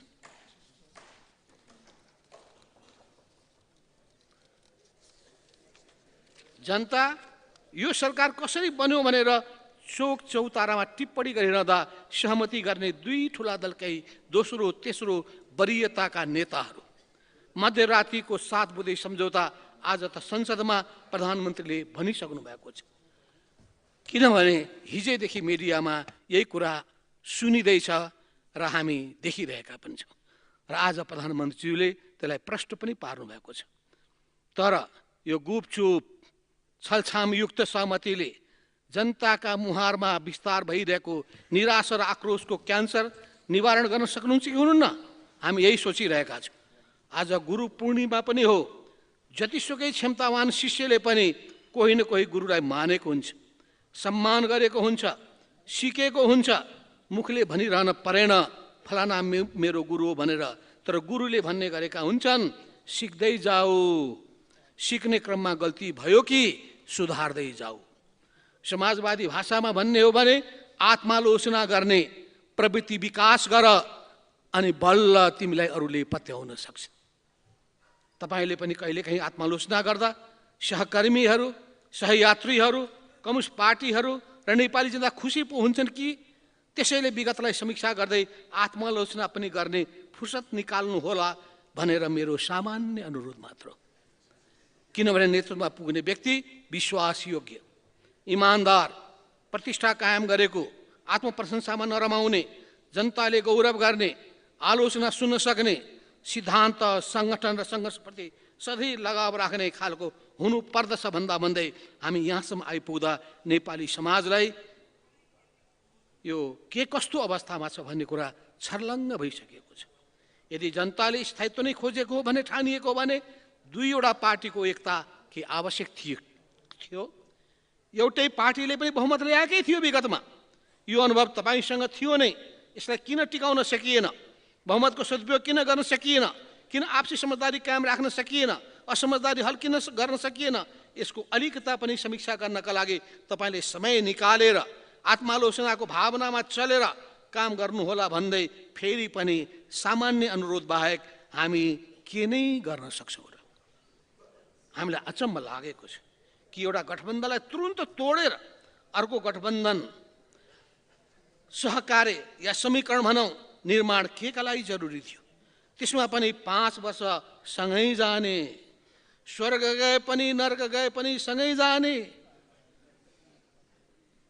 सुन्दै आनन्द लाग्ने कुरा। आफू स्वर्गतिर लाग्यो, अर्कोलाई लात्ती हिर्काएर नर्कतिर पुग्यो। यसरी वचन दिएको पनि सुन्नमा आएको छ। तर अचानक किन गठबन्धन तोडियो? यो किन फेरियो? यो कूटनीतिक हिसाबले, राजनीतिक स्थायित्वको हिसाबले कतैबाट पनि उचित हो भनेर पुष्टि गर्न सकिन्छ। सम्माननीय सभामुखज्यू, देश र जनताको अग्रगति, सुशासन, विकास र समृद्धिका सवालमा छलफल गर्नुपर्ने सदनमा आज पनि प्रधानमन्त्रीले विश्वासको मत सम्बन्धी प्रस्ताव राख्नु भएको छ। त्यसमा हामी छलफल गरिरहेका छौँ। पछिल्लो आम निर्वाचन यताको 1.5 वर्षमा विश्वासको मतका लागि भएको यो 6औं छलफल हो। स्वर्ग नर्क जहाँ गए पनि सँगै जाने कसमको भुल भुलैया सृजना गरेर अघिल्लो साँसमा ओत लागेको गठबन्धन सरकार भोलिपल्टको मिरमिरे अगावै ढालेर पिटिएको डङ्का, राजनीतिक स्थितिको बहस यहाँ पक्कै पनि हुने नै छ। यसअघि महिनाको 28 गते तत्कालीन प्रधानमन्त्री पुष्पकमल दाहाल प्रचण्डले 5औं पटक राख्नुभएको विश्वासको मत सम्बन्धी प्रस्ताव पनि यसै सदनमा छलफल भएको थियो। असार 28 गते नै चितवनको नारायणगढ मुगलिङ सडक खण्डको सीमन्ताल सिङ्गुरे गौराको पहिरोमा परि 2वटा यात्रुवाहक बस, एउटा काठमाडौँबाट गौर जाने गरेको र वीरगञ्जबाट काठमाडौँ आउँदै गरेको यी दुईटै बस त्रिशुली नदीमा खसेका थिए। उक्त हृदय विदारक घटनामा हराइरहेका मध्ये दर्जनौं यात्रुको अझैसम्म सास त के लास समेत फेला परेको छैन। अहिलेसम्म दुर्घटनामा बेपत्ता भएका 61 मध्ये 25 को मात्रै सब फेला परेको छ। पीडित परिवारको पीडामा मलहमपट्टि लगाउनेतर्फ हामी यो सदनमा छलफल गरौँला, हाम्रो ध्यान जाला भनेको त हामी सत्ता उलटफेरको दौडामा पो रहेछ। म सर्वप्रथम उक्त दुर्घटनामा मृत्यु मरण गरेका व्यक्तिहरूको परिवारप्रति संवेदना व्यक्त गर्दै अझै बेपत्ता व्यक्तिहरूको खोजी कार्यमा सरकारले अझ गम्भीरतापूर्वक ध्यान दिन सकोस् भन्ने कुरामा विशेष जोड दिन चाहन्छु। सडक पूर्वाधार निर्माणदेखि सुरक्षित यातायात सञ्चालनसम्मका प्रत्येक क्षणमा राज्यले नागरिकको जीवधनको सुरक्षालाई पहिलो प्राथमिकतामा राख्नुपर्छ। आम रूपमा सर्वसाधारणले ज्यान गुमाउने यस्ता सडक दुर्घटना हुनै नदिन गर्नुपर्ने पूर्वाधार निर्माण, नीतिगत र संरचनागत सुधार, कानुन कार्यान्वयन र नियमन जस्ता विषयमा गम्भीर छलफल गर्नुपर्ने समयमा हामी किन राजनीतिक खिचाचाने मात्रै गरिरहेका छौँ? हेर्दा सामान्य लाग्ने यही गम्भीर प्रश्नबाट म आजको छलफल सुरु गर्न चाहन्छु। मैले पनि सुने राजनीतिक स्थायित्वको लागि संविधान समेत संशोधन गर्ने गरी मध्यराति दुई दलका नेताहरू बीच सहमति भयो अरे। असार 17 गतेको मध्यरातको त्यही अपारदर्शी सम्झौताको परिणामस्वरूप गठन भएको नयाँ सरकारका प्रधानमन्त्रीले आज सदनमा विश्वासको मत माग्नु भएको छ। तर नयाँ गठबन्धनको आवश्यकता, औचित्य र उद्देश्य प्रस्ट्याउने गरी उहाँहरू बीचको सहमतिको बारेमा आजको सदन बल्ल बेखबर होइन जानकार भएको छ। मैले त बेखबरै लेखेका थिएँ, तर प्रधानमन्त्रीजीले यहाँ जानकारी गराउनु भएको हुनाले बल्ल यो सदनले जानकारी प्राप्त गरेको छ। नियत खराब छैन भने किन मध्यरातमा गोप्य सम्झौतामा हस्ताक्षर गर्नु पर्यो? यही सदनमा खुल्लमखुल्ला छलफल गरी एजेन्डा मिल्नेहरूसँग सरकार बनाउन सकिँदैन थियो? प्रश्न छ। जनताको हित चिताइएको छ भने किन लुकाउनु परेको थियो? सत्ता प्राप्तिका लागि अनेकौं खेलो फड्को गर्ने अनि राजनीतिक अस्थिरताको दोष व्यवस्थालाई दिने कुरा किमार्थ उचित होइन।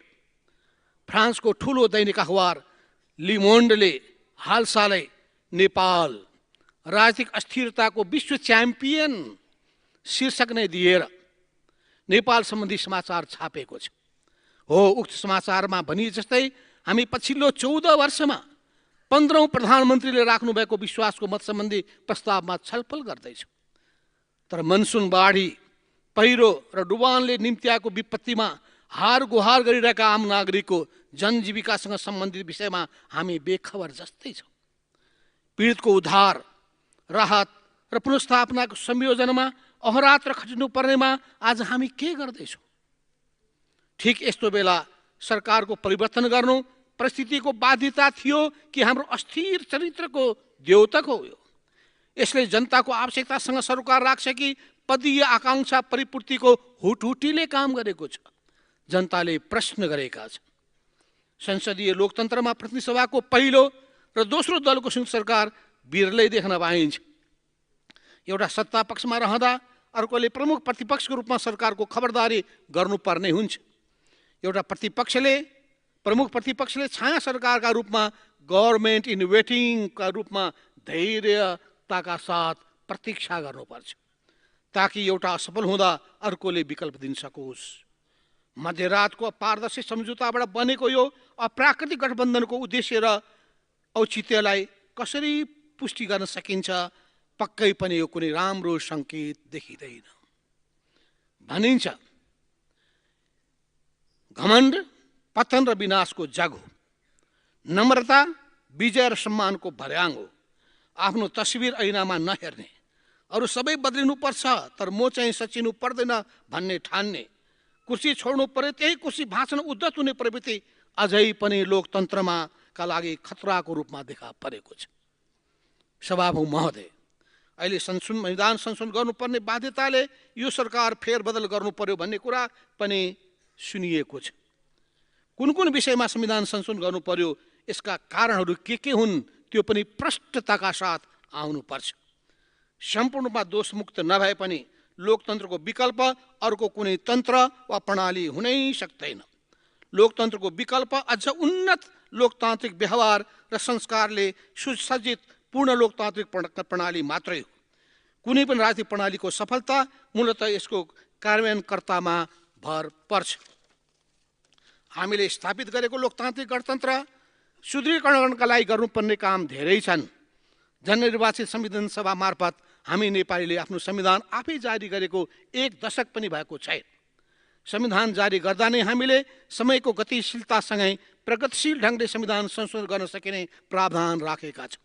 तर यस्तो संशोधन कसैको मनमा उब्जिँदैमा भइहाल्ने होइन। संविधान संशोधन जस्तो दीर्घकालीन महत्त्वका विषयमा एकाध नेताहरूका बीचमा होइन, देशका सबै राजनीतिक शक्ति, बुद्धिजीवी, नागरिक समाज र आम नागरिक बीच व्यापक छलफल र अन्तर्क्रियाबाट मात्रै गरिनु पर्दछ। यस्तो प्रयास सुल्झिसकेका समस्या बल्झाउने गरी होइन, देशको बृहत्तर हित हुने गरी मात्रै गरिनुपर्छ। शासकीय स्वरूप र निर्वाचन प्रणालीबारे हाम्रा आफ्नै अनुभव छ। संविधान निर्माणका बेला पनि हामीले यसमा लामो छलफल गरेका छौँ। संविधान जारी गर्ने अन्तिम समयसम्म पनि कतिपय सन्दर्भमा हाम्रा आफ्ना दृष्टिकोण र फरक धारणा थिए। कार्यान्वयनका क्रममा यसलाई परिष्कृत गर्दै लैजाने प्रतिबद्धताले नै संविधानको स्वीकार्यता अझै बढ्दै जाने पनि छ। संविधान कार्यान्वयनता जम्मा जम्मी 2 आम निर्वाचन भएका छन्। हो, निर्वाचन प्रणाली निकै महँगो भएको छ। पैसा नहुनेले निर्वाचन लड्नै नसक्ने अवस्था सिर्जना भएको छ। निर्वाचनमा भएका अनुचित लगानीको प्रतिफल खोज्नाले पनि देशमा भ्रष्टाचार बढाएको छ। पारदर्शिता र सुशासनको प्रत्याभूति बिना लोकतान्त्रिक प्रणालीलाई बलियो बनाउन सकिँदैन। मुलुकमा भ्रष्टाचार व्याप्त छ। भ्रष्टाचारका काण्डले देश विश्वभरिमै बदनाम भएको छ। त्यसको गहिरो छानबिन गर्नुहोस् र त्यसका दोषीहरूलाई उन्मुक्ति नदिनुहोस्, दण्डित गर्नुहोस्। यसर्थ भ्रष्टाचारको जड के हो, भ्रष्टाचार निवारणको प्रभावकारी उपाय के हो, छलफल यसमा गरौँ, सादा निष्कर्षमा पुगौँ, ती निष्कर्ष कार्यान्वयनमा इमान्दार प्रयास गरौँ। आज नेपाली जनताले खोजेको परिवर्तन यही हो। खाली ढाँट छलको राजनीति नगरौँ। कुनै पनि पक्षले सस्तो लोकप्रियता र क्षणिक लाभका लागि लोक रिझ्याइ नगरौँ। एकपटक ठन्डा दिमागले सोचौँ। गणतन्त्रको लाभ आम नागरिकसम्म पुग्ने साझा मार्गचित्रको खोजी गरौँ। राजनीतिक स्थायित्वको नाममा नेपाली जनताले अर्को जङ्गबहादुर खोजेका छैन। आधुनिक लोकतन्त्रले सीमित शासनको परिकल्पना गर्दछ। हामीले शासक बलियो बनाउने होइन, जनता बलियो बनाउने हो। जनता बलियो नभई कुनै पनि इन्स्टिट्युसन बलियो हुँदैन। विभिन्न विद्वानका अध्ययनहरूले पुष्टि गरेको छ, system and institution, these are the most important elements. त्यस हुनाले सिस्टम र इन्स्टिट्युसन बलियो नभई देश बन्दैन, देशको विकास हुँदैन। सिस्टम र इन्स्टिट्युसन भत्काउन उद्धत हुनु भनेको प्रकारान्तरले देशलाई असफल बनाउनु हो। हामीलाई यस्तो प्रवृत्ति स्वीकार्य छैन। शक्तिको केन्द्रीकरणबाट नै स्वेच्छाचारिताको जन्म हुने हो। कसैलाई कार्यकारी पदमा पुग्ने बित्तिकै शक्तिको अधिक भोक जाग्छ। स्वतन्त्र स्वायत्त रूपमा चलेका संस्थालाई किन सोझै आफू मातहतमा ल्याइन्छ? त्यसलाई कज्याउने रहर किन जाग्छ? बुझ्नेलाई इसारा काफी छ। यस्तो प्रवृत्तिलाई शक्तिमा फर्किन हुस्याउने साथीहरूलाई भन्न चाहन्छु, भोलि पस्ताउनु नपरोस्। नेपाल जस्तो भूराजनीतिक संवेदनशीलता भएको बहुलतायुक्त समाजमा निर्वाचित नै किन नहोस्, एउटा व्यक्तिको स्वेच्छाचारी शासन सम्भव छैन।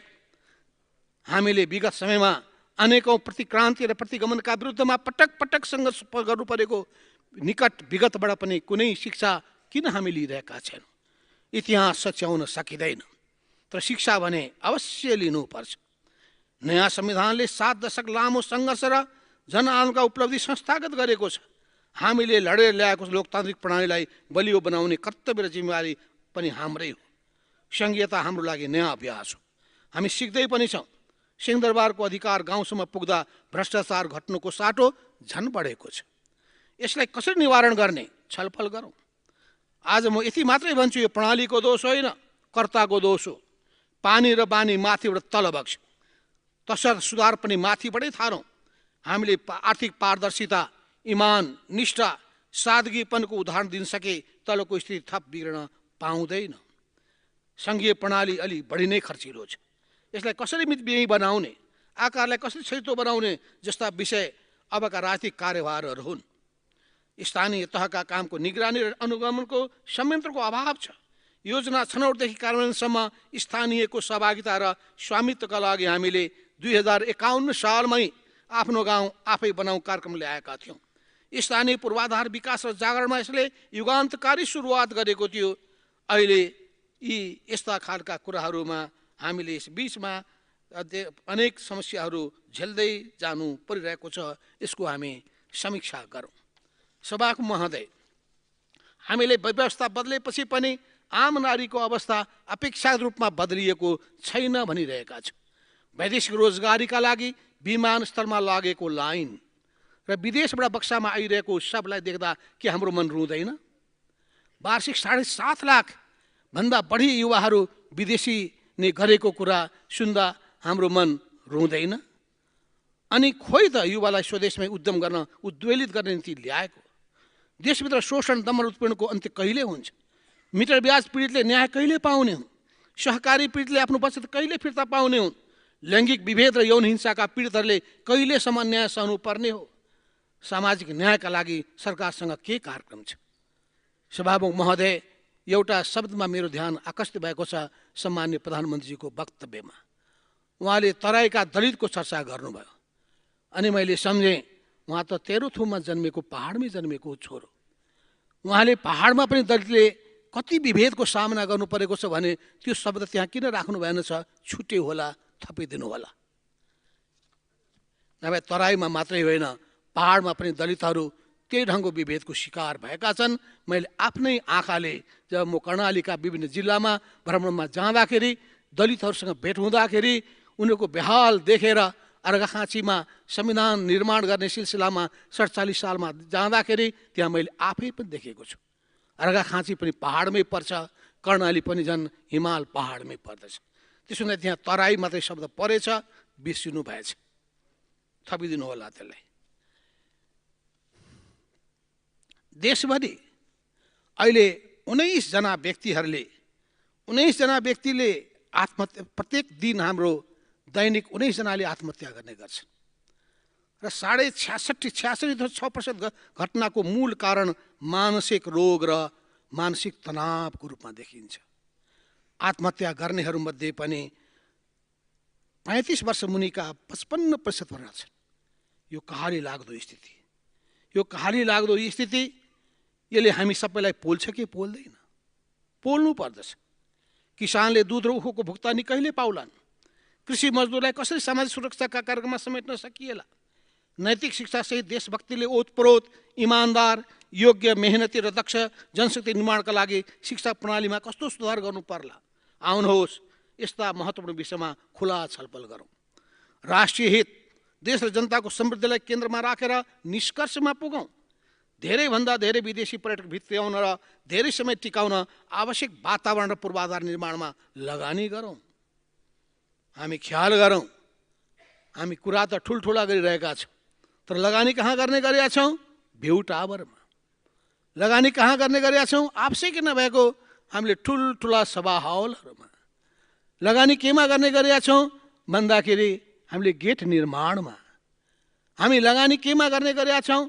थोरै पैसाले बनाउन सकिने भवनमा विशाल खर्च गरेर भवन निर्माण गर्ने कामहरूमा। त्यो हेर्न जानु छ भने यो सांसदहरूको डेलिगेसनले अहिलेको प्रधानमन्त्री क्वार्टर हेरे हुन्छ, सांसदको टिम गएर मन्त्रीहरूको क्वार्टर हेरे हुन्छ, अनि मुख्यमन्त्रीहरू र प्रदेश प्रमुखहरूको क्वार्टर निर्माण भएको त्यो ठाउँ हेरे हुन्छ। मन पोलेर आउँछ त्यो एउटा भवनमा कति खर्च भइरहेको छ, त्यहाँ राखिएको सामानमा कति खर्च भएको छ, के त्यसको आवश्यकता थियो? त्यो पैसा त्यहाँ कम खर्च गरेर अहिले मन्त्री क्वार्टर अहिले पुलचोकमै राखेर अनि त्यसपछि बाँकी सबै रकमहरू भनेको जनताको उत्पादन वृद्धि गर्ने कामहरूमा, कृषि उत्पादनमा विकास गर्ने कुरामा, अन्य उत्पादनमूलक कार्यहरूमा लगाए हुँदैनथ्यो? युवाहरूको सिप विकासमा, युवाहरूलाई तालिम दिने कुराहरूमा, रोजगारी प्रबन्धन गर्ने कुरामा लगाए हुँदैनथ्यो? के हामीले यसमा अलिकता पनि समीक्षा गरेका छौँ? त्यसो हुनाले म फेरि पनि भन्न चाहन्छु कि आउने दिनमा यस्तै ढङ्गका भ्यू टावरहरू नबनुन्। यहाँ बसेर एकैचोटि कैँचीले 753वटा पालिकामा अस्पतालको शिलान्यास गर्ने काम नहोस्। 6742वटा वडाहरूमा एकैचोटि शिलान्यास गर्ने काम नहोस्। अस्पताल के प्रत्येक पालिकामा आवश्यक छ? के अस्पतालमा हामी त्यहाँ डाक्टरहरू पुर्याउन सक्ने अवस्था छ? त्यहाँको हामीले पठाउने त्यसको अस्पतालका सबै सामग्रीहरू त्यहाँ दुरुस्त रूपमा त्यहाँ चलाउन सक्ने हामीसँग विज्ञहरू छन्, हामीसँग टेक्निकल म्यान पावर छ कि एउटा जिल्लाको एउटा योजना बनाएर एउटा जिल्लामा कति, एउटा प्रदेशमा कति, कुन कुन ठाउँमा हामी किन सामग्रिक सोचहरू राख्दैनौँ? सामग्रिक सोचको आधारमा योजना किन बनाउँदैनौँ? योजनालाई हामी उचित प्राथमिकता किन दिँदैनौँ? प्रधानमन्त्रीज्यूले एउटा कुरा भन्नुभयो कि हामी काम सुरु गर्छौँ, वर्षसम्म काम हुँदैन। यही हो व्यथिति। यो व्यथितिलाई रोक्ने कुरामा तपाईँको अलिअलि ध्यान गएको देखेर खुसी पनि लाग्यो मलाई। वास्तवमा हामी आफ्नो जिम्मेवारीमा गम्भीर बनेका छैनौँ। यो प्रत्येक माथि उठिरहेको प्रश्न हो, तपाईँ हामी माथि उठिरहेको प्रश्न हो यो। त्यसो हुनाले यस बारेमा हामी गम्भीरताका साथ सोचौँ। हामी नयाँ आर्थिक वर्षको प्रारम्भिक दिनमा छौँ। सदनले भर्खरै केही समय पहिले बजेट पारित गरेको छ। साधारण खर्च धान्न पनि आन्तरिक ऋण उठाउनु पर्ने अवस्थाले विगतमा हामीले कस्तो शासन गऱ्यौँ भन्ने प्रश्नको ठोस जवाब खोजिरहेको छ। अप्रवासन कामदारले विदेशमा कठोर परिश्रम गरेर पठाएको रेमिट्यान्सका कारण विदेशी मुद्राको सञ्चिति भने राम्रो छ, तर अर्थतन्त्रको सूचकाङ्क विदेशी मुद्राको सञ्चितिले मात्रै होइन, अन्य सबै जसो आर्थिक सूचकाङ्क खासै राम्रो अवस्थामा देखिँदैन। विकास खर्च ज्यादै न्यून छ। भएको विकास खर्चको ठुलो हिस्सा असार मसान्तमा भइरहेको छ। बर्सातमा हिजो गरेको पिच आजै भत्किरहेको छ। असारको भेलमा विकास खर्च बगाउने परिपाटी अन्त्य नगरी मुलुकमा विकास र समृद्धि सम्भव छैन। जनता मूल्य वृद्धिको मारमा छ। गत आर्थिक वर्षमा खाद्यान्नको मूल्य वृद्धि मात्रै 16% पुग्यो। देशलाई छिटो विकसित गर्न दोहोरो अङ्कले आर्थिक वृद्धि गर्न सक्नुपर्छ, तर आर्थिक वर्ष 80-81 को आर्थिक वृद्धि 4% भन्दा तलै रहेको अनुमान छ। राजस्व सङ्कलन लक्ष्यको 72% मात्रै हुँदा बजेट घाटा कुल खर्चको 1/3 पुगेको छ।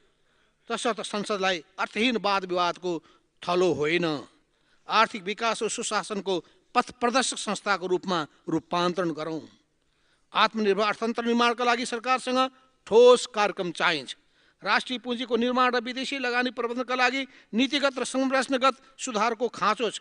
लगानी र प्रतिफलको सुनिश्चितता बिना विदेशी लगानी भित्रिँदैन। अब 200 मेगावाटको होइन, 5-10 हजार मेगावाट क्षमताका जलविद्युत परियोजनामा लगानी आकर्षित गर्नुपर्छ।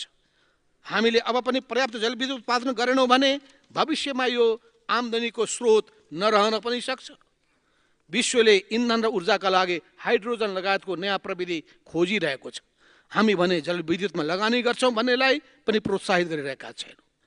पर्यटन जस्तै वैदेशिक लगानीले पनि हामीले हाम्रो कूटनीतिसँग जोड्नुपर्छ। असङ्गता र पंचशीलता हाम्रो पराराजनीतिक आधारभूत पक्ष हुन्। हामीले कुनै पनि सैनिक गठबन्धनमा संलग्न हुनु हुँदैन, तर राष्ट्रिय हित सुरक्षित हुने गरी सबैको आर्थिक सहयोग हामी अवश्य लिनुपर्दछ। कुनै एक मित्र राष्ट्रका विरुद्ध अर्को कार्ड प्रयोग गर्ने भूल हामीले गर्नै हुन्न। हाम्रा कूटनीतिक नियोगहरू कतिको प्रभावकारी छन्, त्यहाँ रहेका नेपालीको हितरक्षाका लागि कतिको काम गरिरहेका छन्।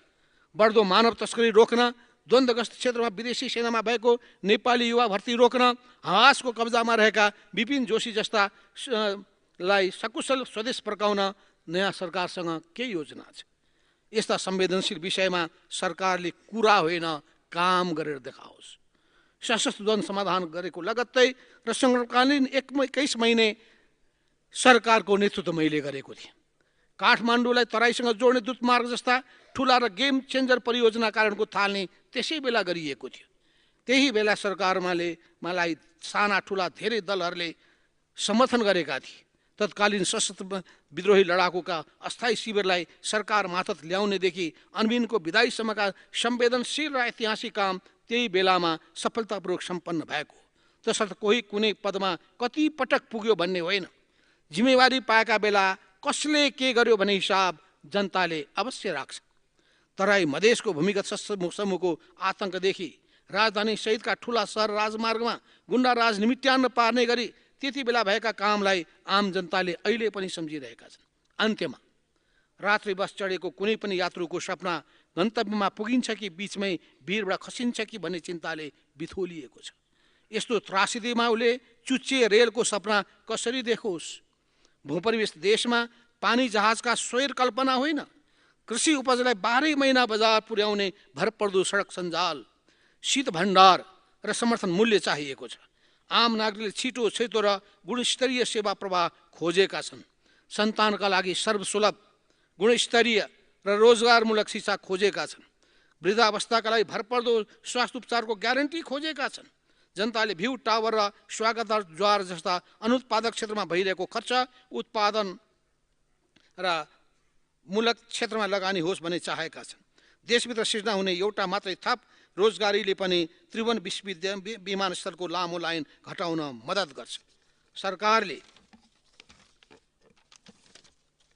उद्योग धन्दा खोल्न, चलाउन र स्वरोजगार सिर्जना गर्न प्रोत्साहनको कार्यक्रम ल्याउनुपर्छ। वातावरण संरक्षणको कुरामा विशेष ध्यान दिनुपर्छ। नेपाल जस्तो देशमा जहाँ भूकम्प र बाढी पहिरोले यो देश आक्रान्त छ, यहाँ कसरी वातावरणको संरक्षण गर्ने सामग्रिक योजना हुनुपर्छ। आईटी सेक्टरको विकासमा पनि सरकारले यथोचित ध्यान दिनुपर्छ। प्रत्येक कामको निम्ति गहिरो अध्ययन अनुसन्धान गर्ने र काम अगाडि बढिसकेपछि अनुगमन र मूल्याङ्कन गर्ने परिपाटीलाई व्यवस्थित ढङ्गले हामीले अघि बढाउन सक्नुपर्छ। त्यसो हुनाले यी जम्मै कुराहरूको निम्ति विश्वसनीय आधार नभएसम्म हामी कसरी प्रधानमन्त्रीलाई विश्वासको मत दिन सक्छौँ? तसर्थ हामी रचनात्मक प्रतिपक्षको भूमिकामा उभिन चाहन्छौँ। आम नागरिकले आज भ्रष्टाचारको अन्त्य तथा सुशासन र जवाबदारिता खोजेका छन्। हामी प्रतिपक्षमा बसेर सरकारलाई निरन्तर खबरदारी गर्नेछौँ। सरकारले राम्रो काम गरे हाम्रो विरोध होइन, अवश्य म समर्थन गरौँला। कम्तीमा नराम्रो नगर्नुहोस्। मेरो र हाम्रो दलको तर्फबाट तपाईँलाई शुभकामना छ। धन्यवाद।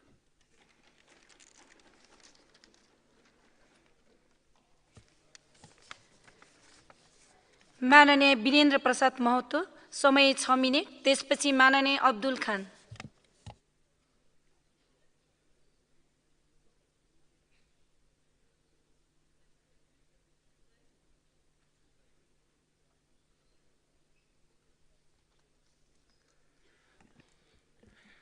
सम्मान्य सभामुख महोदय, आज हामी यो 1.5 वर्षमा 6औं चोटि विश्वासको मतमा सहभागी भएका छौँ र जहिले पनि हामी सुन्दाखेरि आउने विश्वासका मत लिने सामान्य प्रधानमन्त्रीज्यूले आफ्नो कार्ययोजना र देशलाई समृद्ध बनाउने योजनाहरू राख्नुहुन्छ। त्यस्तै निवर्तमान प्रधानमन्त्रीज्यूले मैले यो देशको लागि यो गरेँ त्यो गरेँ भन्ने कुरोहरू राखेर जानुहुन्छ। म एउटै कुरो के भन्न चाहन्छु भने हामी जनताले यो सरकारबाट के पायौँ? यो संविधानमा उल्लेख भएको मौलिक अधिकारभित्र पर्ने जुन अधिकार छ जनताको, त्यो जनताले पायो त आजसम्म? उसले खानेपानी, स्वच्छ खानेपानी पाउन सक्यो? स्वास्थ्यमा के सुधार गर्यो हामी? शिक्षामा हामी के सुधार गर्न सक्यौँ? त्यस्तै हामी कृषकलाई के दिन सक्यौँ? सिँचाइ दिन सक्यौँ? समयमा खाद्यमल दिन सक्यौँ? यस्ता साना जुन चिजहरू, जुन जनतालाई दिनका प्रतिदिन चाहिने आवश्यकताहरूलाई हामीले सम्बोधन गर्न सकिरहेका छैनौँ, त्यति बेला आएर हाम्रो देशको जीडीपी यति बढाउनेछौँ र यतिलाई रोजगारी सृजना गर्नेछौँ भन्ने यो भ्रम होइन। मैले एउटा सुनेको थिएँ सभामुख महोदय, कुनै देशको हजारौं जनता मूर्ख भयो भने त्यो देशलाई त्यतिकै असर गर्दैनन्, तर त्यो देशको एउटा नेता मूर्ख भयो भने त्यो हजारौं जनतासहित त्यो देशलाई ठुलो असर गर्छ। र त्यो छुट हामीलाई छ र? आज हामी संविधान संशोधनका कुरो गरेका छौँ। यो संविधान बनाउने बेलादेखि नै हामी विरोध गरिरहेका छौँ। यो संविधान पूर्ण रूपमा आएको छैन, यसले संशोधन गर्नुपर्छ भन्ने कुरो त हामीले राखेका छौँ यो मुद्दाहरू। तैपनि आज बल्ल समय आएको छ, हामी सबैजना मिलौँ र पार्टी र आफ्नो स्वार्थभन्दा माथि उठेर जनताको आवश्यकतालाई संविधानमा संशोधन गरेर अगाडि बढौँ।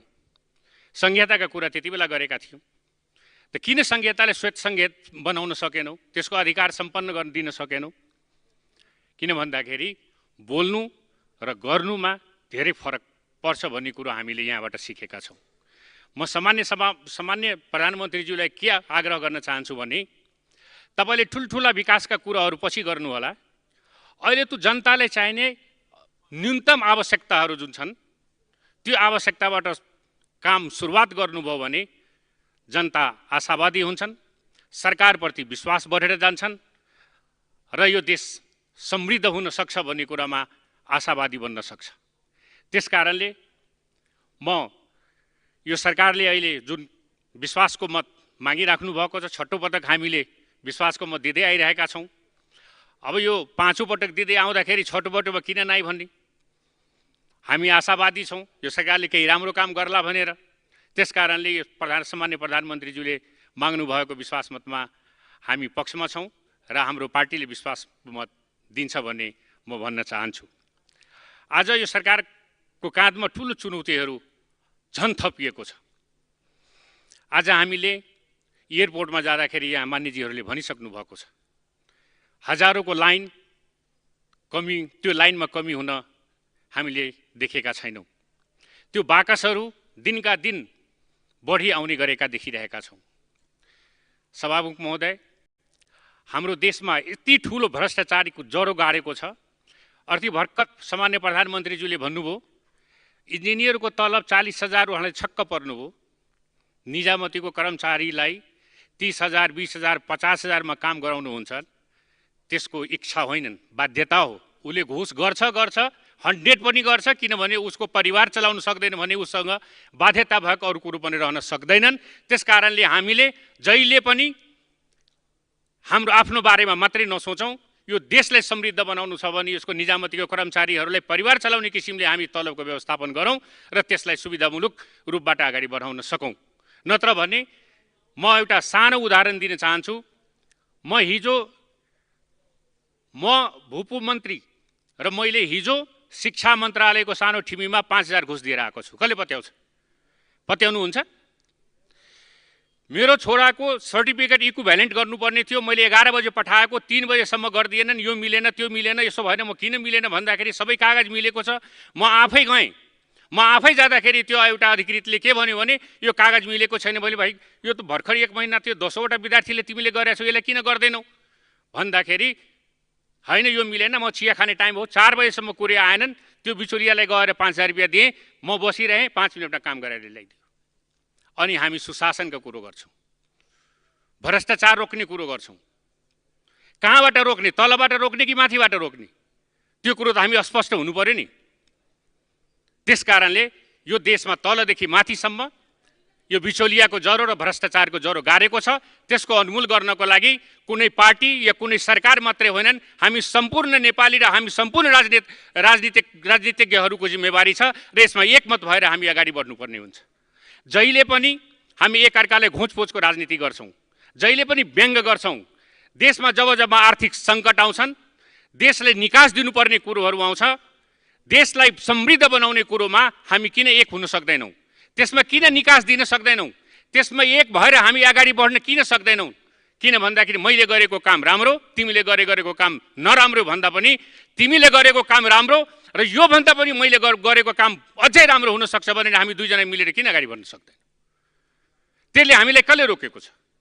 हिजोको सरकारले गरेको काम सबै नराम्रो काम हो र? त्यो राम्रो कामलाई आत्मसात गर्दै अगाडि बढ्यो भने नै केही रिजल्ट आउँछन्। नत्र भने उसले गरेको काम छुवाछुत जस्तो उसले गरेको काम हामीले गर्नु हुँदैन र हामीले गरेको काम सबै राम्रो हुन्छ भन्ने कुरो उद्देश्यले हामी अगाडि बढ्न सक्यौँ भने हामी जहिले पनि हामी भाषणभन्दा माथि उठ्न सक्दैनौँ, देशलाई कहिले समृद्ध बनाउन सक्दैनौँ। त्यसकारण सभामुख महोदय, म सबै राजनीतिक दलहरूसँग आग्रह गर्न हामी सानो दल छौँ, सानो दललाई हामीले या पक्षमा या विपक्षमा तर हाम्रो समस्या र हाम्रो मुद्दा कसैले आजसम्म सुनेको छैन। हामीले एउटा फुटबल बनाएको छ, उताबाट आयो भने गेम गर्न खोज्छन्, यताबाट आयो भने यसलाई गेम गर्न खोज्छन्। तर हाम्रो समस्या, हाम्रा मधेसका समस्याहरू, हामीले जुन हजारौँ शहीद भएर ती रगत बगाएर ल्याएको संविधानमा अझै पनि संविधान त्रुटिपूर्ण छन्। त्यहाँको जनताहरू विभेदमा परेका छन्, त्यहाँको जनताहरूको अधिकार समेटिएको छैनन् भन्दाखेरि कसैको पनि कुनै पनि राजनीतिको त्यहाँ कुनै पनि पार्टीको र प्रधानमन्त्रीको ध्यान गएनन्। तर आज त्यही कुरोहरूले आवश्यकता मानेर, त्यही कुरोहरू आवश्यकता सम्झेर हामीले संविधान संशोधन गर्नुपर्छ भन्ने कुरो आएको छ। म त्यसको लागि सामान्य प्रधानमन्त्रीज्यूलाई धन्यवाद दिन चाहन्छु र यो एउटा इतिहासको सुनौलो अक्षर र सुनौलो अवसर पाउनु भएको छ।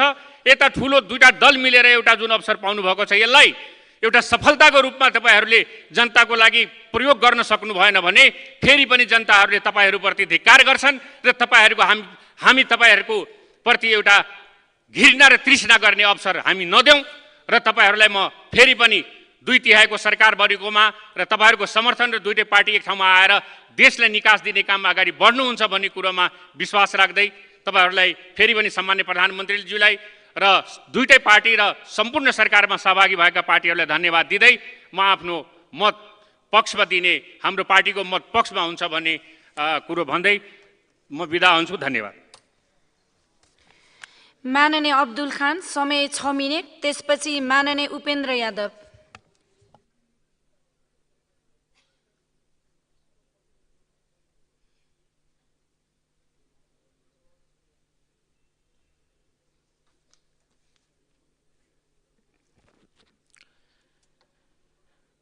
सम्माननीय सभामुख महोदय,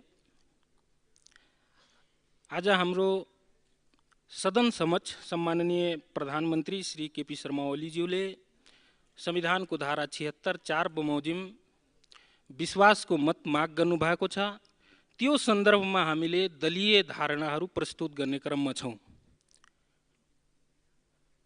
सम्मानीय नेता विश्वेश्वर प्रसाद कोइरालाको 42औं स्मृति दिवसको अवसरमा उहाँप्रति हार्दिक श्रद्धासुमन व्यक्त गर्दै नवगठित सरकारको सम्माननीय प्रधानमन्त्रीज्यूदेखि लिएर माननीय मन्त्रीज्यूहरूलाई हार्दिक शुभकामना व्यक्त गर्न चाहन्छु।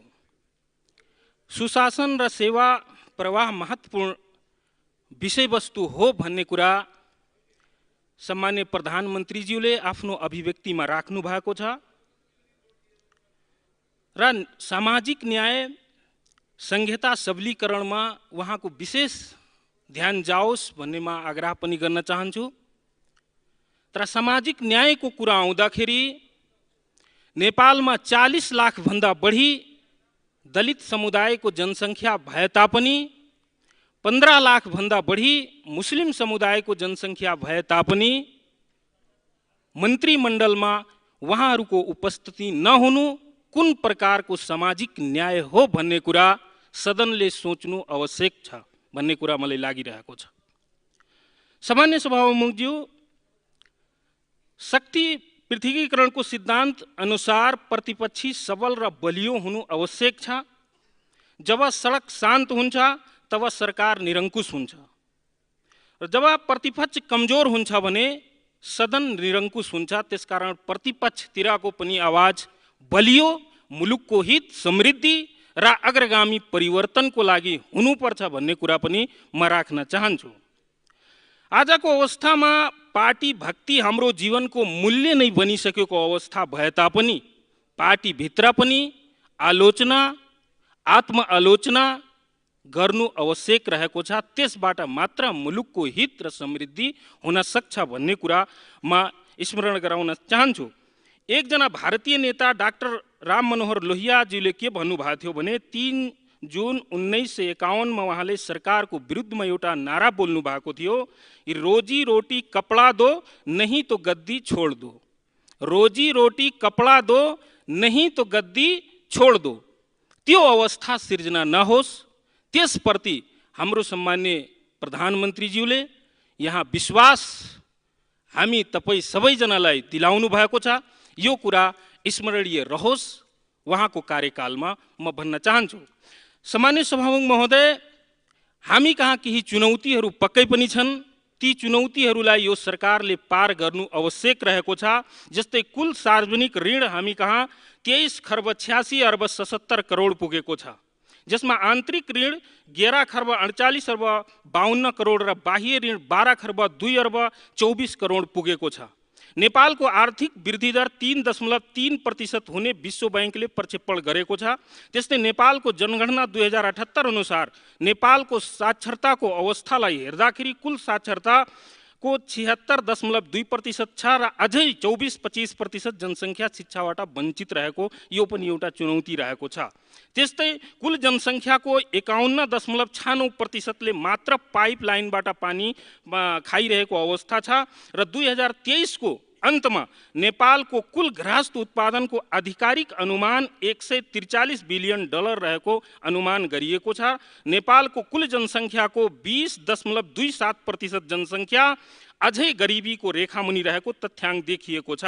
यो नेपालको कुल जनसङ्ख्याको करिब 58 लाख पर्न जान्छ। त्यसकारण यस्ता चुनौतीहरू छन् हामी कहाँ। वैदेशिक रोजगारीको कुरा गर्दाखेरि दैनिक 2000 भन्दा बढी युवाहरू विदेश रोजगारी गर्न गइरहेको अवस्था छ। देशको कुल 95% जनसङ्ख्या विद्युत पहुँचमा पुगेको छ र अझै 5% जनसङ्ख्यालाई विद्युतीकरणबाट जोड्नुपर्ने तथ्याङ्क देखिएको छ। त्यसकारण यहाँ सम्मान्य प्रधानमन्त्रीज्यू 2 वर्षको कार्यकाल भन्नुभएको छ। हाम्रो पार्टीको शुभकामना छ उहाँ 2 वर्षै प्रधानमन्त्री रहन्, तर यी आँकडाहरू, यी प्रतिशतहरूलाई तला कसरी झार्न सकिन्छ, कसरी यसलाई मेन्टेन गर्न सकिन्छ, उहाँले योजना कम्तीमा यी आँकडाहरूलाई झार्ने खालको योजनाहरू बनाउनु आवश्यक छ। त्यस विषयवस्तुप्रति उहाँको ध्यान जानुपर्छ भन्ने कुरा मलाई विश्वास छ। र यस्ता तथ्याङ्कहरूको प्रतिशत उहाँले घटाउनु हुनेछ भन्ने आफ्नो अभिव्यक्तिबाट प्रस्तुत गर्नुभएको कारणले गर्दा, यति विश्वास भएको नाताले उहाँले राख्नु भएको विश्वासको मतको प्रस्तावमा हाम्रो दलले उहाँलाई विश्वासको मत दिने घोषणा गर्दै म बिदा हुन्छु। धन्यवाद।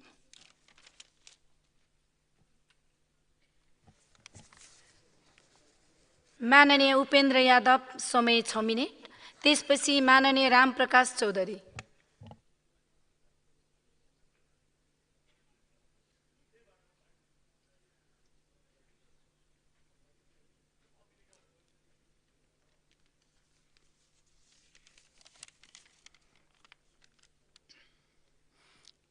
सम्माननीय सभामुख महोदय, संसदीय प्रणालीमा प्रमुख दलहरू, ठुला दलहरू एक सरकारमा रहने, अर्को प्रतिपक्षमा रहने, प्रायजसो संसदीय प्रणाली भएका मुलुकहरूमा, हाम्रै मुलुकमा पनि अभ्यास हुँदै आएको छ। तर सायद समयको माग र मुलुकको आवश्यकताले गर्दा नै होला प्रमुख 2टा दल नेपाली काङ्ग्रेस, नेकपा एमाले को समझदारी र सम्झौताबाट सरकारको गठन भएको छ। सम्मान्य प्रधानमन्त्रीजीलाई म बधाई दिन चाहन्छु। र यसरी 2 ठुला दलहरूको मिल्ने भनेको यो अन्तिम अवसर हो। साँच्चै भन्ने हो भने अहिले मुलुकको राजनीतिक सङ्कट या राजनीतिक अवस्था डिलमै पुगिसकेको छ। अब यी कहिलेकाहीँ चिन्ता हुन्छ, यी 2टा ठुला दलहरूको संयुक्त सरकार असफल भए, यो सहकार्य लामो गएन भने, टिकेन भने त्यसपछिको विकल्पहरू कति दुःखद, कति पीडादायक होला मुलुकको लागि। एउटा यो ठुलो चुनौती रहेको छ र मुलुक त्यसबेला ठुलै राष्ट्रिय सङ्कटतर्फ जान सक्दछ। त्यस कारणले सङ्कटतर्फ नजाओस् भन्ने हाम्रो जनाउ। संविधान संशोधनको सवाल अति महत्त्वपूर्ण सवाल हो। सभामुख महोदय, यो संविधान घोषणा भएको समयमा मेचीदेखि महाकालीसम्म जनताले कालो दिवस मनाएका थिए। जनतामाथि गोली बर्साएर, जनता मारेर घोषणा गरिएको संविधान हो। संविधान सभामा 300 भन्दा बढी संशोधनहरू प्रस्तुत भएका थिए। छलफलै नगरिकन बाहिर लेखनदासहरूबाट लेखाएर संविधान सभाको माध्यमबाट घोषणा गरिएको संविधान हो। यो संविधानको पुनर्लेखन, संशोधन, परिमार्जन आवश्यक छ। शासकीय स्वरूप, निर्वाचन प्रणाली, न्याय प्रणाली, प्रादेशिक संरचना र क्षेत्राधिकारहरू लगायतका विषयहरूमा संशोधनको आवश्यकता छ र संविधान संशोधनको चर्चा चलेको छ। त्यो अगाडि बढोस् र सार्थक रूपले अगाडि बढोस्। हालै नेपालमा बाढी पहिरो, नेचुरल डिजास्टर्सले बाढी पहिरोबाट निकै ठुलो धनजनको क्षति भएको छ। राज्य छ तर जनतालाई त्यो धनजनको क्षति हुनबाट जोगाउने र राहत पुर्याउनमा राज्य नै चुकेको छ, असफल भएको छ। र चुरे संरक्षण अति महत्त्वपूर्ण छ। हिल साइडमा, पहाडको साइडमा वैज्ञानिक रूपले अध्ययनै नगरिकन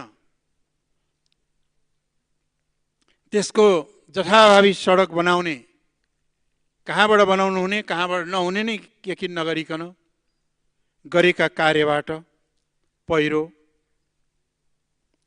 जताततै पहिरो गइरहेको छ।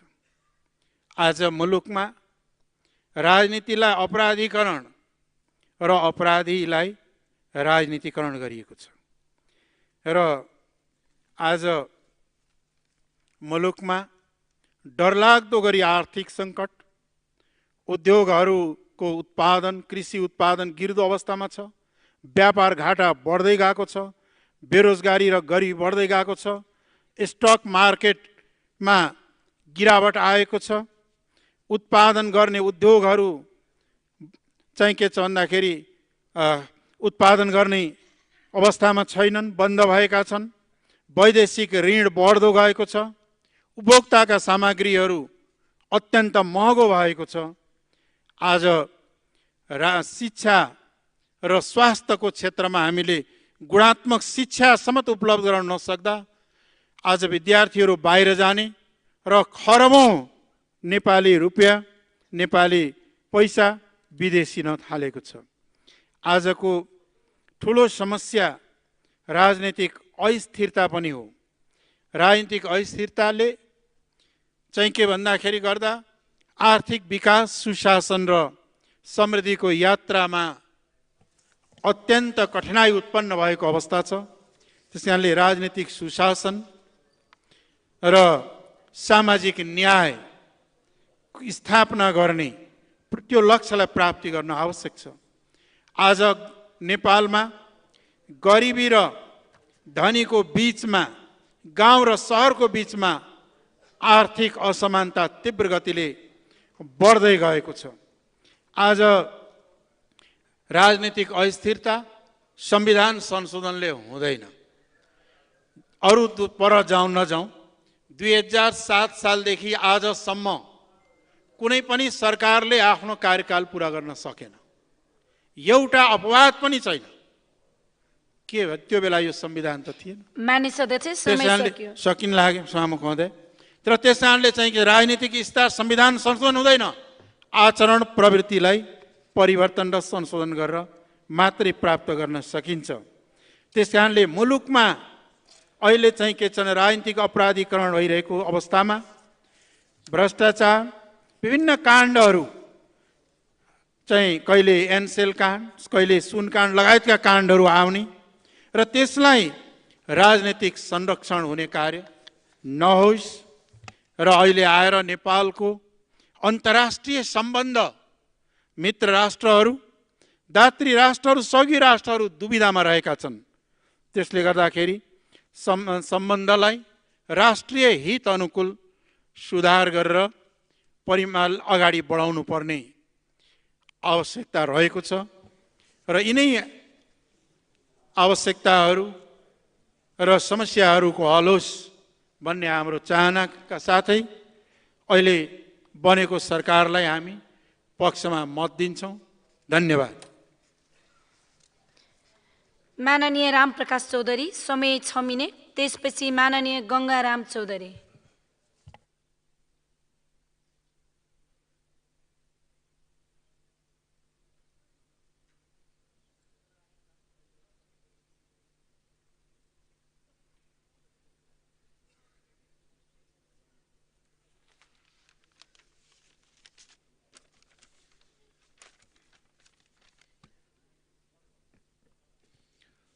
सम्माननीय सभामुख महोदय, सर्वप्रथम आज गुरु पूर्णिमाको उपलक्ष्यमा सम्पूर्ण गुरुजनमा चाहिँ नमन गर्दछु। त्यस्तै सभामुख महोदय, युग पुरुष बिपी कोइरालाको 42औं स्मृति दिवसको अवसरमा हार्दिक श्रद्धाञ्जली अर्पण गर्न चाहन्छु। त्यस्तै सभामुख महोदय, चितवनको सिम्बलतालमा पहिरो सँगसँगै त्रिशुली नदीमा बगाएको 2टा बसमा सवार 65 जना यात्रुमध्ये 3 जना त्यहाँबाट सकुशल बाँच्न सफल र बाँकी 62 जना यात्रुहरू बेपत्ता भएकोमा हालसम्म 25 जना यात्रु मात्रै को चाहिँ लास फेला परेको बुझिएको र यसमा 1 हप्ताभन्दा बढी भइसक्दा पनि त्यहाँ धेरै लापरवाहीले गर्दाखेरि हालसम्म करिब 37 जनाको सास र लास फेला पर्न सकेको छैन। सभामुख महोदय, त्यसलाई खोज तलासमै चाहिँ त्रुटि भएको छ। घटना घट्ने 3 बजे, त्यहाँ प्रहरी 5 बजे पुगेको छ। खोज तलास चाहिँ 10 बजेबाट सुरु भएको छ। खोज्दा पनि माथिबाट खोजिन्छ कि तलबाट खोज्नुपर्ने हो। अहिले लास बगेर इन्डियामा गइसकेको छ। 103 किलोमिटर त त्यो गण्डकको नहरकै छ। त्यहाँ चाहिँ नेपाल सरकारले गोही घडियाल पाले राखेको छ। त्यो गोही घडियालले र त्यहाँ चाहिँ ठुल्ठुलो माछाहरू पनि छन्, त्यसले बाँकी राखे होला। सभामुख महोदय, त्यो सरकारको चाहिँ पहिलादेखि नै खोज तलासमा लापरवाही भएको छ।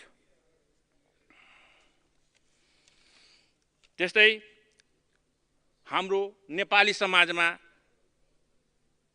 समयमै हप्ता 15 दिन 1 महिनामा त्यो लास फेला परेन भने कुसको लास बनाएर त्यसलाई दाह संस्कार गर्ने चलन छ र कति दिनसम्म त्यो आइमाई केटाकेटी र त्यसको परिवार आफन्तजन भोकभोकै नुन बाटेर चाहिँ बसोस्।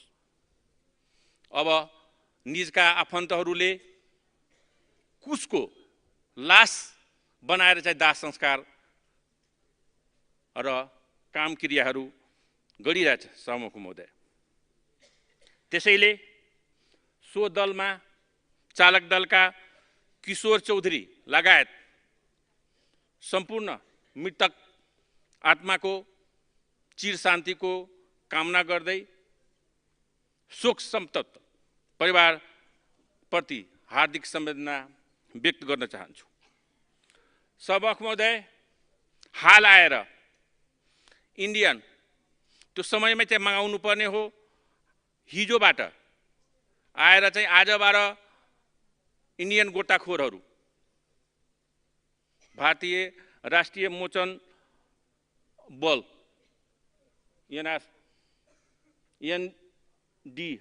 एनडीआरएफले चाहिँ खोज तलास गर्न सुरु गरेछ।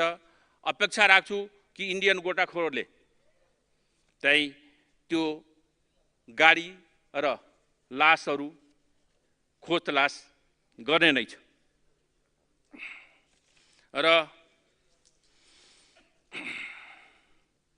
सभामुख महोदय,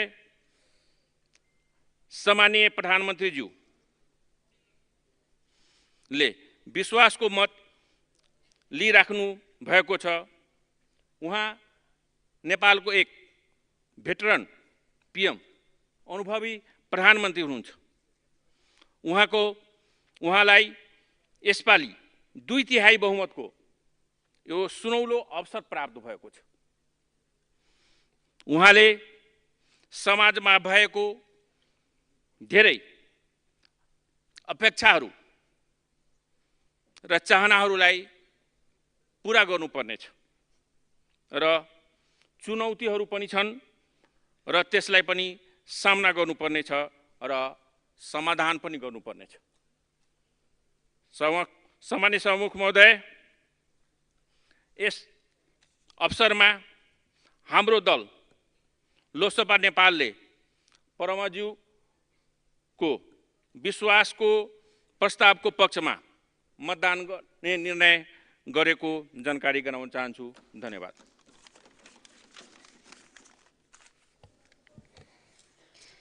माननीय गङ्गाराम चौधरी, समय 6 मिनेट। त्यसपछि माननीय प्रेम सुवाल।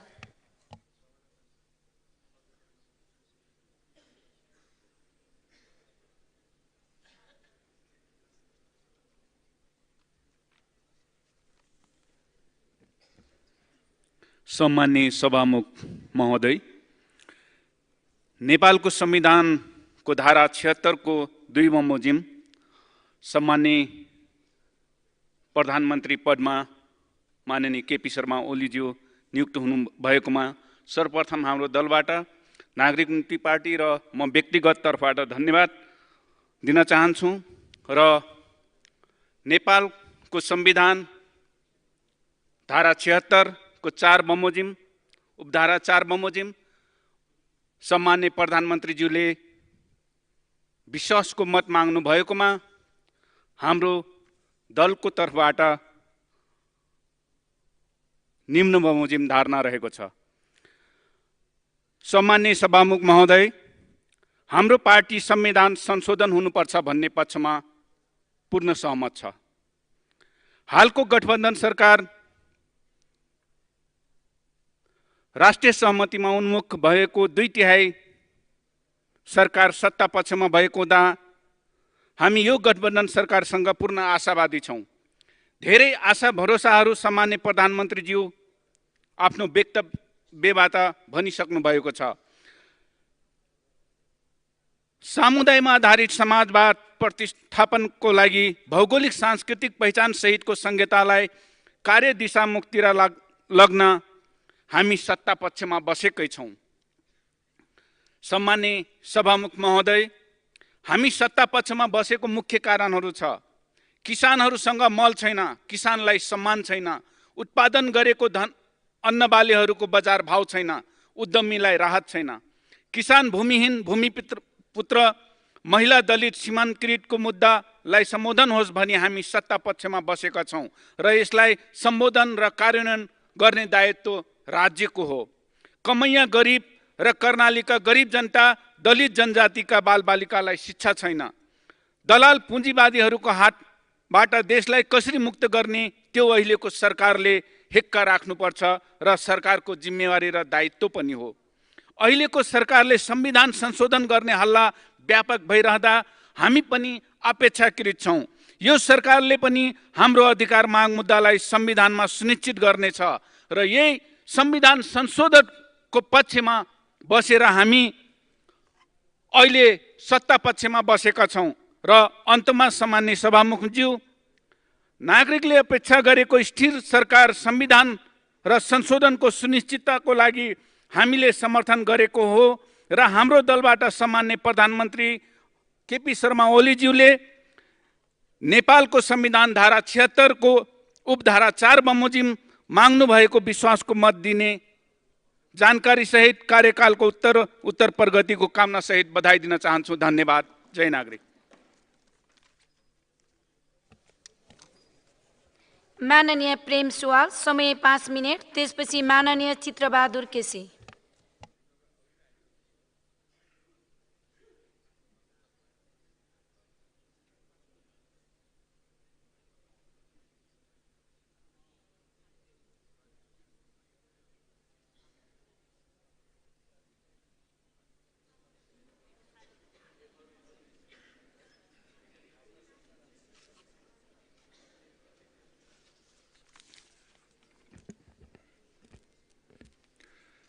सभामुख महोदय, जसको हातमा अर्थतन्त्र हुन्छ राजनीति उसैको हुन्छ। यसैले सत्ता गठबन्धनको सहमति गरिबको घरमा भएन, ठुल्ठुला उद्योगी व्यापारीको घरमा भयो। राजनीतिक दल एक दर्शन र वर्ग आधारमा गठन र सञ्चालन हुन्छ। शोषण, हिंसा, युद्धको पक्ष लिने दर्शन पुँजीवाद र साम्राज्यवाद हो। आर्थिक समानता, सामाजिक न्याय र शान्तिको पक्ष लिने दर्शन समाजवाद हो। मार्क्सको मृत्युपछि उहाँकै शिष्य बर्नस्टिनले पुँजीवादी चुनाव जितेर सरकारमा जाने संशोधनवादी नीति लिएका थिए। नेपालमा बहुदलीय प्रजातन्त्रको अवधारणा नेपाली कङ्ग्रेसका बीपी कोइरालाले लिएका थिए। सच्चा कम्युनिस्टहरू पुँजीवादी सरकारमा जाँदैनन्। प्रधानमन्त्री पद व्यक्तिको इच्छाभन्दा पनि पार्टीको दृष्टिकोण र जनताको संस्था हो। प्रधानमन्त्री र मन्त्रीहरू भ्रष्टाचारबाट मुक्त भए देश भ्रष्टाचारबाट मुक्त हुनेछ। 35 वर्ष यता सरकारमा राजनीतिक दल, प्रधानमन्त्री र मन्त्रीहरू परिवर्तन भइरहेका छन्। तर सरकारमा पुग्नु अगाडि आफैले बाचा गरेका विषयहरू नेपालीलाई भाडाको सिपाही बनाउने सन् 1947 को नेपाल बेलायत भारतको गोर्खा भर्ती केन्द्र र नेपाललाई भारतको सुरक्षा छातामा राख्ने सन् 1950 को नेपाल भारत सन्धि खारेज गरिएनन्। नेपालका नदीनाला भारतको साझा हो भनी विक्रम सम्वत 2047 सालमा नेपाल भारत सन्धि भएको खारेज गरिएनन्। नेपालको पानी र बिजुली भारतीय विस्तारवादलाई कब्जा गराउने सम्झौताहरू कोशी, गण्डक, महाकाली, माथिल्लो कर्णाली, अरुण तेस्रो, अरुण चौथो, तल्लो अरुण, पश्चिम सेती, सेती 6, मुगु कर्णाली, तिला 1, तिला 2, फुकोट कर्णाली, माथिल्लो मर्स्याङदी, कर्णाली चिसापानी, कर्णाली चरण 1 र 2 सन्धि सम्झौता खारेज गरिएनन्।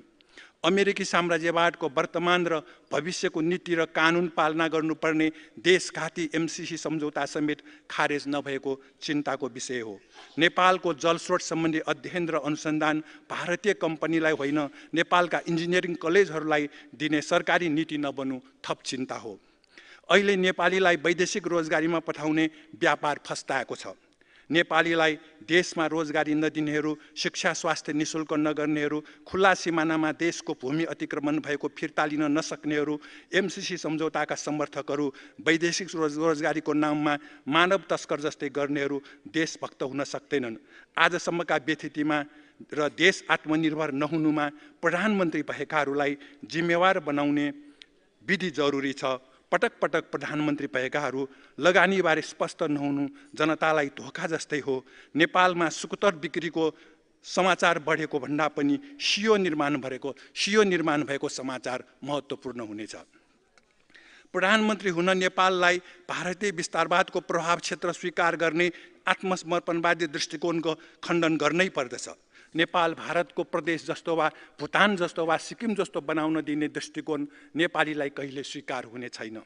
ल्याटिन अमेरिका अमेरिकीहरूको करेसाबारी हुने 18औं शताब्दीको उत्तरार्धमा 6औं अमेरिकी राष्ट्रपति मुनरोको नीति अब बाँकी संसारलाई स्वीकार हुने छैन। नेपालका देशद्रोहीहरूको स्थिति इटालीका नेपोलियनको जस्तो हुने निश्चित छ। सूर्य नडुब्ने देश दाबी गरिएको बेलायती उपनिवेशवादलाई अमेरिकी जनताले बेलायती राजाको शालिग फोडेर त्यसको गोली बनाएर पराजित गरेका थिए। अमेरिकी स्वतन्त्रता प्रेमी जनताको समर्थनमा उपनिवेशवाद विरुद्ध बेलायतकै जनताले लन्डन स्थित आफ्नै प्रधानमन्त्री चर्चिलको शालिग ढालेका थिए। यसबाट नेपालका शासक दलहरूले पाठ नलिएको चिन्ताको विषय हो। लोड सेडिङको अवधिमा जनतालाई अन्ध्यारोमा राखेर केही ठुला उद्योगीलाई डेडिकेटेड र फिडर लाइनबाट उच्च भोल्टेजको 24 घण्टा बिजुली उपलब्ध गराइँदाको 25 अरबभन्दा बढी महसुल नतिर्नेलाई प्रधानमन्त्रीले आजै लाइन जोड्नु भनी आदेश दिनु कानुनी व्यवस्था विपरीत हो। जेल धेरै बस्दैमा सशस्त्र दण्ड गर्दैमा सबै देशभक्त हुने छैन। कसैसँग बाँकी भएको महसुल प्रधानमन्त्री वा मन्त्रीले नउठाउनु भनी दिएको आदेशलाई कर्मचारीले मान्नु हुँदैन। सरकारले खोपो विश्वविद्यालयको विधेयक र तिलगङ्गा आँखा विश्वविद्यालयको विधेयक फिर्ता लिने किन? भक्तपुर नगरपालिकाले 77 जिल्लाका विद्यार्थीलाई तुलनात्मक रूपले कम शुल्कमा इन्जिनियरिङ लगायत विषयमा उच्च शिक्षा पढाइरहेको छ भने 10-15 लाखमा MBBS डाक्टर पढाउने लक्ष्य राखेको छ। भक्तपुर नगरपालिकालाई खोबै विश्वविद्यालयको विधेयक पारित गरेर तत्कालीन राजा वीरेन्द्रले भक्तपुरकै जनताको सस्तोमा किनेको हाल नेपाल ट्रस्टको जिम्मामा रहेको सल्लाहगार स्थित 108 रोपनी जग्गा छिटोभन्दा छिटो उपलब्ध गराउनु आवश्यक छ। बहुदल र गणतन्त्रका सरकारहरू राणा शासक जस्तो शिक्षा विरोधी हुनु भएन। सभामुख महोदय, संसदको सबैभन्दा ठुलो दलको सरकार र दोस्रो दलको छाया सरकार हुने वेस्टमिनिस्टर प्रणाली हो। यति बेला शासक दलहरूले नेपालमा यो प्रणाली असफल भयो, सकियो भन्न सक्नु पर्यो। मही माग्ने ढुङ्ग्रो लुकाउने किन? संविधान संशोधनको बुढामा उत्पादनका साधनहरू सामाजिकरण गर्ने, सम्पत्तिको सीमाङ्कन गर्ने, विदेशमा सम्पत्ति राख्न नपाउने, शिक्षा स्वास्थ्य निशुल्क गर्ने, स्वदेशमा रोजगारी दिने, ठुल्ठुला भ्रष्टाचारीलाई मृत्युदण्डको मृत्युदण्डको सजाय समेत दिने बन्दोबस्त जरुरी छ। मान्य सदस्य, समय सकियो।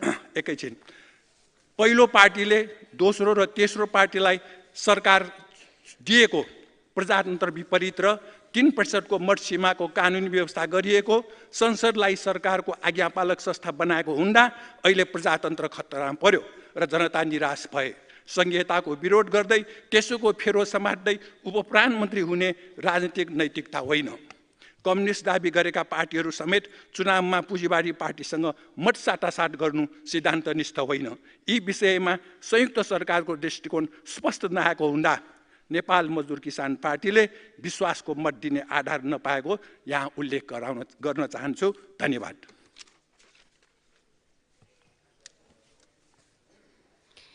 माननीय चित्रबहादुर केसी, समय 5 मिनट। त्यसपछि माननीय प्रभु शाह।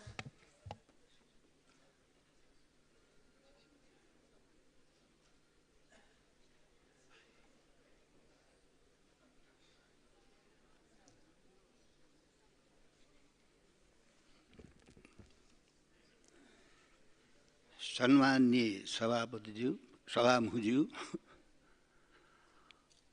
अब यो साल करिब यो 18-19 महिनाको समय हाम्रो देशमा राजनीतिक पार्टीहरूमा विश्वासको मत लिने र विश्वासको मत दिने यही खेल चलिरहेछ। त्यस कारणले अब बाहिर चाहिँ मतदाताले, नेपाली जनताले यो रमिता हेरिरहेछ। के हुन् यी नेपालका पार्टीहरू, यिनले राजनीति के गरे हुन् भनेर अहिले पनि तपाईँ चाहिँ टिभीमा चाहिँ प्रत्यक्ष प्रसारण भइरहेछ। त हामीले त यहाँ त कुरा त ठुल्ठुला गर्छौँ। त्यस कारणले अब अहिले चाहिँ अब माननीय केपीजी प्रधानमन्त्री हुनुभयो। अब उहाँ पहिलोचोटि पनि होइन, दोस्रोचोटि नै होइन, यसपटकदेखि उहाँ चौथो पटकमा हुँदै हुनुहुन्छ। यसभन्दा पहिले राष्ट्रिय जनमोर्चाले असाध्यै विश्वासका साथ 74 चाहिँ उहाँ प्रधानमन्त्री हुँदाखेरि राष्ट्रिय जनमोर्चाले समर्थन मात्रै होइन, तपाईँ चाहिँ नि पार्टीमै तपाईँ चाहिँ एउटा चाहिँ वामपन्थीहरू ठुलो शक्ति बनाएको थियो। अब त्यसलाई प्रतिगमनतिर लगेको दुवैचोटि संसद भत्काएको कुरालाई अहिलेसम्म चाहिँ सम्बन्धित नेताले, सम्बन्धित साथीहरूले त्यो गल्ती भएको थियो।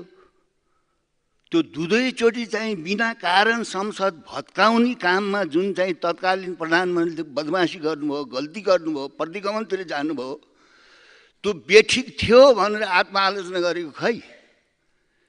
त्यस कारणले अब राष्ट्रिय जनमोर्चाले यो 20औं पटक चाहिँ 5औं पटक जो विश्वासको मत लिने बेला एकचोटि तत्कालीन प्रधानमन्त्री चाहिँ बालकोटबाट फर्केपछि एकचोटि समर्थन दिएको थियो। अब हामीले यहाँ के भन्छौँ भनेर भन्दाखेरि तपाईँ चाहिँ भ्रष्टाचार भयो, राष्ट्रियता खतम भयो, कसले गर्दा भयो? नेपाली जनताले गर्दा। अनि यहाँ चाहिँ सुन तस्करी भयो, यहाँ सरकारी जग्गा बेचियो। हेर्नुहोस् है, सहकारी हिनाबिना भयो, सहकारीमा ठगी भयो, बाहिर जनताले गरेका छन्। यही हामी सत्तामा बस्ने, चुनाव जित्ने, माननीय हुने, मन्त्री हुने, प्रधानमन्त्री हुने हामीबाटै भएको छैन। तपाईँको चाहिँ नि सुन चोर्ने काम तपाईँको चाहिँ साधारण जनताले गरेका छन्।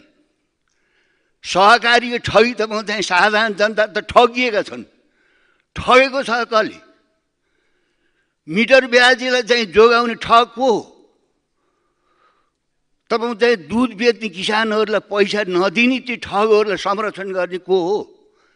हामीले कसलाई सुनाइरहेका छौँ? यो चाहिँ यो कुरा हाम्रा चाहिँ छलफलहरू कसलाई सुनाइरहेका छौँ? आफैलाई। त्यसो हुनाले राष्ट्रिय जनमोर्चाले अब सम्माननीय चाहिँ प्रधानमन्त्री ओलीजी हुनुभयो, बधाई दिन्छ, समर्थन दिन्न। किनभने अब मैले यहाँ देखिसकेँ के देखेर चाहिँ बारम्बार चाहिँ कयौँ साथीहरूले चाहिँ समर्थन दिइरहनु भएको छ। एउटै मात्रै कारण हो, समर्थन दिएपछि कमसेकम भ्रष्टाचारबाट जोगिन पाइन्छ कि केही गरे भए, अथवा सरकारमा यताउति गरेर झुन्डिन पाइन्छ कि भने त्यो बाहेक आश के छ? यसरी हामी सैद्धान्तिक रूपले, साङ्गठनिक रूपले, राजनीतिक रूपले, नैतिक रूपले यति तल झरेर यो लोकतन्त्र गणतन्त्र हामीले जोगाउन सक्छौँ। त्यस कारणले यसपालि पनि चाहिँ संविधान संशोधन गर्ने कुरा एक हप्तासम्म तपाईँ चाहिँ लुकिरह्यो। आज ओलीजीले चाहिँ प्रकट गर्नुभयो, संशोधन गरेर प्रकट गर्नुभयो, के हो अझ बुझिए छैन। त्यो त्यसै दिन भन्नु पर्दैन थियो यसो भयो भनेर। त्यसो भएको हुनाले अब संविधान संशोधन गर्न हुन्न भन्ने कुरा राष्ट्रिय जनमोर्चाको होइन। केमा गर्नुहुन्छ संशोधन? समानुपातिकमा, समावेशीमा, निर्वाचन प्रणालीमा संविधान संशोधन गर्नु नै पर्छ भने परदेशलाई हटाउनु पर्छ। के गर्नु? परदेशमा यहाँ जे हुन्छ, काठमाडौँमा जे हुन्छ, परदेशमा यो जात्रा हेर्नुहोस् त। नेपाली जनताले देखाएको छैन। राष्ट्रिय जनमोर्चाले अहिले राजनेताहरूले गरेको यो भ्रष्टाचार, यो चाहिँ बदमासीका कारणले अहिले यो भनेको छैन। दुवै पटक संविधान चाहिँ सभामा चाहिँ राष्ट्रिय जनमोर्चा छ। यो परदेश चाहिँ खर्चिलो हुन्छ, अनावश्यक हुन्छ। यो चाहिँ नेपाली जनताले यो भारी नबोकौँ, प्रजातान्त्रिक विकेन्द्रीकरण गरौँ भनेको होइन राष्ट्रिय जनमोर्चा। अहिले भने होइन, अहिले भन्ने त धेरै छन्। तपाईँहरूले चाहिँ परदेश खारेज गर्नुहुन्न भने त्यही परदेशका कारणले अहिले बङ्गाल देशमा जुन बाढी आएछ नि, तपाईँहरूले ढिलो चाँडो त्यो नेपाली जनताले त्यो बाढी बिहोर्नुपर्छ, हेर्नु होला। त्यसो भएको हुनाले अब कसैलाई चाहिँ ताकेर कसैलाई चाहिँ व्यक्तिगत भन्दा पनि हामी फसेका छौँ। हिमाल पहाडबाट चाहिँ कुनै प्रदेश चाहिँ हामीले टुटाएको छौँ, अलग गरेका छौँ, छैनौँ। त्यस्तो हुन्छ? 2 नम्बर प्रदेशलाई हिमाल चाहिन्न, प्रदेश चाहिन्न। के हो त्यसको अर्थ? त्यसो हुनाले संविधान बनाउँदैका बहत कतिपय कुराहरू त्रुटि भएको छ। मुख्य त्रुटि तपाईँ चाहिँ परदेश नेपाली जनताले ठेक्नै सक्दैन।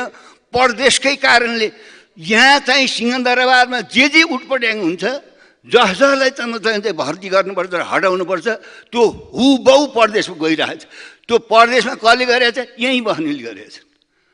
तपाईँहरूले चाहिँ जब परदेश चाहिँ गरेपछि उनीहरूलाई स्वतन्त्र रूपले त्यहाँ सरकार बनाउन विश्वास म दिन हटाउन त्यो गर्नुपर्छ कि तपाईँहरूले चाहिँ यहाँ चाहिँ डिक्टेट गरेर परदेशमा त्यहाँको सबै चाहिँ हालिमुहाली गर्ने भने यो संहिता हो? होइन। तपाईँहरूलाई कसैले बोकाएको भारी हो, यो भारी कृपया बिसाउनुहोस्। त्यस कारणले चाहिँ फेरि पनि अब हाम्रो तपाईँहरूले राम्रो गर्दा राष्ट्रिय जनमोर्चाले समर्थन गर्छ, नराम्रो गर्दा तपाईँहरू ठुला पार्टी शक्तिमा भएका विभिन्न कारणले गर्दाखेरि कहिले मिल्ने कहिले फेरि चाहिँ झगडा गर्ने, त्यसमा हामी सामेल हुन्नन्। राम्रो गर्नुहोस्, राम्रो गर्दा समर्थन, नराम्रो गर्दाखेरि टोटल विरोध चाहिँ राष्ट्रिय जनमोर्चा जान्छ र तपाईँ चाहिँ यो सरकारलाई समर्थन गर्न सक्दैन। धन्यवाद। माननीय प्रभु शाह, समय 5 मिनट। त्यसपछि माननीय डाक्टर अमरेश कुमार सिंह।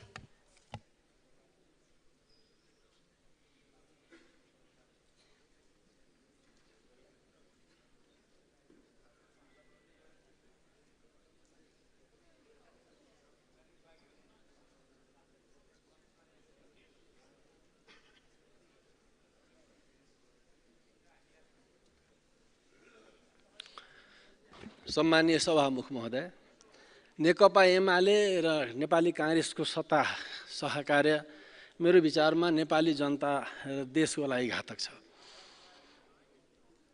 हाम्रो देशमा बढ्दो सङ्कटको यो अभिव्यक्ति हो र देशलाई अझ सङ्कटमा लान्छ भन्ने मेरो बुझाइ हो। हामी झलझली इतिहास सम्झिरहेका छौँ, इतिहास साक्षी छ। इतिहासले यो तथ्यलाई भन्छ, हामी 61-60लाई सम्झौँ। माननीय शेरबहादुर देउवाजीको सरकारमा एमाले गयो, जनताले कसरी दुःख पायो भने हामी बुझेकै छौँ। संविधान सभा हो, एमाले र काङ्ग्रेस मिल्यो। नेपालमा गणतन्त्रका प्रणेता रामराजा प्रसादलाई कसरी राष्ट्रपति हुनबाट रोक्नुभयो तपाईँहरू, र संविधानलाई कसरी विफल गर्नुभयो संविधान सभालाई, र खिलराज रेग्मीसम्म पुर्याउनु भयो, त हामी बिर्सेका छैनौँ। दोस्रो संविधान सभा भयो, तपाईँहरू मिल्नुभयो र कस्तो संविधान बनाउनु भयो त्यो आफै अभिव्यक्त गरिराख्नु भएको छ। देशलाई दुःख दिने, देशलाई बर्बाद गर्ने, जनतालाई निराश गर्ने सबै कर्मको कर्म तपाईँहरू मिलेरै गर्नुभएको छ। आज संशोधनको नाटक उचित छैन। पहिला जिम्मा लिनुपर्छ। तपाईँले जे गर्नुभएको छ त्यसको जिम्मा लिनै पर्छ। मैले अपराध गरेको यो भन्नुपर्छ, अनि मात्र करेक्सनको कुरा गर्दा जायज हुन्छ, त्यसलाई नैतिक भनिन्छ। निर्लज जस्तो हामी भन्न मिल्दैन। त्यसैले म भन्छु, अहिले पनि कुन सरकार छ जहाँ एमाले काङ्ग्रेस छैन? अहिलेसम्म जति सरकार बन्यो, एमाले काङ्ग्रेस बिनाको कुन सरकार छ मलाई देखाउनुहोस्। सङ्ख्या गणित तपाईँहरूसँग छ, तपाईँहरूकै गणितको आधारमै देशमा स्थिरता भइरहेछ। सरकार यो जो जति पनि अविश्वासको खेल भइरहेछ, काङ्ग्रेस एमालेकै इन्ट्रेस्टमा भइरहेछ, गणितकै बलमा भइरहेछ। यदि तपाईँले इन्ट्रेस्ट नदेखाएको भए सरकारको खेलै हुँदैन। एमाले म सरकारको खेलमा लाग्दैन भनिदियो पनि हुँदैन, नेपाली काङ्ग्रेसले म यो खेलमा लाग्दैन भनिदिए पनि हुँदैन। सबै कर्मको कर्म तपाईँहरूले गर्ने, अनि यसको जवाब कसले दिने भन्ने प्रश्न आउँछ। कति जनताले गुमराह बनाइराख्नु भएको छ। यसैले भन्छ सदम भेसी पोलिटिक्स। मुखमा राम राम बगलीमा छुडा भन्दा यसलाई अन्यथा नभए हुन्छ, नमाने हुन्छ जस्तो लाग्छ। अहिले सबैले हामी भन्यौँ भ्रष्टाचारका काण्डै काण्ड भइरहेछ। हामी त यहीँ त सुनेका छौँ नेपाली काङ्ग्रेसका नेताहरूले केपी ओलीजीको क्याबिनेटमा गिरिबन्धुको घोटाला भएको भनेको छ। फेरि उहाँले नै सपोर्ट गरिराखेको छ। संसदीय दलको बैठकमा सम्माननीय प्रधानमन्त्रीजीकै भिडियो हामी सुनेका छौँ। 70 बिघा नेपाली काङ्ग्रेसले खायो भनेको छ। फेरि नेपाली काङ्ग्रेसलाई सत्तामा ल्याइराख्नु भएको छ। कसरी विश्वास गर्छ जनताले? तपाईँले यहाँ भन्नुभएको छ भ्रष्टाचार गर्दिनँ, भ्रष्टाचार सहन पनि सक्दिनँ भन्नुभएको छ। अनि तपाईँले नि आफ्नो मुखले नेपाली काङ्ग्रेसले जग्गा खायो भन्नेलाई कसरी च्याफिराख्नु भएको छ? कुन नैतिकताले मान्छेले विश्वास गर्छ भने म सोध्न चाहन्छु। यो विषयमा सम्मानीय प्रधानमन्त्रीले स्पष्ट गर्नुपर्छ, किनकि नाम जोडेर 10 चोटि आइसक्यो। सर्वोच्च अदालतले भनेको छ कि यो नीतिगत भ्रष्टाचार हो।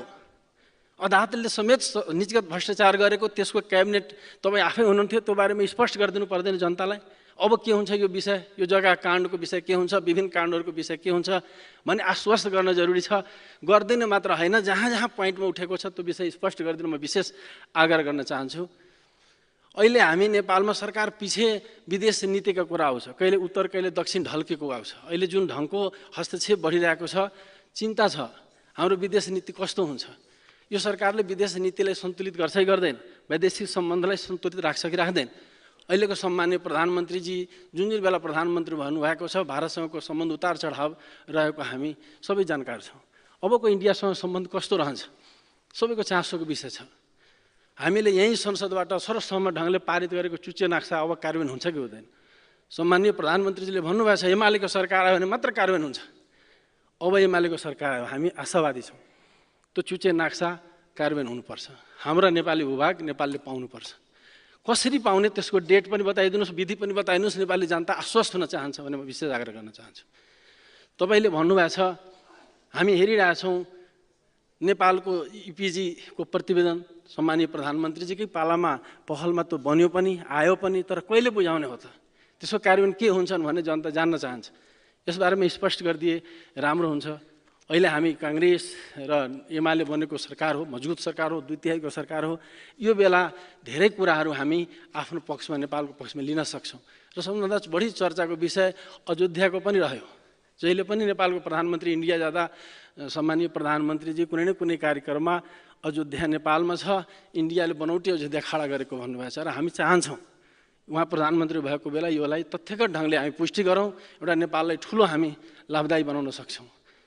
हामी बाहिर भएर बोल्नु र यहाँ आएर बोल्नु, तपाईँ हामी गर्नलाई हो कि एउटा बाहिर देखाउनलाई हो भन्ने प्रश्न पनि उठिरहेको सन्दर्भमा म आशावादी छु। सम्मानीय प्रधानमन्त्रीजी, तपाईँ एउटा बलियो प्रधानमन्त्री हुनुहुन्छ, बोलेको गर्नुहुन्छ र यो विषय पनि तपाईँ प्रधानमन्त्री भएको बेला यो गरेर देखाउनुहुन्छ भने हामी आशावादी छौँ।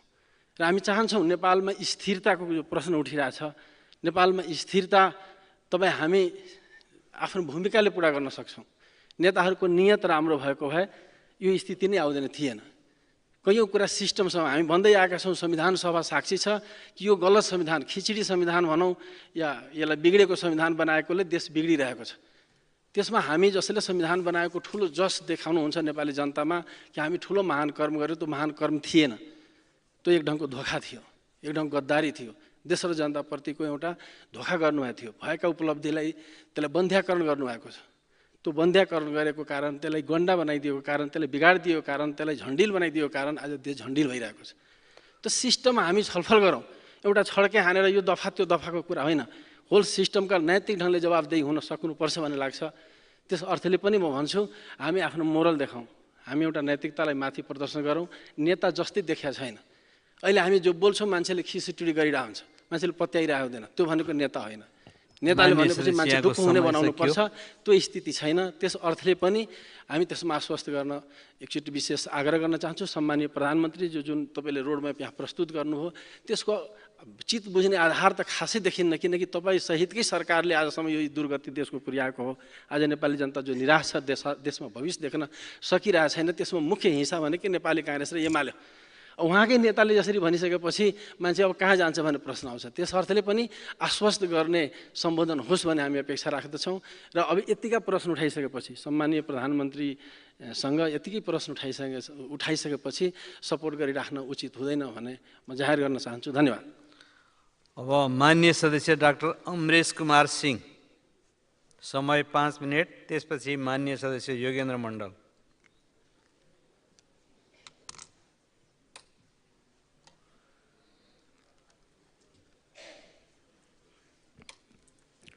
सम्मानीय सभामुख महोदय, सबभन्दा पहिला लोकतान्त्रिक आन्दोलनका योद्धा 42औं बिपी कोइराला स्मृति दिवसमा उहाँलाई म हार्दिक श्रद्धासुमन अर्पण गर्न चाहन्छु। साथसाथै आज गुरु पूर्णिमा भएको कारणले मेरो जिन्दगीमा यहाँसम्म लाउने शैक्षिक गुरु, राजनीतिक गुरु र आध्यात्मिक गुरु, तीनटै गुरुलाई म श्रद्धासुमन अर्पण गर्न चाहन्छु। आज प्रधानमन्त्रीजीको प्रस्ताव राम्रोसँग सुन्यौँ। मैले मात्र होइन, देशले आशा लगाएर उहाँप्रति हेरिराखेका छ। देशमा एउटा आशा र उत्साह छ कि अब यो सरकारलाई फेल हुने कतैबाट छुट छैन। अहिलेको सरकार फेल हुने भनेको देश फेल हुने हो, किनकि मान्छे आम जनताको विश्वास भरोसा छ कि काङ्ग्रेस एमाले जस्ता दुईटा पार्टी मिलेर यदि सरकार चलाउँछ भने पक्कै देशको पक्षमा जान्छन् र एउटा मिनिमम कमन एजेन्डा अगाडि बढ्छ। तर माइनोरिटी ग्रुपको मान्छे केही सशङ्कित पनि छन्। उनीहरू के भन्छन्, दुईटा ठुला हात्तीको प्यार पनि राम्रो होइन, दुश्मनी पनि राम्रो होइन। प्यार हुँदा पनि बाली नाश हुन्छ, झगडा हुँदा पनि बाली नाश हुन्छ। त्यस कारणले खास गरी जुन पिँधमा भएको ग्रुप होस्, चाहे चेपाङ होस्, चाहे दलित होस्, चाहे मुस्लिम होस्, चाहे गरिब जो निमुखा छन्, त्यसको अधिकारबाट वञ्चित नहोस् अथवा त्यसको मेन स्ट्रिम कसरी गर्ने, त्यो सबभन्दा अहिलेको चुनौती हो। जहाँसम्म मैले प्रधानमन्त्रीजीलाई व्यक्तिगत रूपमा चिन्छु, उहाँ आराम लिने हो। अहिलेको कन्टेम्पोरेरी नेतामा त्यति अध्ययन गर्ने मैले देख्दिनँ। उहाँ 7 बजेदेखि बेलुका 3 बजे बिहानसम्म अध्ययन गर्नुहुन्छ, राजनीतिमा नजर राख्नुहुन्छ र खास गरी सरकार यहाँ असफल किन हुन्छ यसको कारक तत्त्व राज्य सत्ता हो। राज्य सत्तामा पहिला पनि प्रधानमन्त्री, तर उहाँको सरकार थियो, राज्य सत्तामा पकड थिएन। तर अहिलेको प्रधानमन्त्रीजीको राज्य सत्तामा पकड छ। यदि उहाँले चाहनुभयो भने देशमा परिवर्तन हुन्छ, देशको मुहार परिवर्तन हुन्छ, आर्थिक रूपले परिवर्तन हुन्छ। उहाँले अलि भर्खर भन्नुभयो, उहाँको शब्द मैले साप्टी लिएर यहाँ फेरि रिपिट गर्न चाहन्छु कि भ्रष्टाचारमा शून्य सहनशीलता उहाँ अपनाउनुहुन्छ। उहाँ किनकि उहाँ वास्तवमा उहाँलाई पार्टीको कार्यकर्ता या अन्य छात्र छात्राहरू पनि बा भन्नुहुन्छ। मैले उहाँलाई भने पनि छु, यहाँ रोस्टमबाट भन्न चाहन्छु, तपाईँ देशको बा भन्नुहोस्, देशको गार्जियन, बा भनेको गार्जियन कि जसले आफू दुःख पाएर पनि देश र जनतालाई समृद्धि लाउन सक्छन्।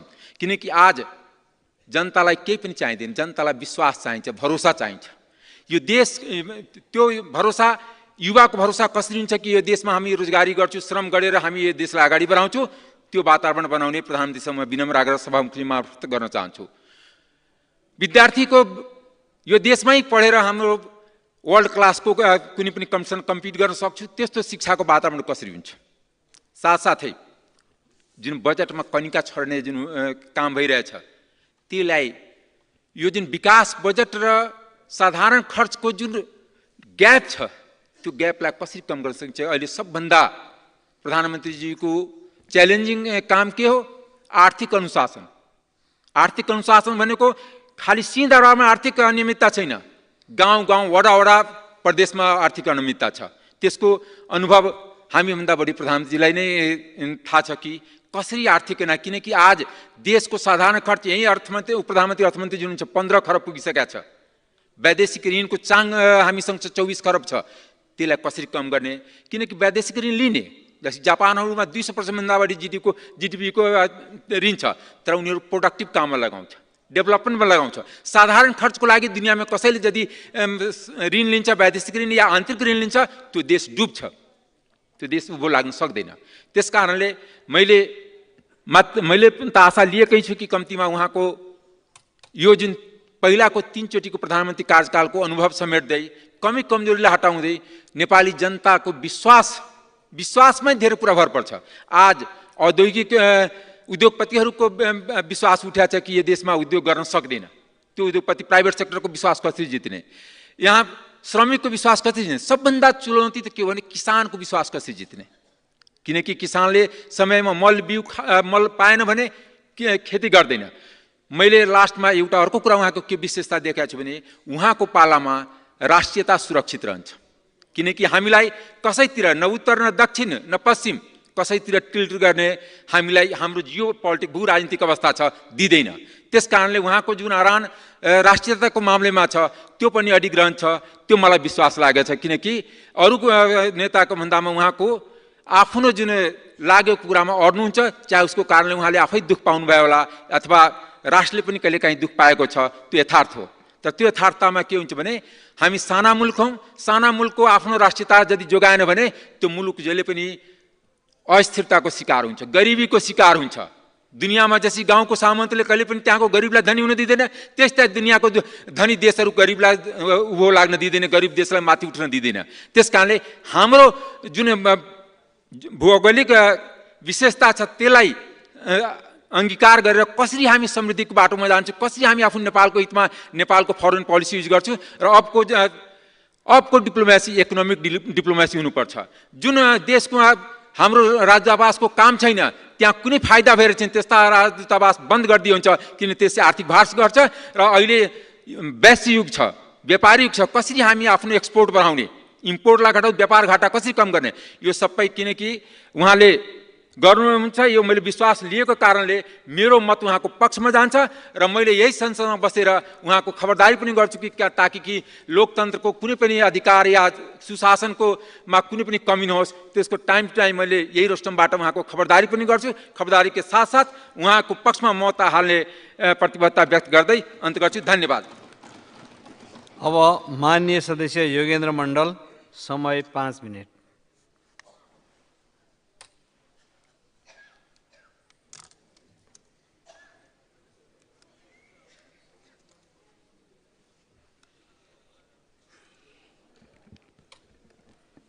सम्मान्य सभामुख महोदयज्यू, आज आफूलाई धेरै भाग्यमानी ठान्छु। किनभनेदेखि नि 1.5 वर्षभित्र नै धमाधम प्रधानमन्त्रीहरू पाइरहेछौँ। फेरि आज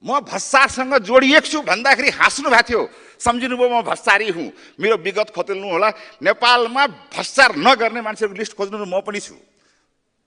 मैले त्यति बेला समयको अभावले व्याख्या गर्न सकिनँ, पाउँदिनँ भनेर मैले सिधा ठेट भाषामा भनेको थिएँ म भ्रष्टाचारसँग जोडिएको छु। त्यो भनेको भ्रष्टाचारको सिस्टमको कुरा उठाएको थिएँ। र आज धन्यवाद छ वीरेन्द्र महतोज्यूले भन्नुभयो, हिजो मात्रै उहाँले 5,000 घुस दिनुभयो, मन्त्री पूर्व मन्त्री भएर 5,000 घुस दिनुभयो। यो जोडिएको हो कि होइन? यहाँ छ मुद्दा। हामीले त्यसको पछाडि त्यसको रासनल त्यसको पछाडि इम्प्याक्टको कुरा गर्यो भनेदेखि त्यसकारण यो प्रधानमन्त्री केपी शर्मा ओलीजीले म अनुरोध गर्न चाहन्छु कि तपाईँको कार्यकालमा सबैलाई बुझाउँ, जनतालाई बुझाउँ, ब्युरोक्रेट्सलाई बुझाउँ, भ्रष्टाचार भनेको आफैले खाने रहेछ, यो बुझाउने अभियान गर्नुहोस्, तपाईँको कार्यकाल सफल हुन्छ। धन्यवाद।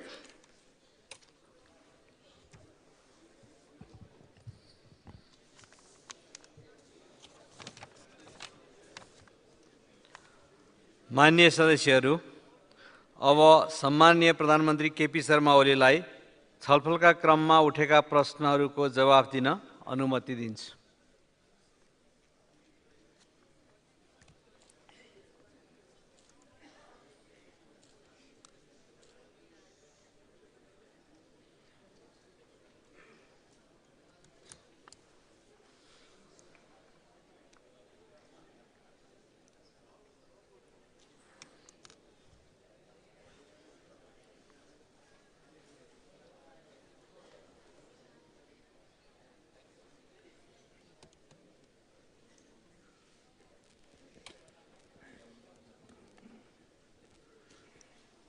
सम्माननीय सभामुख महोदय,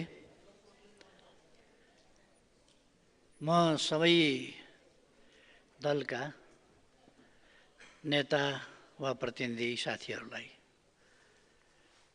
छलफलमा सक्रियतापूर्वक उत्साहपूर्वक भाग लिनुभएकोमा धन्यवाद भन्न चाहन्छु।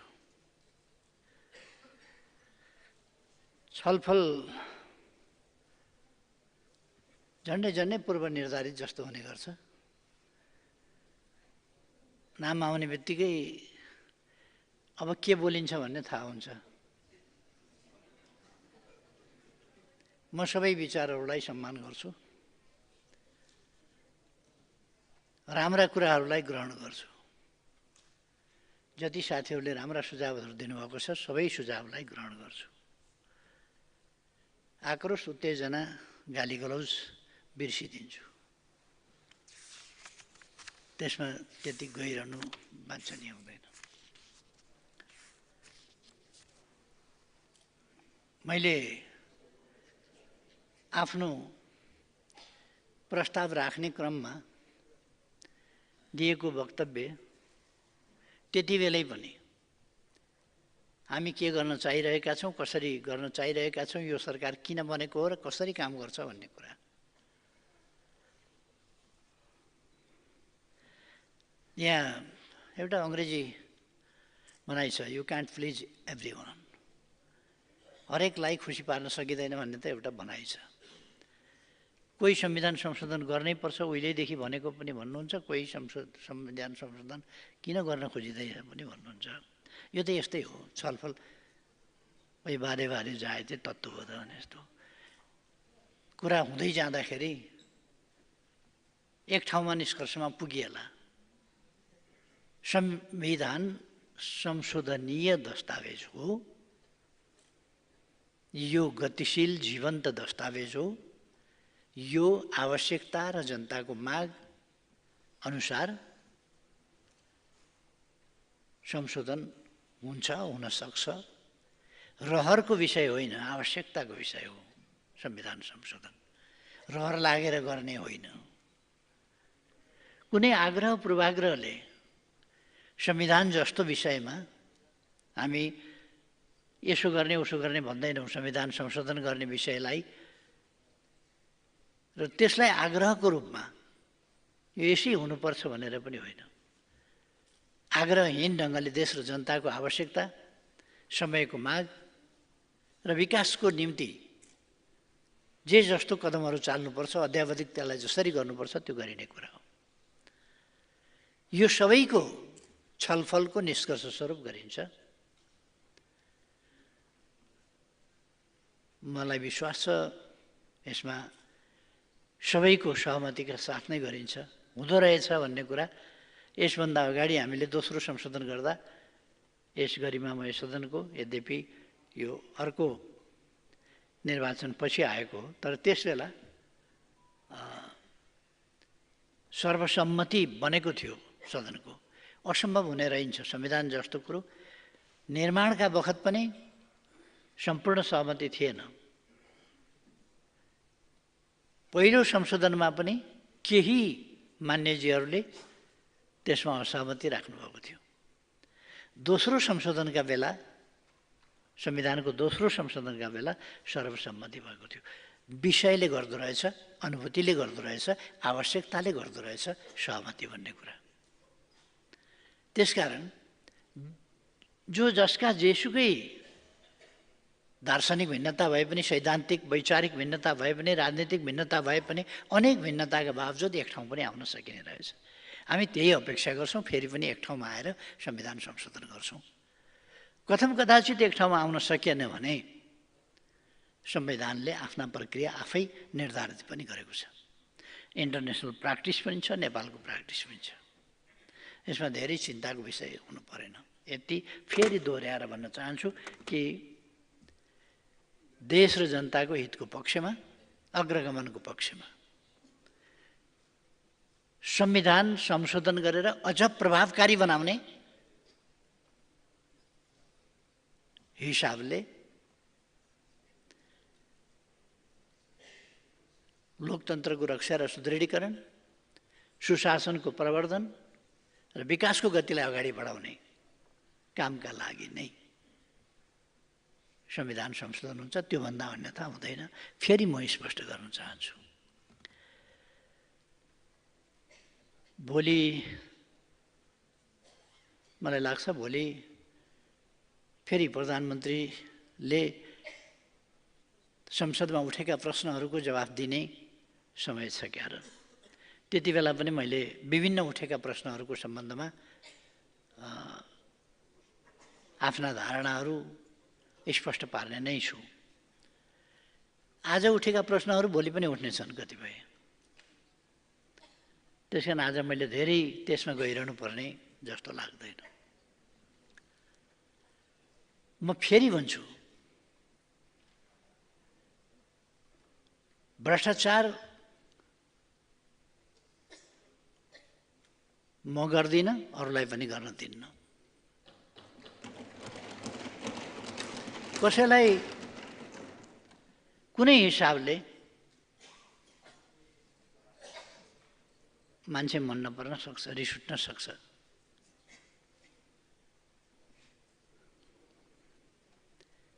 अथवा कसैलाई चरित्र हत्या गर्ने मनसायले केही बोल्न मन लाग्छ भने बेग्लै कुरा हो। चित्र बनाएर झर्लप्पै सुनै सुन बनाएर पनि लगाइदिएको पनि देखियो। त्यसको पनि मैले जवाफ दिनुपर्छ। मैले कोठा थुनेर त्यो सुनै सुन लगाएँ कि क्यामेराले देखेर फोटो खिच्यो कि के हो त्यो? यो पनि त राजनीति यहीँ यतैभित्रबाट भइरहेछ नि। यसको पछाडि म जान चाहन्न। मैले अघि नै भनिसकेँ, म यसको पछाडि धेरै जान चाहन्न। विभिन्न ठाउँमा, विभिन्न समयमा हदभन्दा बढीका जमिनहरू कानुन नभइकन, भनेपछि इल्लिगल भयो। कानुन नभई, कानुन नबनाइकन सट्टापट्टा गर्ने कामहरू भए। भएकै हुन् सट्टापट्टा। कानुन नबनाइकन यसरी नगर्नु भन्ने कुराहरू आएपछि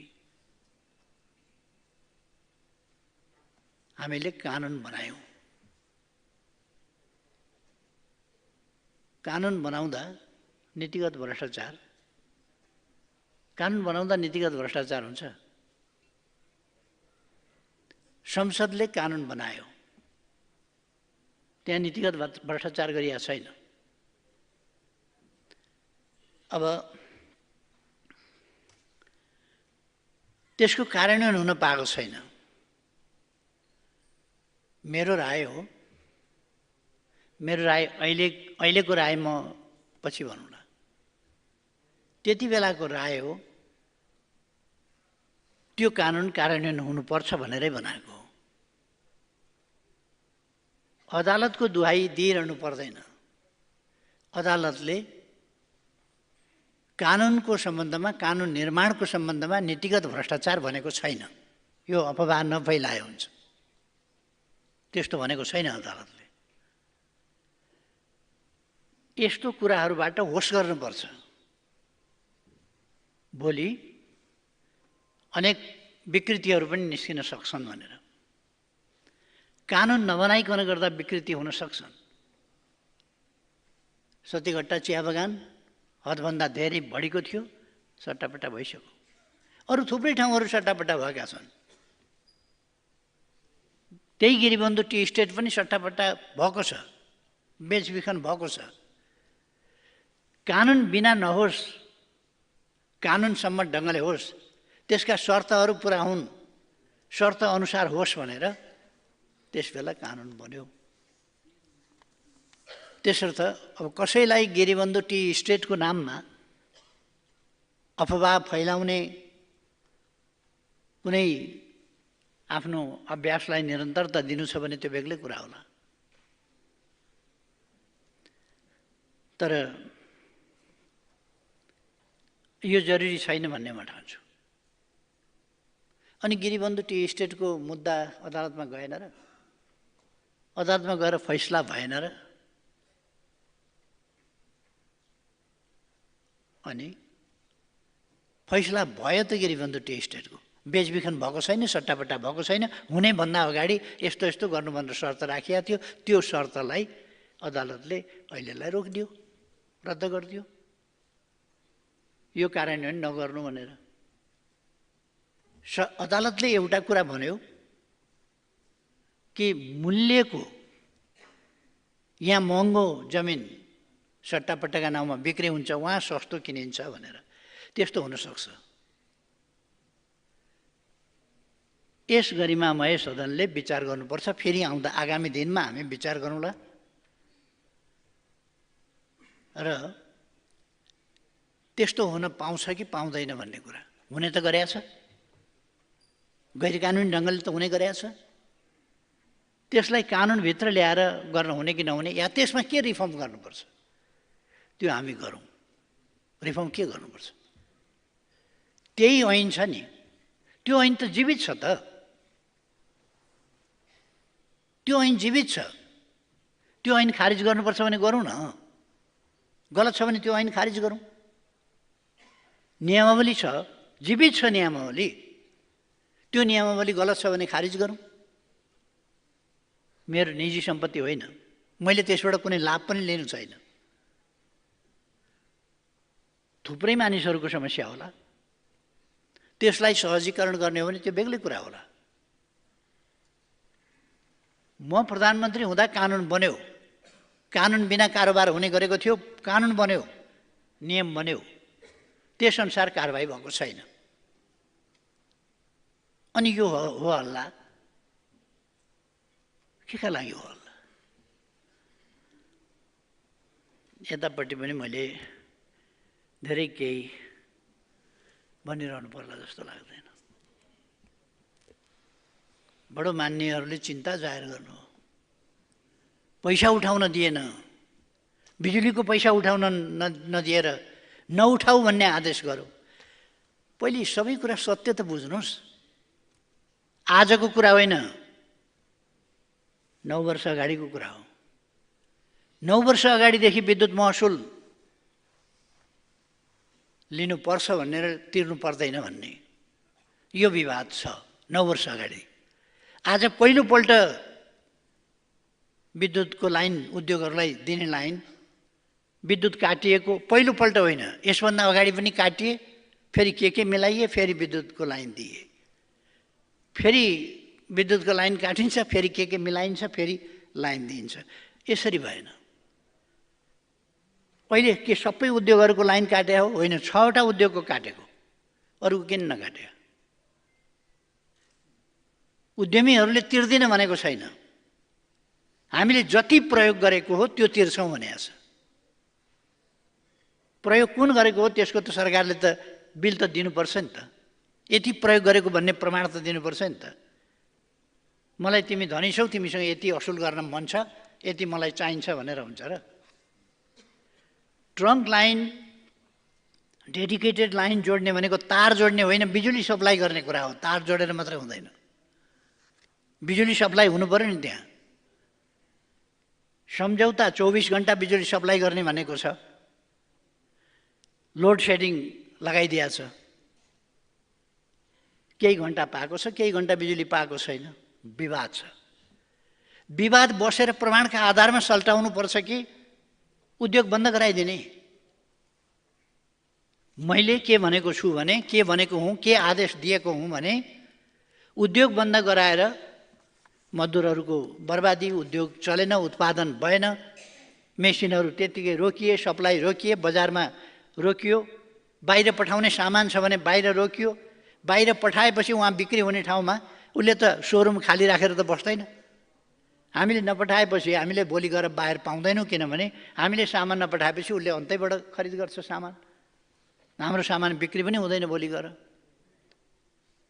त्यसो भएर विद्युत जुन उद्योगलाई दिइरहेको विद्युत हो त्यो 9 वर्षदेखि दिइरहेको विद्युत पटक पटक बिजुली काट्यो, फेरि खोल्यो, बिजुली काट्यो, फेरि खोल्यो, फेरि अहिले बन्द गर्यो।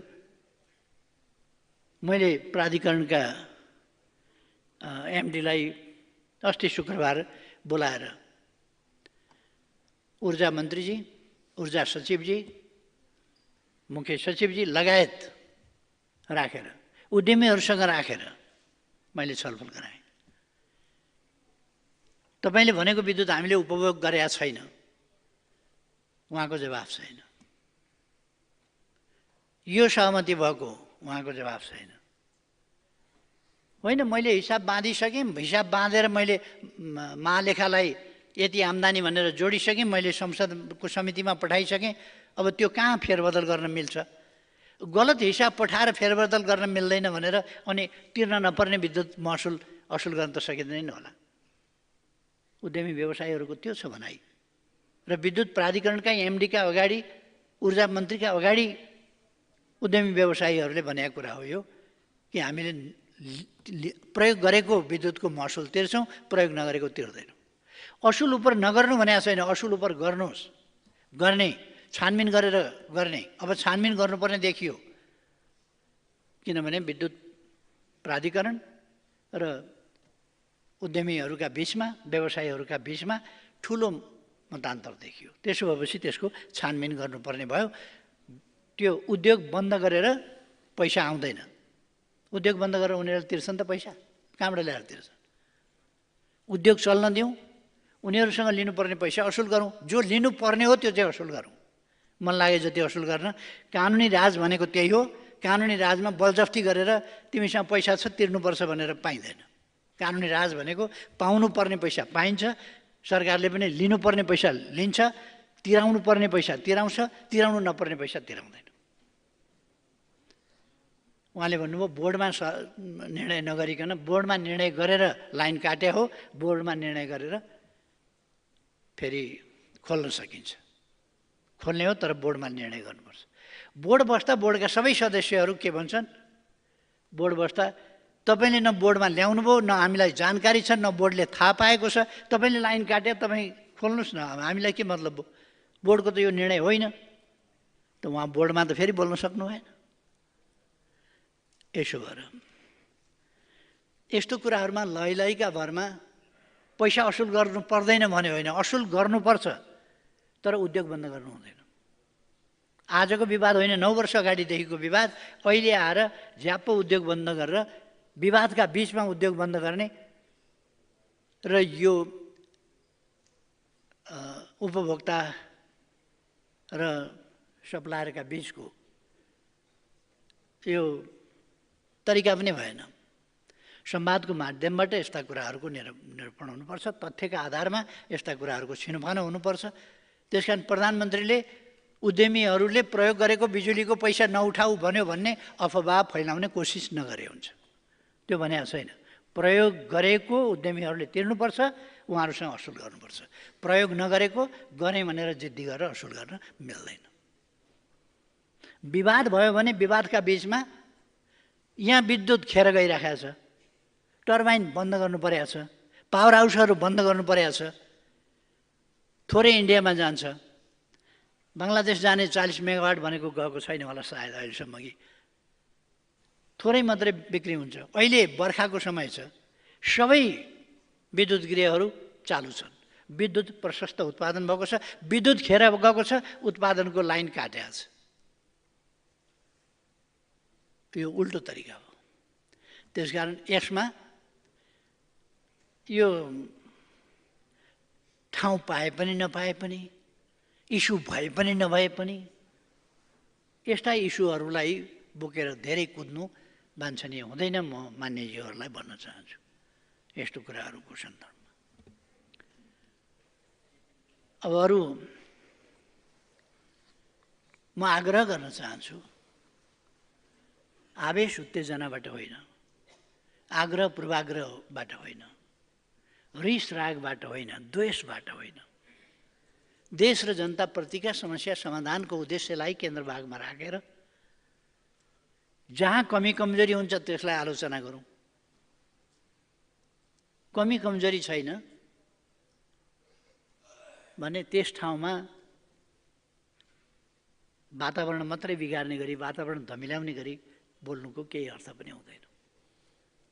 म यहाँहरूलाई भन्न चाहन्छु, नजानेर कुनै गल्ती हुन सक्ला कुनै समयमा, जानिकन देश र जनताको हितको विपरीत कुनै काम अहिलेको प्रधानमन्त्रीले गर्दैन भन्ने कुरा म दावा साथ भन्न चाहन्छु। नजानेर कुनै कमी कमजोरी भएछ भने ठिक छ, कमी कमजोरी भयो भनौँ न। अब आफ्नो खालको कुरा त मान्छेको हुँदै रहेछ, हुने नै रहेछ। अब कसैले कसो भन्दो रहेछ भने आफ्ना खालका तरिका हुने रहेछन् नि, आफ्ना खालका कुरा हुने रहेछ। अलिक मान्छेले उमेर अनुसारका कुरा, अरू हिसाबले त्यस अनुसारका कुरा पनि गर्दो रहेछ, त्यो स्वाभाविकै हो।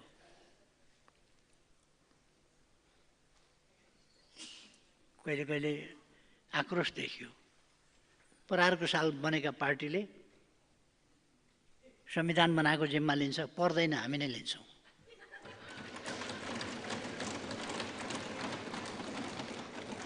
लोकतन्त्रका लागि लडेको, लोकतन्त्र ल्याएको जिम्मा हामी लिन्छौँ, पर्दैन हामी नै लिन्छौँ।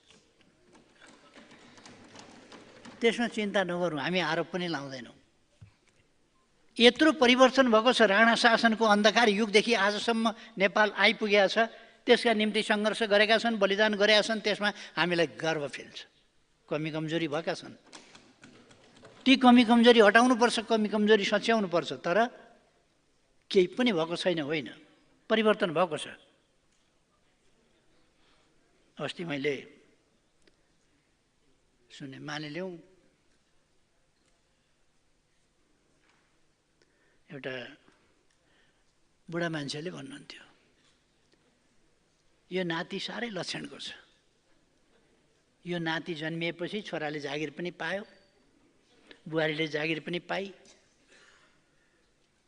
उनले दुःख गरेर बोर्डिङ पढाएर, राम्रा कलेज पढाएर, राम्रो क्वालिटीका छोरा बुहारी बनाएको होरेको, त्यो खर्च गरेको सबै बिर्से, नाति बिचरा के गर्नु थियो त, नाति जन्मिएर जागिर खायो, छोरा पढाएको खर्च, छोराले गरे मेहनत आदि इत्यादि। कान्छाको बिजनेस पनि राम्रै भएको छ नाति जन्मिएपछि।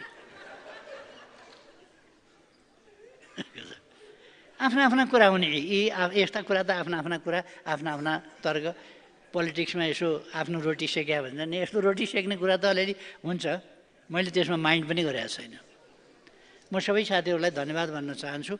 उत्साहका साथ साथीहरूले भाग लिनुभएको छ, सुरुमै मैले भने उत्साहका साथ भाग लिनुभएको छ।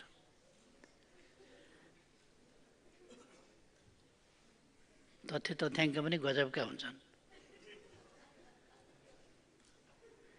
उधुमै राम्रो भएको छ, 17%बाट 20.26% निरपेक्ष गरिबीको रेखामुनिको जनसङ्ख्या पुग्यो, राम्रै भएको छ। अघि भर्खर मैले यहाँ व्याख्या गरेर सुने धुमधामसँग, उधुमै भएको छ। राम्रा काम पनि हामीले गरेका छौँ, कमी कमजोरी पनि भएका छन्। ती कमी कमजोरी हटाएर अब सही बाटोमा देशलाई ड्राइभ गर्नु छ। आजको आवश्यकता त्यो सही बाटोमा लानु छ। म साथीहरूलाई सबैलाई भन्न चाहन्छु, कुनै आग्रह पूर्वाग्रह नराखिकन, कसैप्रति वैरभाव दुराभाव नराखिकन सरकार अगाडि बढ्छ। यसले न प्रतिशोधको बारेमा सोध्छ, प्रतिशोधको राजनीति त्याज्य छ, त्यो सही हुन सक्दैन। र अब गाह्रो छ।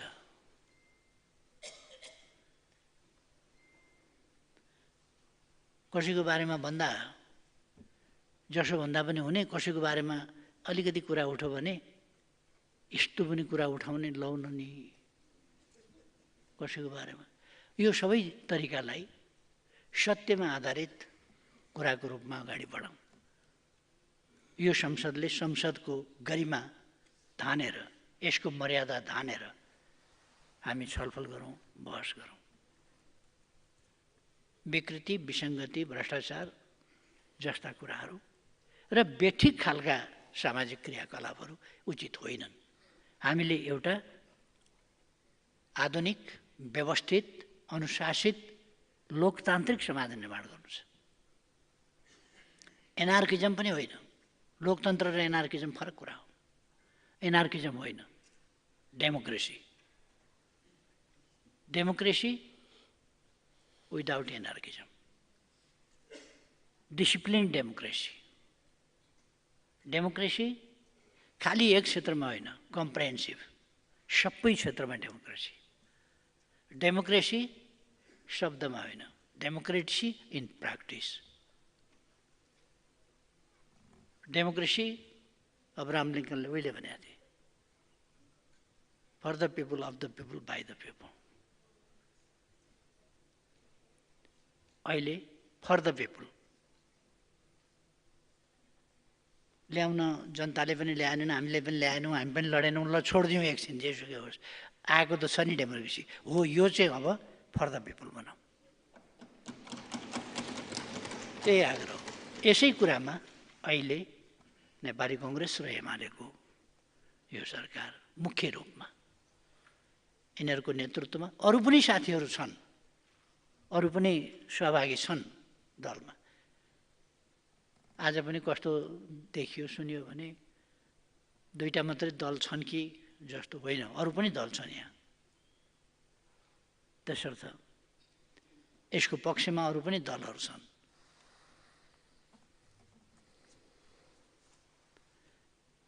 प्रश्न कसले कति बेर बुझ्यो भन्ने कुरा हो। जतिले बुझ्नुभयो समर्थन गर्छौँ भन्नुभयो, अरूले बुझ्न बाँकी रहेको थियो अघि बोल्दासम्म जस्तो देखिन्थ्यो केहीले, अहिलेसम्ममा बुझिसक्नु भयो होला भन्ने म ठान्छु। सबैले मतदान गरेर यसलाई एउटा साँच्चैको एउटा नयाँ च्याप्टर सुरु गरौँ। A new chapter in Nepali politics, यो सुरु गरौँ। यही आग्रहका साथ म आफ्नो भनाइ टुङ्ग्याउँछु। धन्यवाद।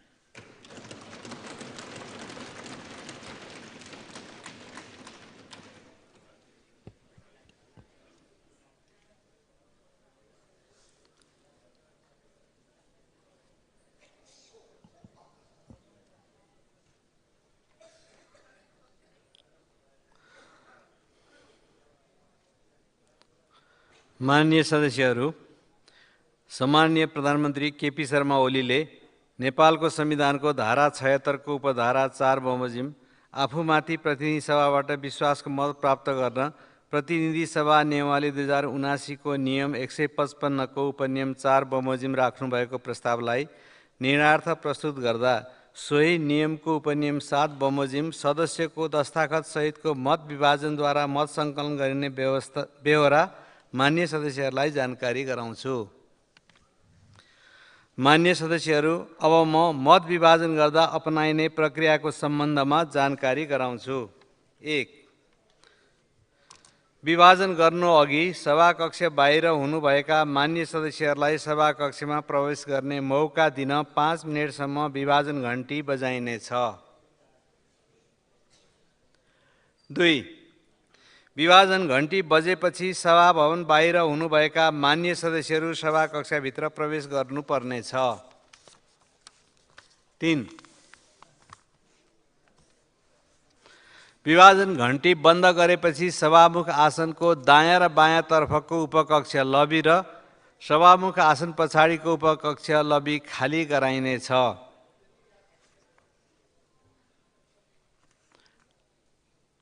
4. सभामुख आसनको दायाँ तर्फ रहेको उपकक्ष लबीतर्फ प्रवेश गर्ने सम्पूर्ण ढोकाहरू, सभामुख आसनको बायाँ तर्फ रहेको उपकक्ष लबीतर्फ प्रवेश गर्ने सम्पूर्ण ढोकाहरू र सभाभवन पस्ने पश्चिमतर्फको फलामे ढोका, उत्तरतर्फको ढोका र दक्षिणतर्फको मूल ढोका बन्द गरिनेछन्। 5. उल्लेखित ढोकाहरू बन्द गरिएपछि मत सङ्कलन कार्य सम्पन्न नहुन्जेलसम्म बाहिर रहेका मान्य सदस्यहरू लगायत कसैलाई पनि सभाकक्षभित्र प्रवेश गर्न र बाहिर जान दिइने छैन। 6. सभामुख आसनको दायाँ र बायाँ तर्फ रहेका उपकक्ष लबी एवं सभामुखको आसनको पछाडि रहेको उपकक्षमा मान्य सदस्यहरूको बडानुक्रम अनुसारको नामावली राखिएका छन्। 7. क.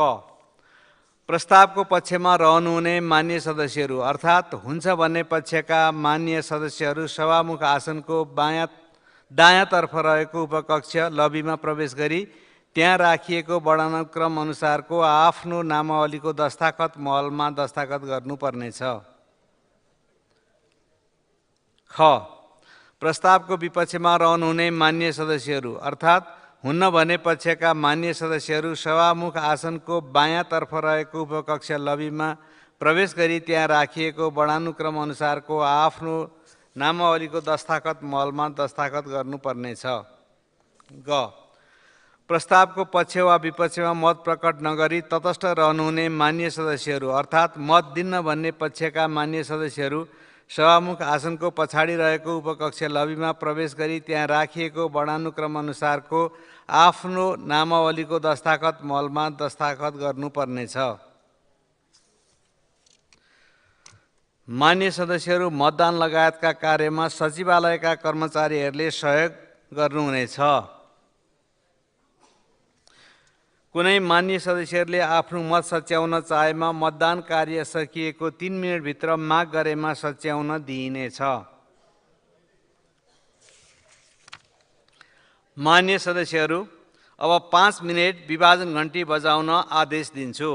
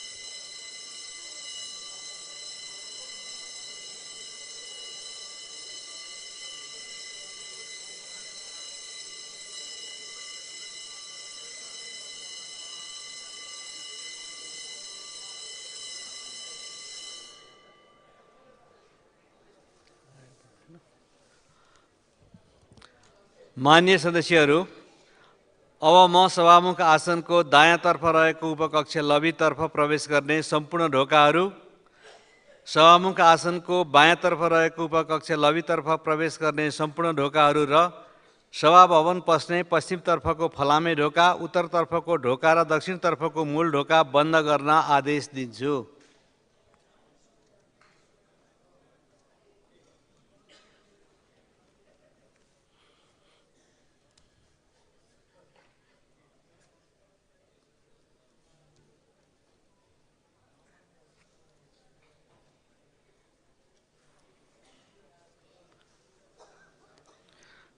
मान्य सदस्यहरू, अब म सम्माननीय प्रधानमन्त्री केपी शर्मा ओलीले नेपालको संविधानको धारा 76 को उपधारा 4 बमोजिम प्रतिनिधि सभाबाट विश्वासको मत प्राप्त गर्न राख्नुभएको प्रस्तावलाई निर्णयार्थ प्रस्तुत गर्दछु।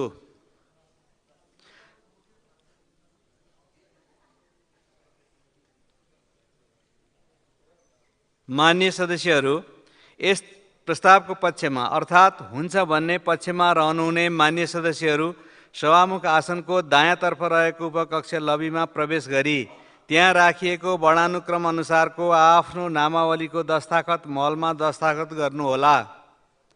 प्रस्तावको विपक्षमा अर्थात् हुन्न भन्ने पक्षमा रहनुहुने मान्य सदस्यहरू सभामुख आसनको बायाँतर्फ रहेको उपकक्ष लबीमा प्रवेश गरी त्यहाँ राखिएको वर्णानुक्रम अनुसारको आफ्नो नामावलीको दस्ताखत महलमा दस्ताखत गर्नुहोला र प्रस्तावको पक्ष वा विपक्षमा नरही मत दिन्न भन्ने पक्षमा रहनुहुने मान्य सदस्यहरू सभामुख आसनको पछाडि रहेको उपकक्ष लबीमा प्रवेश गरी त्यहाँ राखिएको वर्णानुक्रमानुसारको आफ्नो नामावलीको दस्ताखत महलमा दस्तखत गर्नुहोला।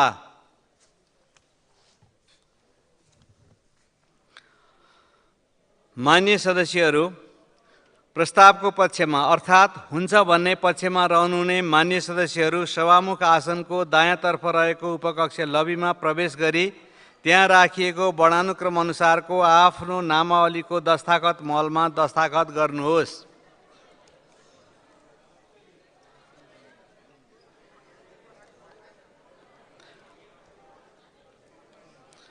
मान्य सदस्यहरू, प्रस्तावको विपक्षमा अर्थात् हुन्न भन्ने पक्षमा रहनुहुने मान्य सदस्यहरू सभामुख आसनको बायाँतर्फ रहेको उपकक्ष लबीमा प्रवेश गरी त्यहाँ राखिएको वर्णानुक्रमानुसारको आफ्नो नामावलीको दस्ताखत महलमा दस्ताखत गर्नुहोस्।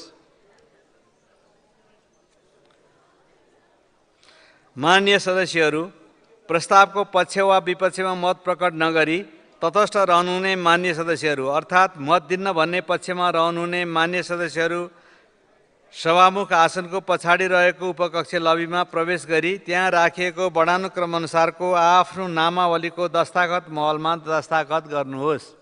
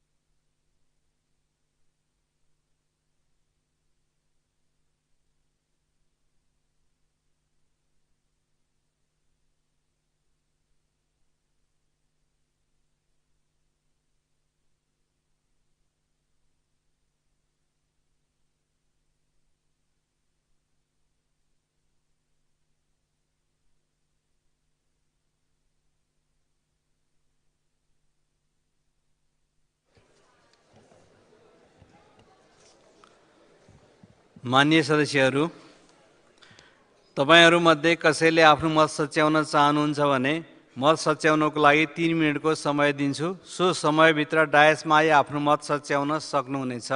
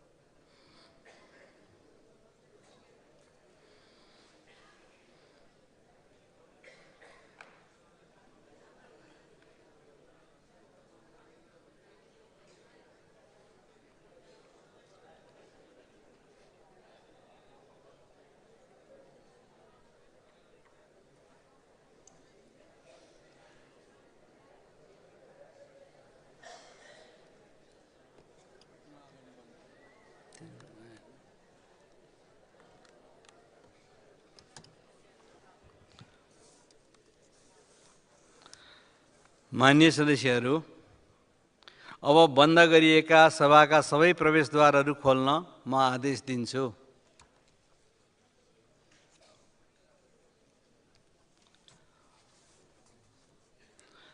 माननीय सदस्यहरू, अब म मत विभाजनको परिणाम घोषणा गर्दछु। माननीय सदस्यहरू, आजको मतदानमा उपस्थित माननीय सदस्यहरूको सङ्ख्या 263 रहेको छ। माननीय सदस्यहरू, सम्माननीय प्रधानमन्त्री केपी शर्मा ओलीले नेपालको संविधानको धारा 76 को उपधारा 4 बमोजिम प्रतिनिधि सभाबाट विश्वासको मत प्राप्त गर्न राख्नुभएको प्रस्तावको पक्षमा अर्थात् हुन्छ भन्ने पक्षमा जम्मा 188 मत, प्रस्तावको विपक्षमा अर्थात् हुन्न भन्ने पक्षमा जम्मा 74 मत र प्रस्तावको मत दिन्न भन्ने पक्षमा जम्मा 1 मत परेको छ। माननीय सदस्यहरू, सम्माननीय प्रधानमन्त्री केपी शर्मा ओलीले नेपालको संविधानको धारा 76 को उपधारा 4 बमोजिम प्रतिनिधि सभाबाट विश्वासको मत प्राप्त गर्न राख्नुभएको प्रस्तावको पक्षमा 188 मत परेको र उक्त सङ्ख्या प्रतिनिधि सभामा तत्काल कायम रहेको सम्पूर्ण सदस्य सङ्ख्याको बहुमत भएकोले सम्माननीय प्रधानमन्त्री केपी शर्मा ओलीले प्रतिनिधि सभाबाट विश्वासको मत प्राप्त गर्न राख्नुभएको प्रस्ताव बहुमतले पारित भएको घोषणा गर्दछु।